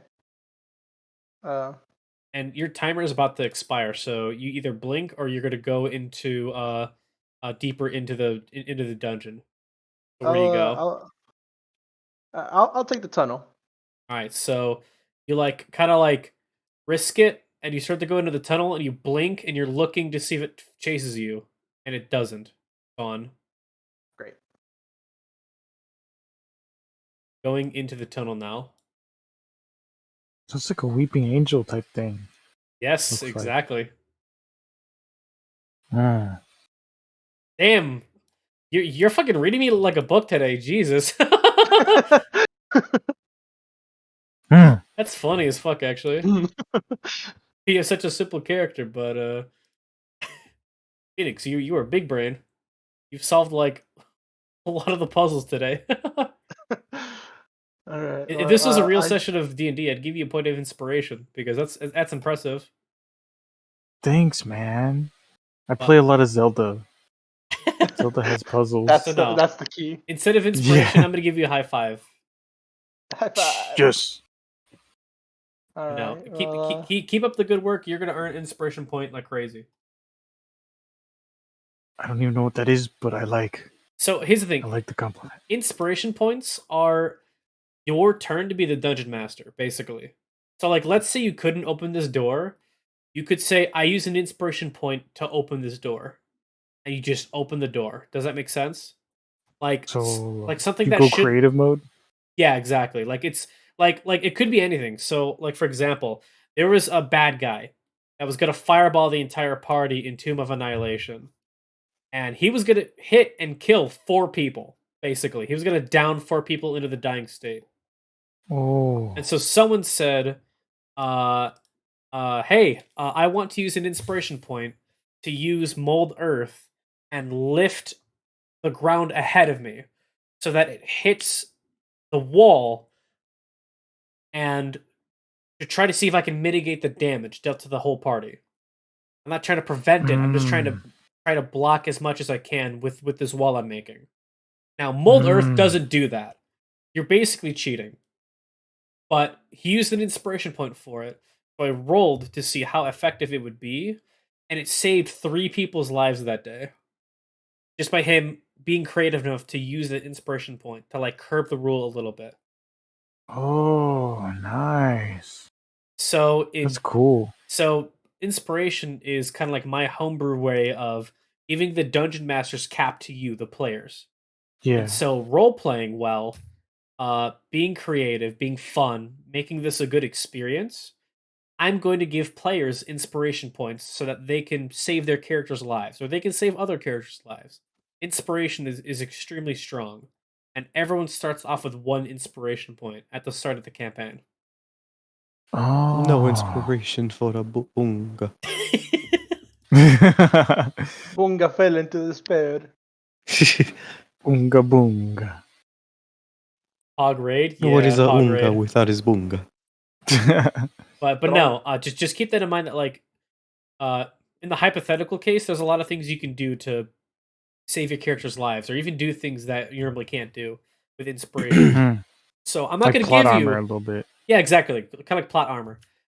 Yeah. It's like plot points basically. Yeah. That's sick. I'm not going to give you inspiration today, but like in the way that you've been acting, I would have given you inspiration. So like yeah, in the real game, right? Exactly. So like everyone has been doing a fantastic job, but like things that impress me and inspire me, I give you inspiration for. So that's just something to look out for. That's something to look forward to, everyone. That's all I want to convey. Okay. Gotcha. All right. So we're gonna Italian hands. we're gonna pan the camera back towards Salendis and Azrael. So both of you start to hear guys as you hear down this hallway. Whoops, wrong one. Down this hallway, you hear Unga calling out to you guys after you failed at opening up the door from this side. I still have torch. Yep. So I wave it down the hole. Okay. I get excited because I miss my friend. Oh. Alright, that's so cute. you go ahead and you see the flickering torchlight of this hallway over here. I walk towards it. All right. I assume you don't touch the mimic. I mean, I was here when Phoenix said that it was breathing or something. Exactly. So you make good attempt to avoid it. You see down this hole, your friends all across the way over here. Mm-hmm. I shout to stay away from the box, and that the box is my ex.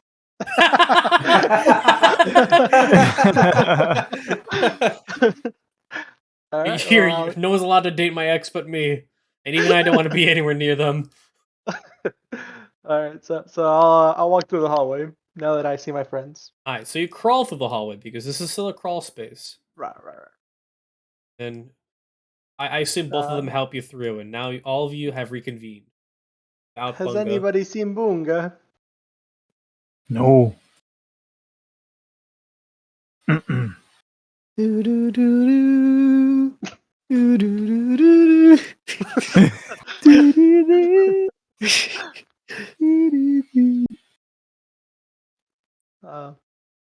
Me think creepy statue queen. Sorry. He got an X on him. Oh no. I'm kidding. But no, he's somewhere getting the glitter washed off. It is a fun house though, so this is a fake dungeon, but it's still an Yeah. important dungeon because it teaches you a lot of like really basic stuff. You know what I mean? And Mhm. you guys have been doing very well. I just want you to know that. I learned a lot. Yeah. Like closing my eyes is probably not ideal. No, I will go ahead and give you guys a little bit of a hint. Because we are 30 minutes past. I still want to keep playing if you guys want to stay. So the last talisman is in this room, towards the right. So you have to go and Oh, figure we out were how to get collecting there. talisman, man. I forgot. Yeah, that's what good note taking is gonna do. So yeah, you need 3 talismans. You need to put it into the dragon's hoard, and then And you I assumed that escape the dungeon. the necklace was one, right? The necklace was 1. The ring is a golden talisman. The ring torch. Can we use the talismans to open loot boxes? Well, technically speaking, yes. I did say that if you guys did this successfully on your first attempt, I will give you a magic item that you can use in the Curse of Strahd campaign. So, Alright. Our magic item. Og. so Alright, so technically speaking, yes. Because here's the thing. I designed this to fuck over my veteran players, and even with 2 lives, you guys have made through this, practically unscathed so far. Minus the beginning. Yeah, because keep in mind that like they had 8 players and only 1 of them lived. Ooh.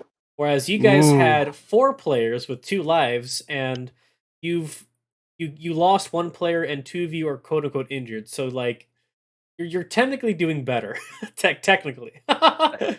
Technically. Winning on Has the anyone seen a bunga? I think we have a missing person report to file. No. Mm-mm. Mm-mm. You see, you're currently being washed by I forgot what his race is. God, what's this? God, what is it? Never mind. I'm So not you gonna said roleplay. for convenience sake, you said the last talisman's to our right? Yes. Is there a lever on this side of the door? Nope. Alright. Means to think we have to crawl on other side of triangle. Yep. I'll start drawing out the rooms, but that is correct. I nod in agreement. Excuse me.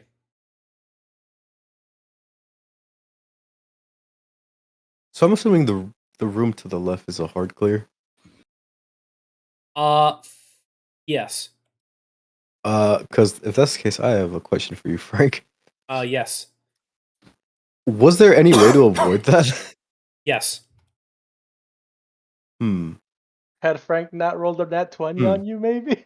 Well, I mean, that's the size of the point. It seems like Frank's dice just don't like me. I did the same thing to us last time too. Yeah, but I don't know. It just seemed like it was after basically being whisked away. I don't know. It didn't seem like I was gonna survive that. So here's having multiple people stare at the statue and walk up with it. Oh my god! Definitely No was way! part of. No way! Well, to be fair, you did trigger the darkness. I probably wouldn't have seen it anyways. Yeah. So no, like, I did trigger the darkness, but you were far back. So here's the thing. But I can't see into the darkness. If everyone True. walked up at the same time, and then all 3 people were staring at the statue, the darkness would have basically covered, looking out into from out to in vision, but out. God damn it! But Out, inside, it would have. yeah, So had I gone with him, it inside would've still looking not out moved. is clear. Out looking in is not clear. So if two people would have stood right there, and darkness would have been casted, and both of you would have stared at the statue, then you would have been safe. Oh. Oh man, I still can't believe I Unfortunate. happened to I close my eyes apologize. though. So even if he didn't close his eyes, that pretty much would have triggered it. Oh man. What makes me upset even more is that I remember telling Frank this specifically last time. I still forgot that I had Stone of Endurance. Even now. And I have my character sheet open right here. Right, Yes. but Stone of Endurance. Unfortunately, because this is a fun house, you're not dying. You're getting touched by glitter, and you look pretty, and you look too pretty now because you got touched by it twice. You got teleported out of the fun house. So True. in the Also, Apple You look like you case- went to Fanboy Hooters. Oh no! Oh god, Frank, God. don't die, bro. I'm gonna mute myself. Fuck. Yeah. Oh my god. Also, I think Stone Endurance is to reduce damage. So, and since this is like a one. Oh Well, god, I mean, I'm I don't dying. know. Help me. I Oh, think you maybe- should That was roll. funny as fuck. No. Hooters is You the should new roll Dungeons and dexterity so you Dragons don't race. die. Roll survival. To make sure you don't choke. I love what someone said in Cliff's chat just now. They were like, he choked on the femboy Hooters. God damn it, no. No, god damn it, no. So I remember Phoenix calling me the femboy Hooters. Kai. Sorry. No comment. Objection. We should do a campaign through Seriously. Finboy Hooters.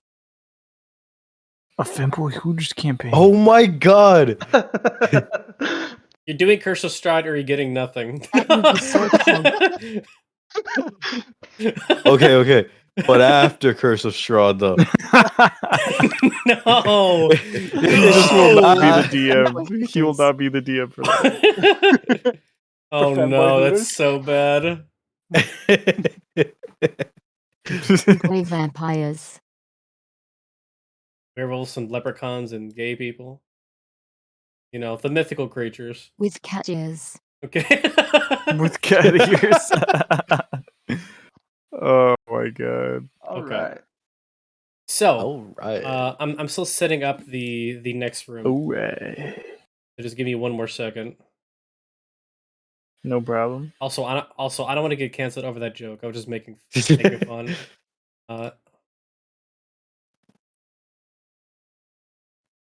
All right, so we're just gonna go ahead and speedrun things a Finboy little bit. Hooters is mainstream. So, you guys Speed go run. back into the mimic room, and I assume you don't touch the mimic.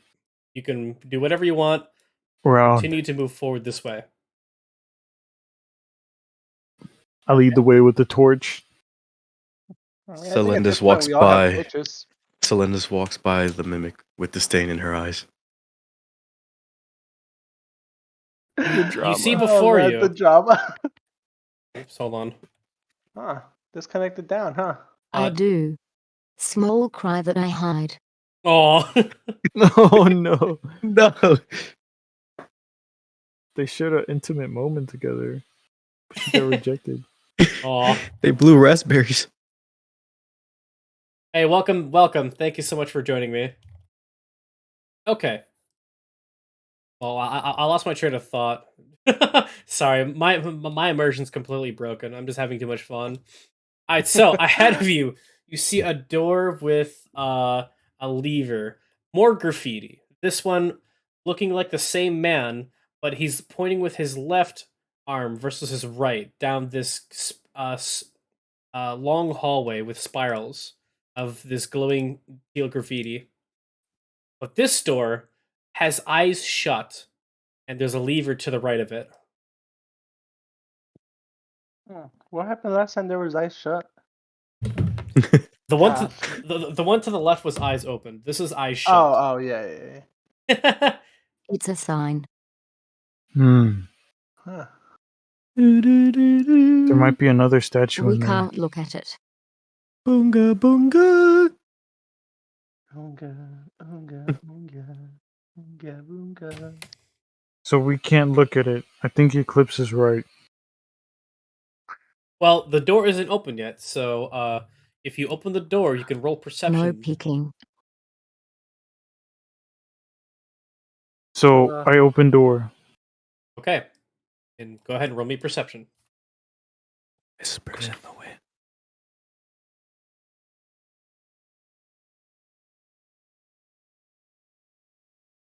16.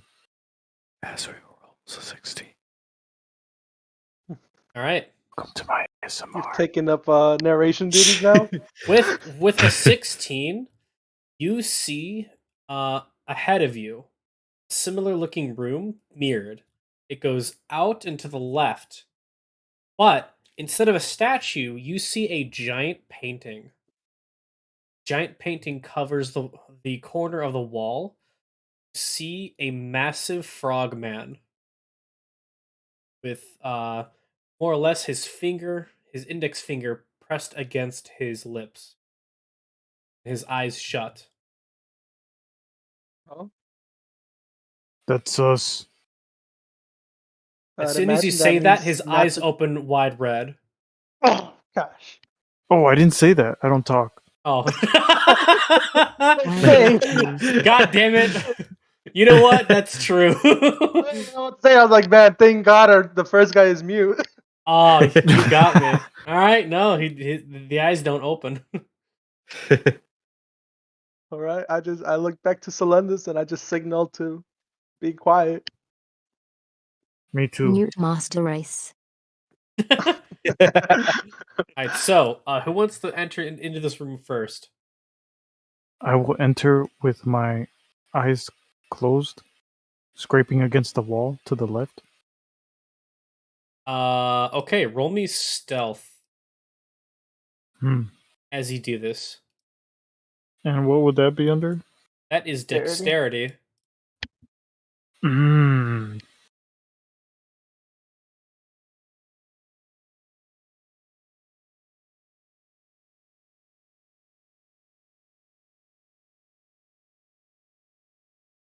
Hmm. 12. With a 12, as you move through the room, you said that you're scraping against the wall. Oh, As you're doing this, you're trying to be as quiet as you can, but your heavy armor, your great sword, you're not the most stealthy person. And No, after I'm a not. while, everyone else can see the eyes of this thing just shoot open as it looks at I look away. what do you call I it? stop moving. Well, you don't know if it's looking at you if your eyes are shut. Oh, So unfortunately, I will say that you continue to keep moving inch by inch as this thing is now looking at you. Suddenly, it just says "shush" as a breath weapon attack goes and is launched at you. I need you to make me a dexterity saving check. Sorry, dexterity saving throw. okay. As you didn't realize it was looking at you, and no one can like call out to warn you because that literally will But I trigger the reacted to the trap. noise. Exactly. Eclipse. Shit. Azrael rolls a 4. Very unfortunate. Yep. You go ahead and you open your eyes as soon as this thing says shush, and it's like if a pink breath of flame hits across you. You expect damage, but you don't feel like you got injured. But now glitter is carving you from head to toe, as now you've taken one hit from this dungeon. Material. The eyes go back to shut as you stop moving. Your eyes are open. You've realized that making too much noise is now the trigger of this trap. So eyes have nothing to do with it, huh? No. Huh. All right. I hope the team saw that. Yeah. Everyone else saw that. Okay.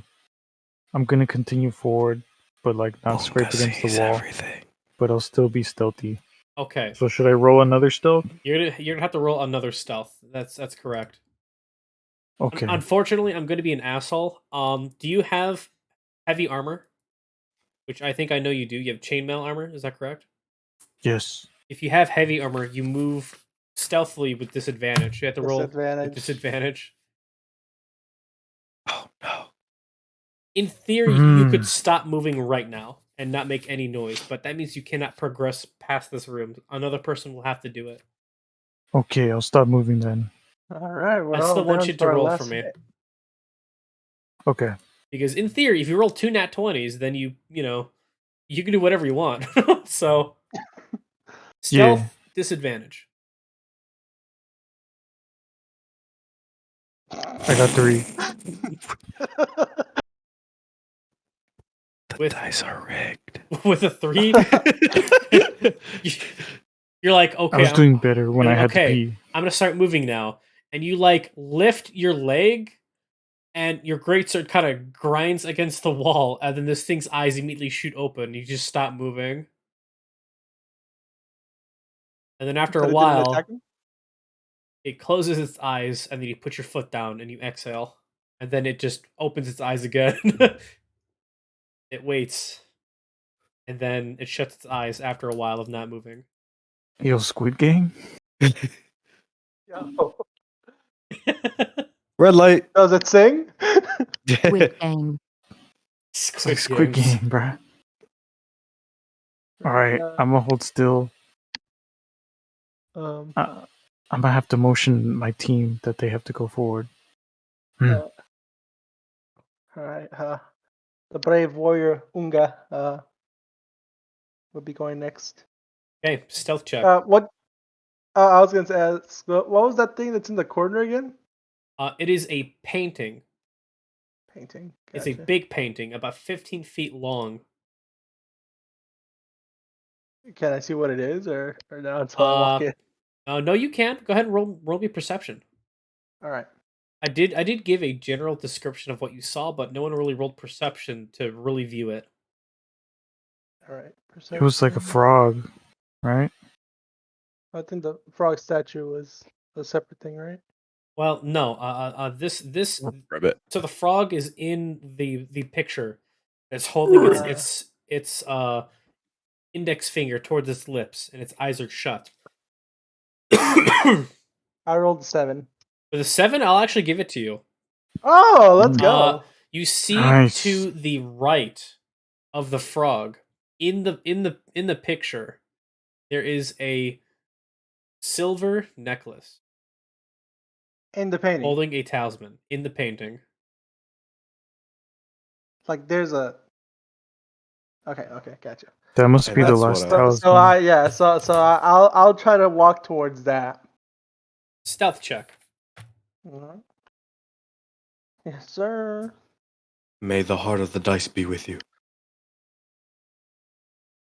Also, I took all the bad ones. you did say that like you did move into the room, so I'll say that you're like here this time.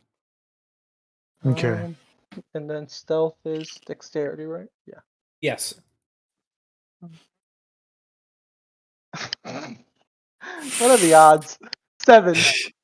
With a 7, you start to make your Oh way no. into this room. Get to about here, I'll say. And that Oh no! go ahead and you need to stop moving now, because any little amount of movement is going to start triggering the painting. I'll stop moving. So you need to have someone else move with you. So Dang, Selendis, that's do you want to crazy. try your attempt? Yeah, unfortunately, I scurry on forward. I can't control you guys rolling under 5. Quietly. All right, so go ahead and roll me stealth. Funny enough, there's a spell called Pass Without Trace that a druid and a ranger can use, and it's fucking amazing. Gives +10 to stealth checks and a ring around you. Oh, Man, if only our druid was here. our druid is here. Wait, is she? Oh, right. I don't think they have the spell prepared, but Yeah, they're no, here. True. it's a level 2 spell, so Yeah. Who else is a Oh. druid? no one else is a Primy? druid. Oh, She's a sorcerer. Yeah, I'm too small. you're one of a kind. Funny enough, we have a pretty diverse group. We have a fighter, a paladin, a barbarian, a rogue, a druid, and a sorcerer. And Holy together we shit, have that's 3 a brain nat cells 20. total. All right. Who needs spells when you roll nat 20s back to back, baby? So Exactly. being part of the void, your character is used to traversing through places quietly and being in quiet environments.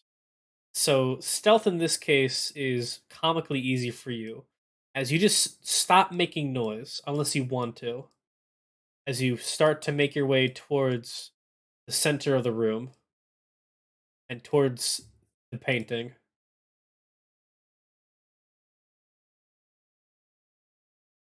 You Man, see, I call this Eclipse playing too much Yu-Gi-Oh. She has the heart of the cards on her side.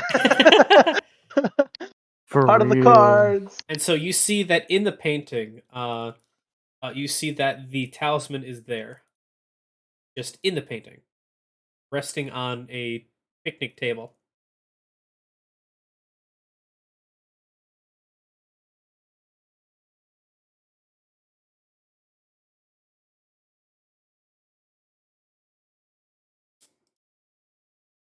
What do you do? I want it, but I have PTSD from being licked. I fear the painting is going to lick me. Fair. Oh my god. Didn't you like it? I'm so sorry. She liked the chest, not the frog, though.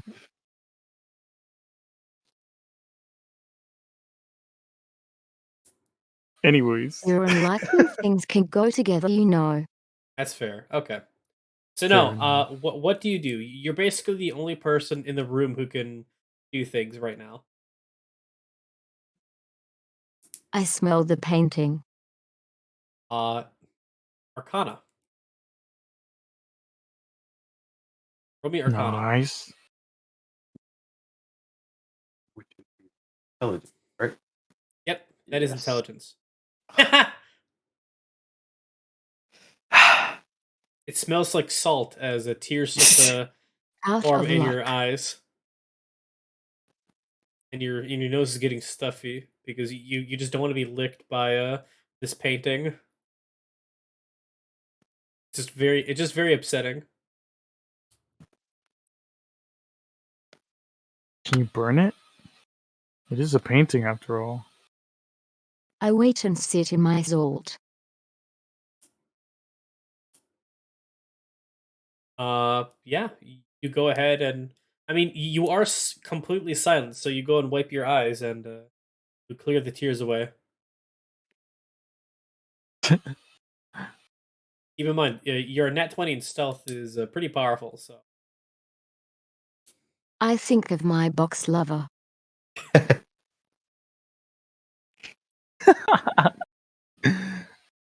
And then back at the painting. all right, see the talisman in the painting. How far I've come.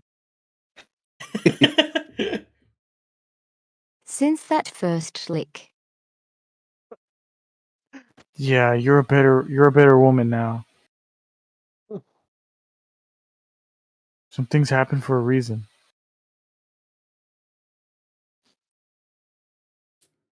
With renewed confidence, I reached for the talisman.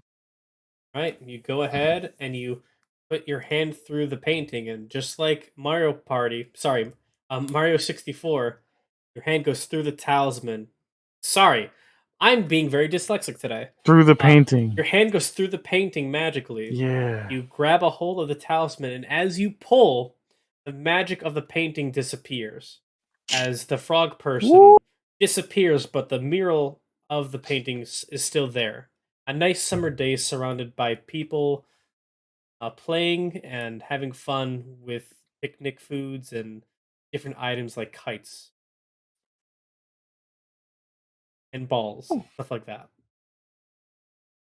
Sounds Let's go fun. Eclipse. Is this room cleared? For now, yes. You start to move through the room. There's no more frog to stop you, and there it is. Now you have all 3 talismans. Yes. Let's get out of here.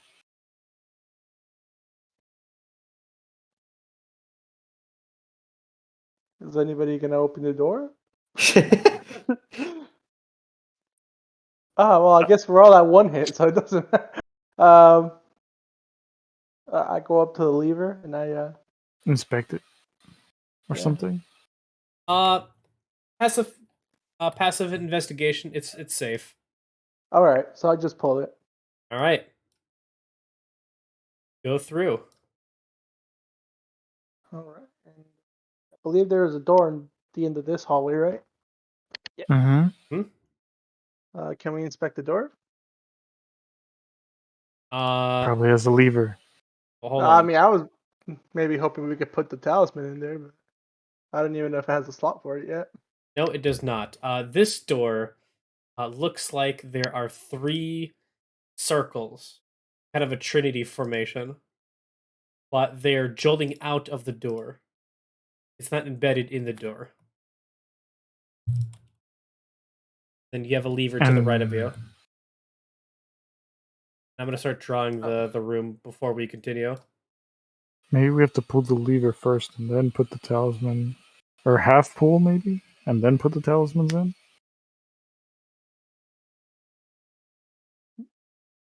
Because it's sticking out.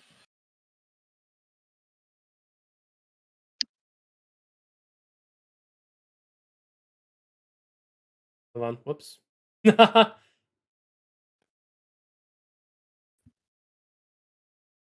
Oh,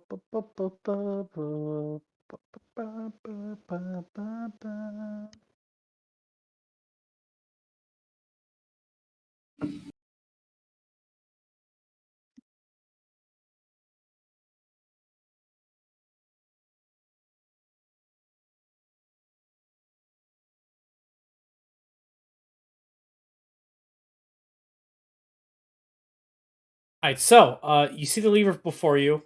Do you pull on the lever? No. Half. Half pull. With a half pull, you can determine that it is not a lever that like is pushing back against you, so you can flip it all the way down. Okay. Full pull then. For me. All right.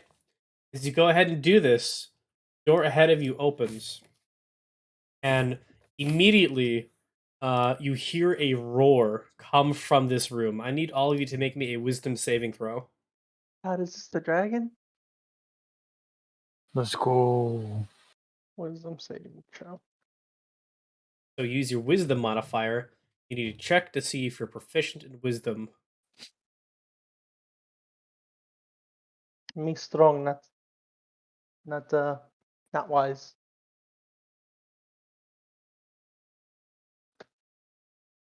Gosh darn it.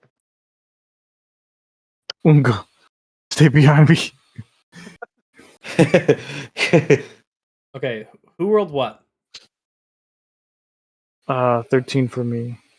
I don't think Eclipse has rolled yet. Yep, Eclipse, you need to roll wisdom saving throw.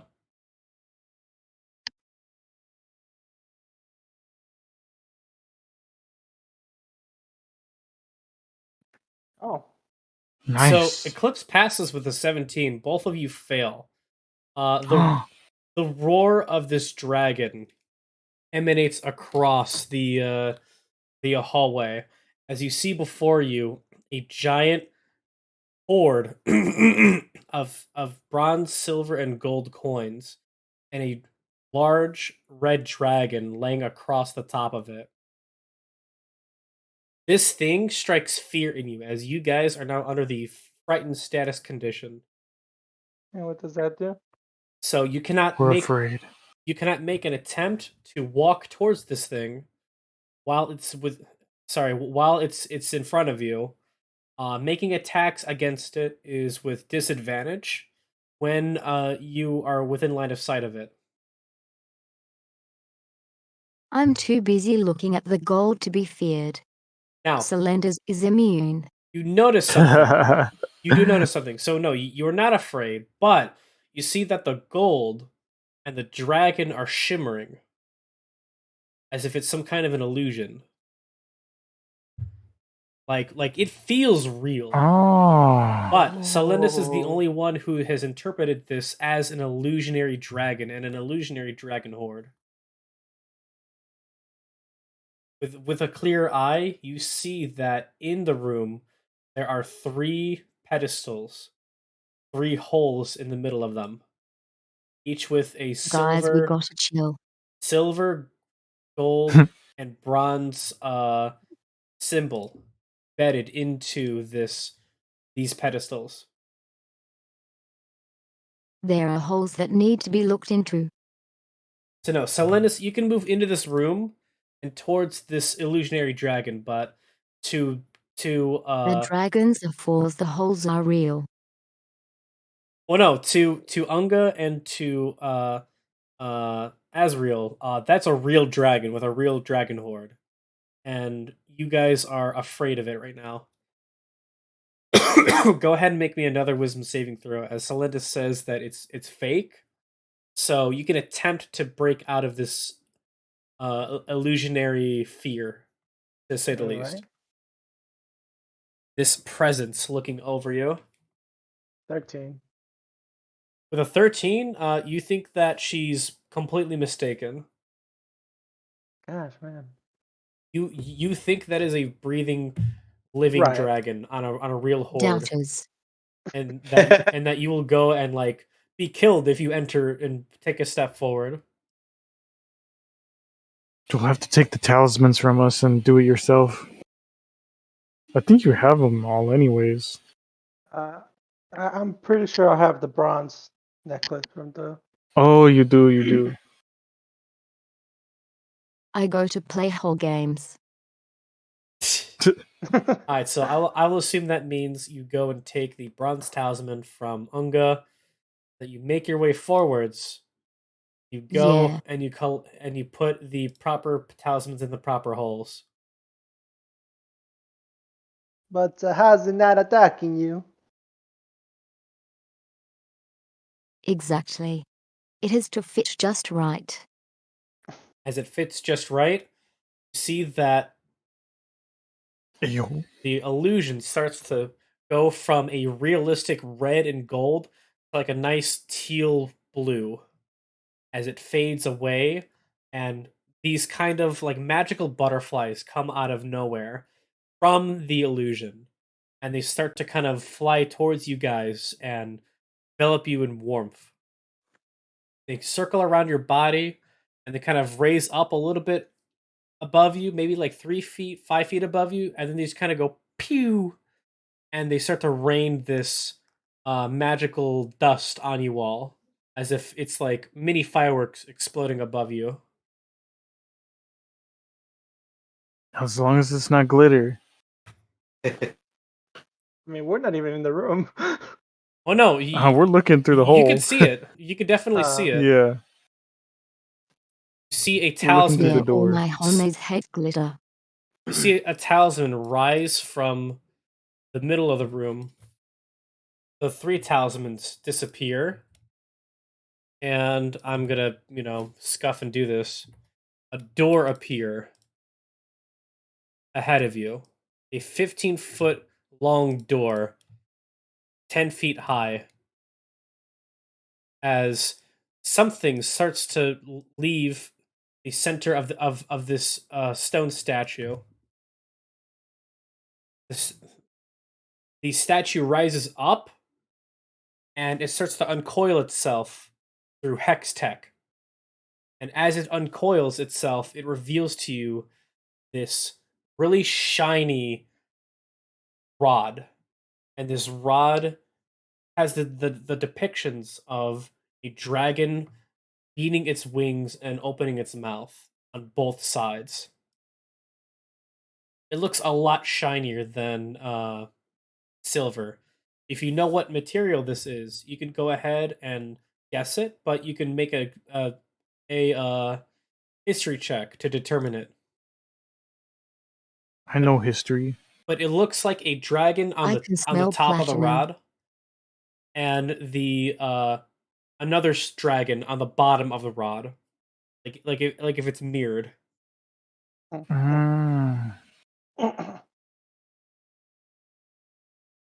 Can I roll for history? Go ahead. Is that under the wisdom or? Can I help him? Yep. If you're proficient in history, you can do the help action and give him an advantage. Fine. Man, if only Bunga was alive. Is it wisdom or intelligence? It's intelligence. Oh. History.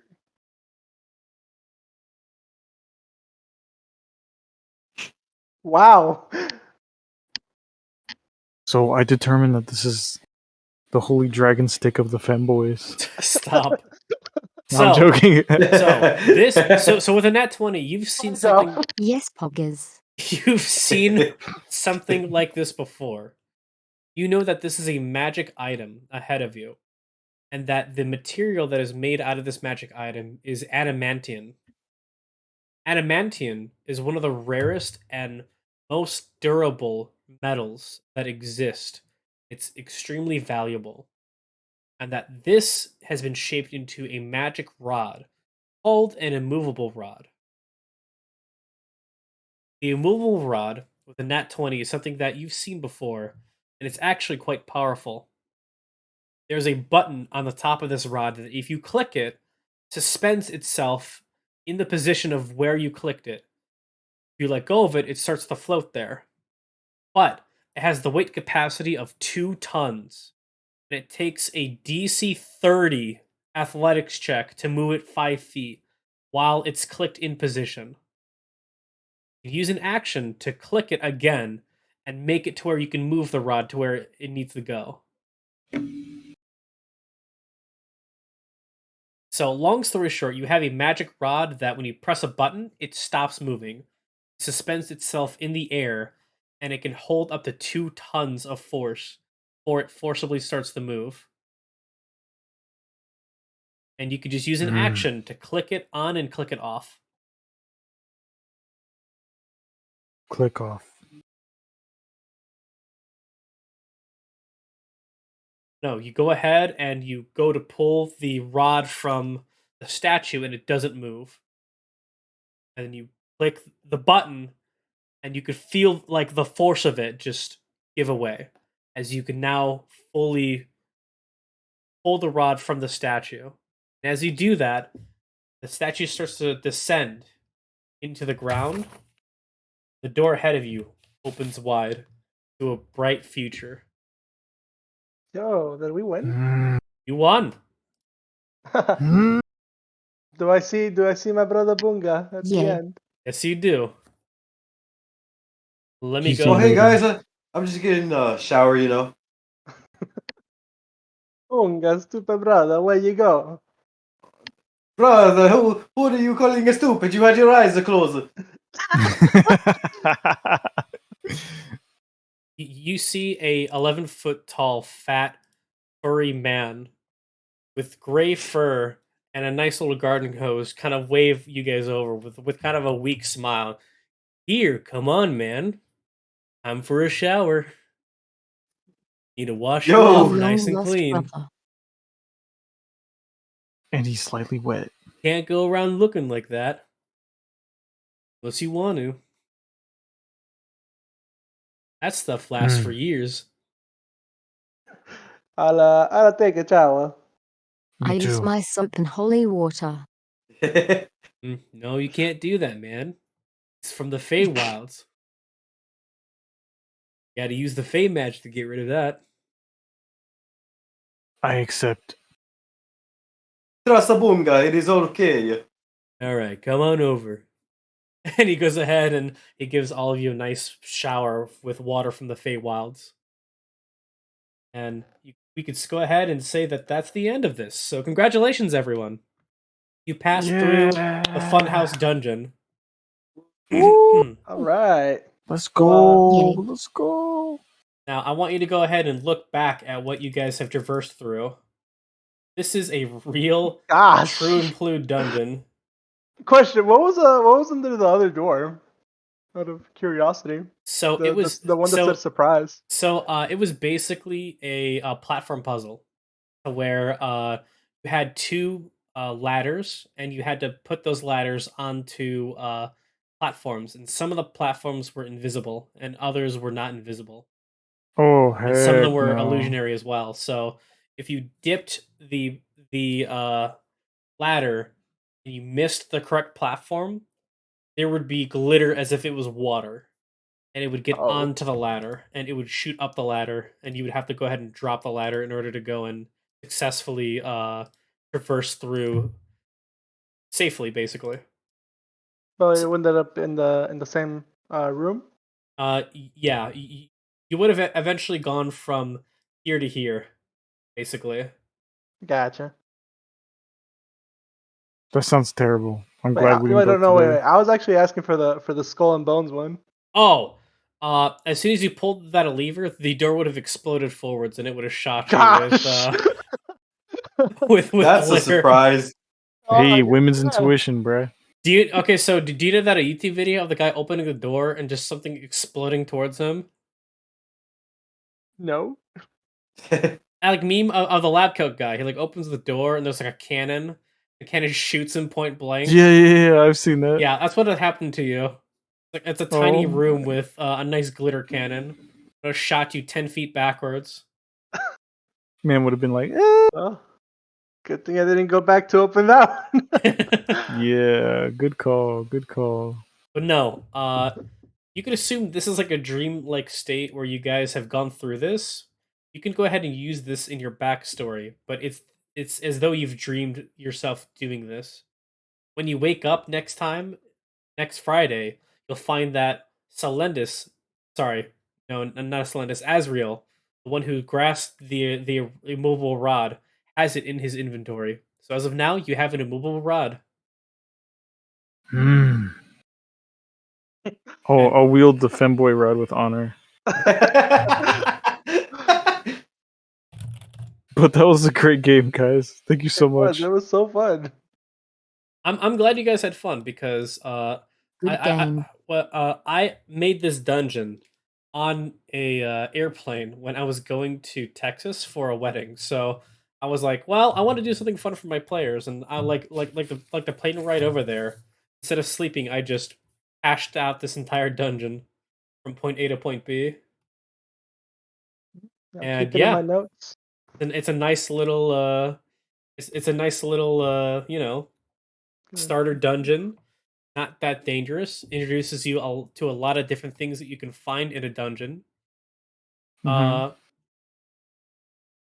Yeah, so I'm glad that you guys liked it because I take pride in my skills as a dungeon master. Yeah, dude, it was a good dungeon design, good story, good puzzles. I think it was a great level for us too. Mm-hmm. We experienced a lot of like good puzzles, some combat, some heartbreak,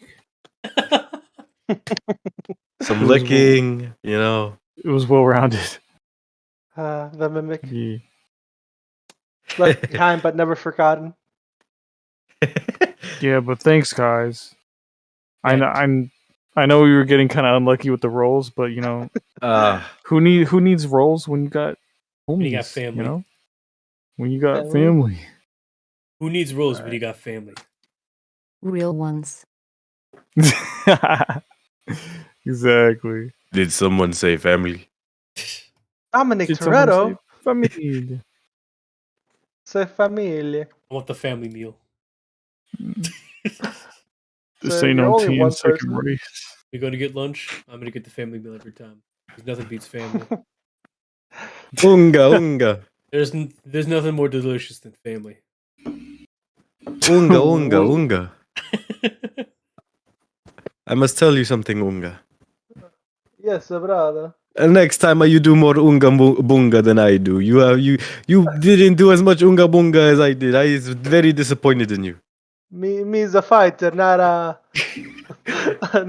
no way me surviving some death. Can't fight I am a death. lover, not a fighter. Can't fight death.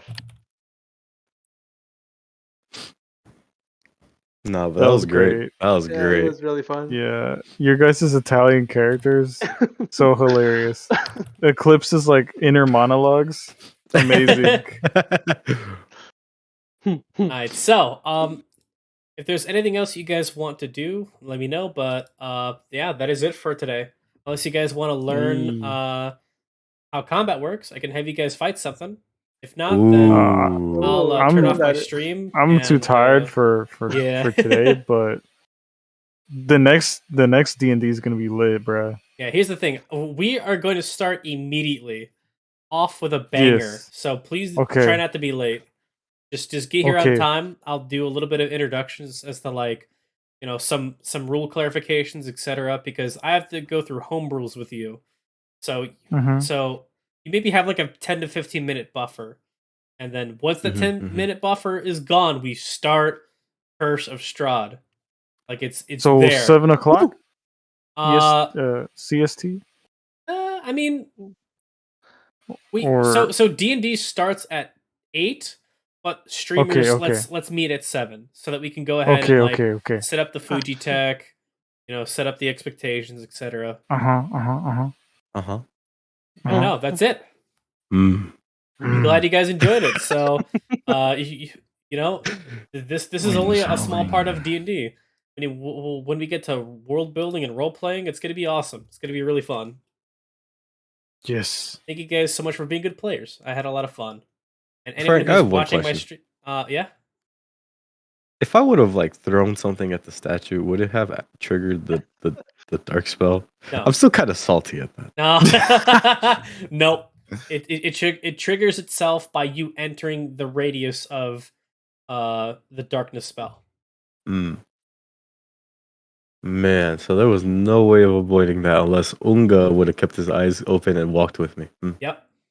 Well, there's no way I would have known. And here's the thing. There's no way either of us would know. Maybe my eyes open, sure, but that's kind of the pros and cons of D&D. To where it's like, here's the thing. I once had to execute a player when he had no chance of doing anything by himself because other people kept messing up things. And if you want to, I can tell that story before I turn off my stream.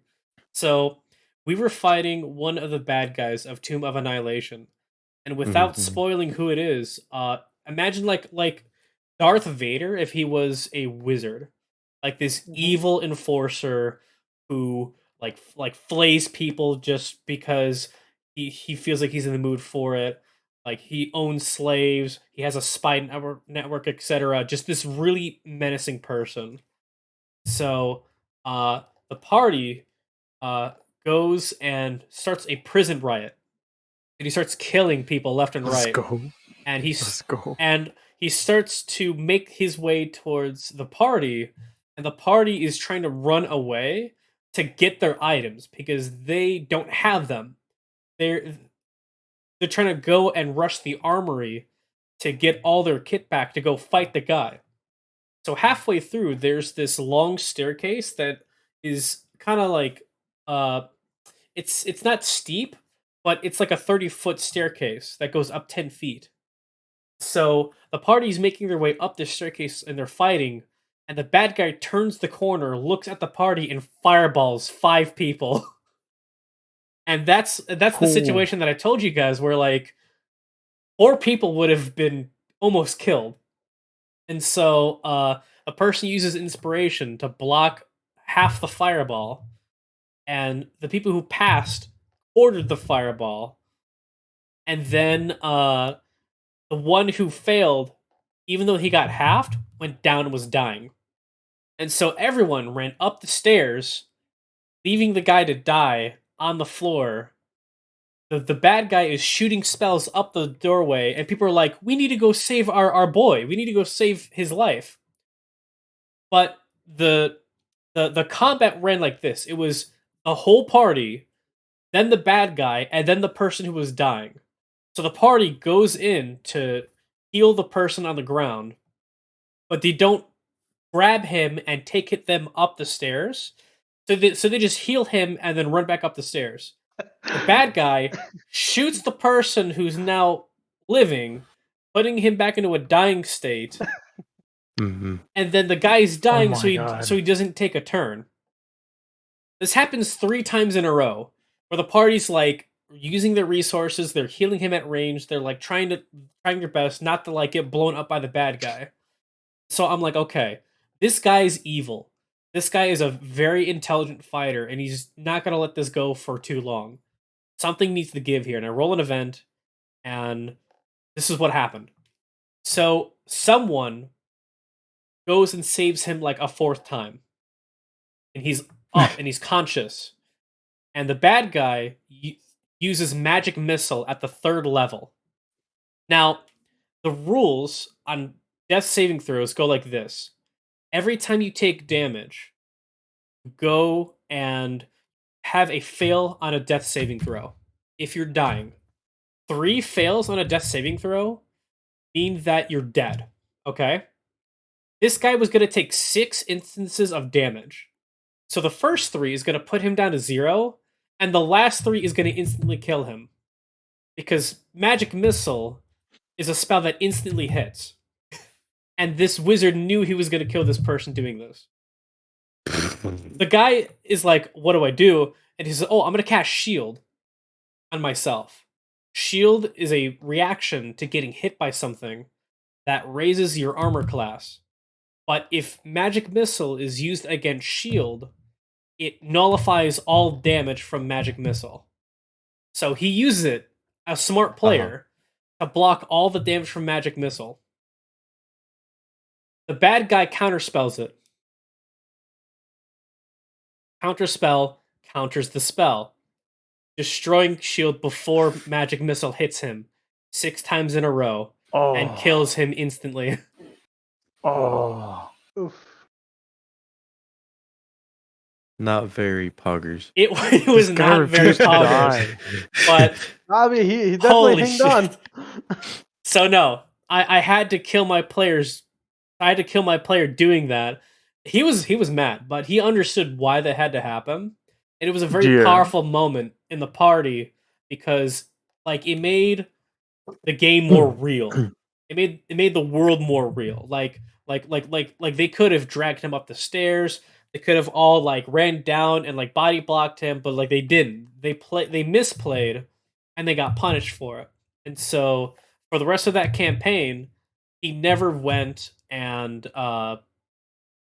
lost his character again, and no one else in the party died.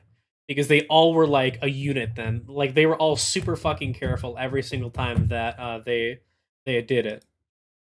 And I can guarantee you, something like that might happen in this campaign. Maybe it won't. But that's the story. Death is part of the story. You're not here to win the game. You're here to experience the world. And so it's like, that's the important part about D&D. I want you guys to be successful. I want you guys to live. But there might be a situation where you do everything you can and you still die anyways. And I want that moment to be beautiful. You know what I mean? I want that moment to like mean something to you guys. So I know that there was a lot of times, and you know, of course, Oso saying like, oh, you know, it felt like bullshit. It's like I don't want it to feel like bullshit. You know what I mean? I want like. It was me joking. It was me joking. Please no. It's like he said he was salty. It's that's okay. That means that you care about your character, enough to be that upset, and like that's okay with me. You know what I mean? I just don't want to feel like I'm ever cheating you guys. You know? So it was a joke. It was a joke. It was a joke. So I just want we don't feel cheated. No, don't worry, bro. It's totally fine. It's totally fine. It's just I want you guys to understand that like in this game, this is like a test. Do you know what I mean? This is like learning the rules. Playing D&D is breathing life to a character, breathing the environment into existence. It's gonna feel way different when you're surrounded by like skeletons and your party's out of spell slots and you're all at half health and you're like, holy fuck, how do I beat this? Like, how do I win? I can't wait for you guys to experience that, because that's when D&D gets really, really fun. When all the jokes are gone, when it's We're about to die. when it's I need to live because I feel like this character can survive for longer. You know what I mean? I want you guys to go ahead and have that joy. It's gonna be awesome. So no, thank you so much for being awesome players, everyone. You guys are the best. I really hope that you enjoy D&D in its entirety, and I'm gonna do my best to make it enjoyable. Before we end Thank our you, session Frank. today, do you guys have any questions or concerns, pros or cons, about something that I can do to improve, something that you liked seeing today? Because a little bit of help goes a long way. And if there's anything I can do to improve, then I would really appreciate it. I mean, I have no quarrels with your DMing. I wasn't trying to at you, Oso. I was I just saying. I was just saying. No. Look, I'm not saying that because you were at me. I'm genuine when I say that you have amazing storytelling, and honestly, the session kind of just showed that like I saw no flaw personally from the DMing.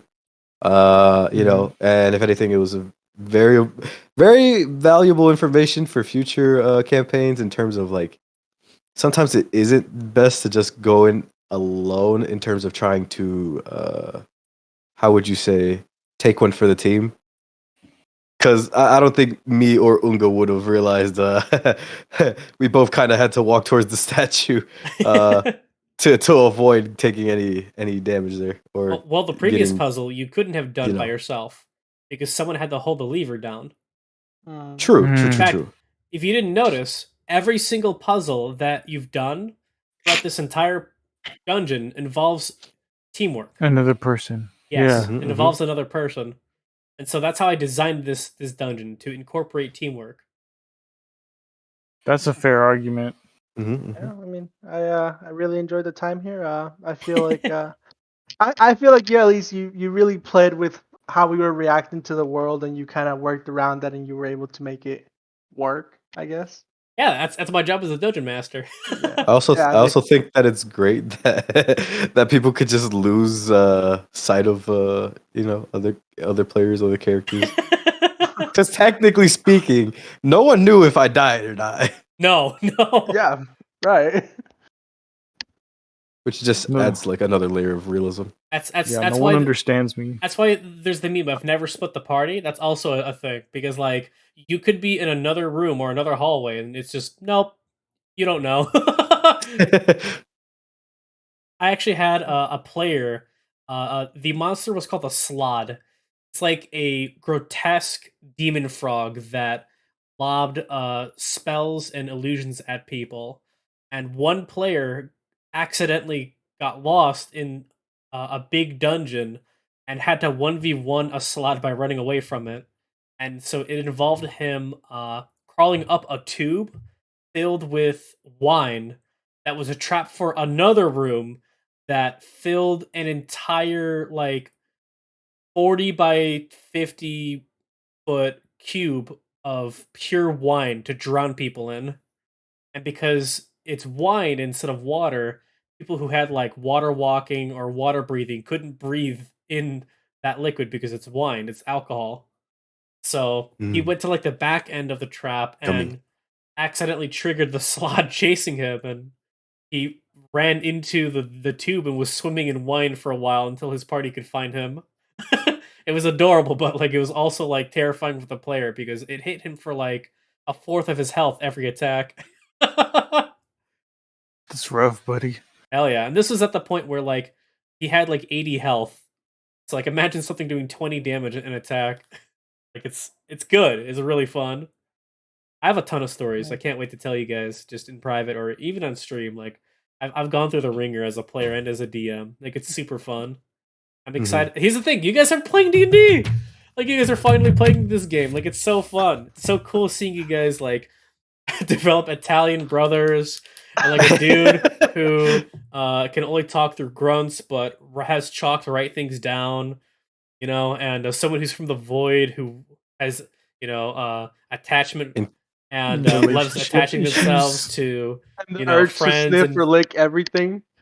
Like it's just really cool. It's just really cool to see all the different things that D&D can offer. So like I'm excited with you guys. You know what I mean? Mm-hmm.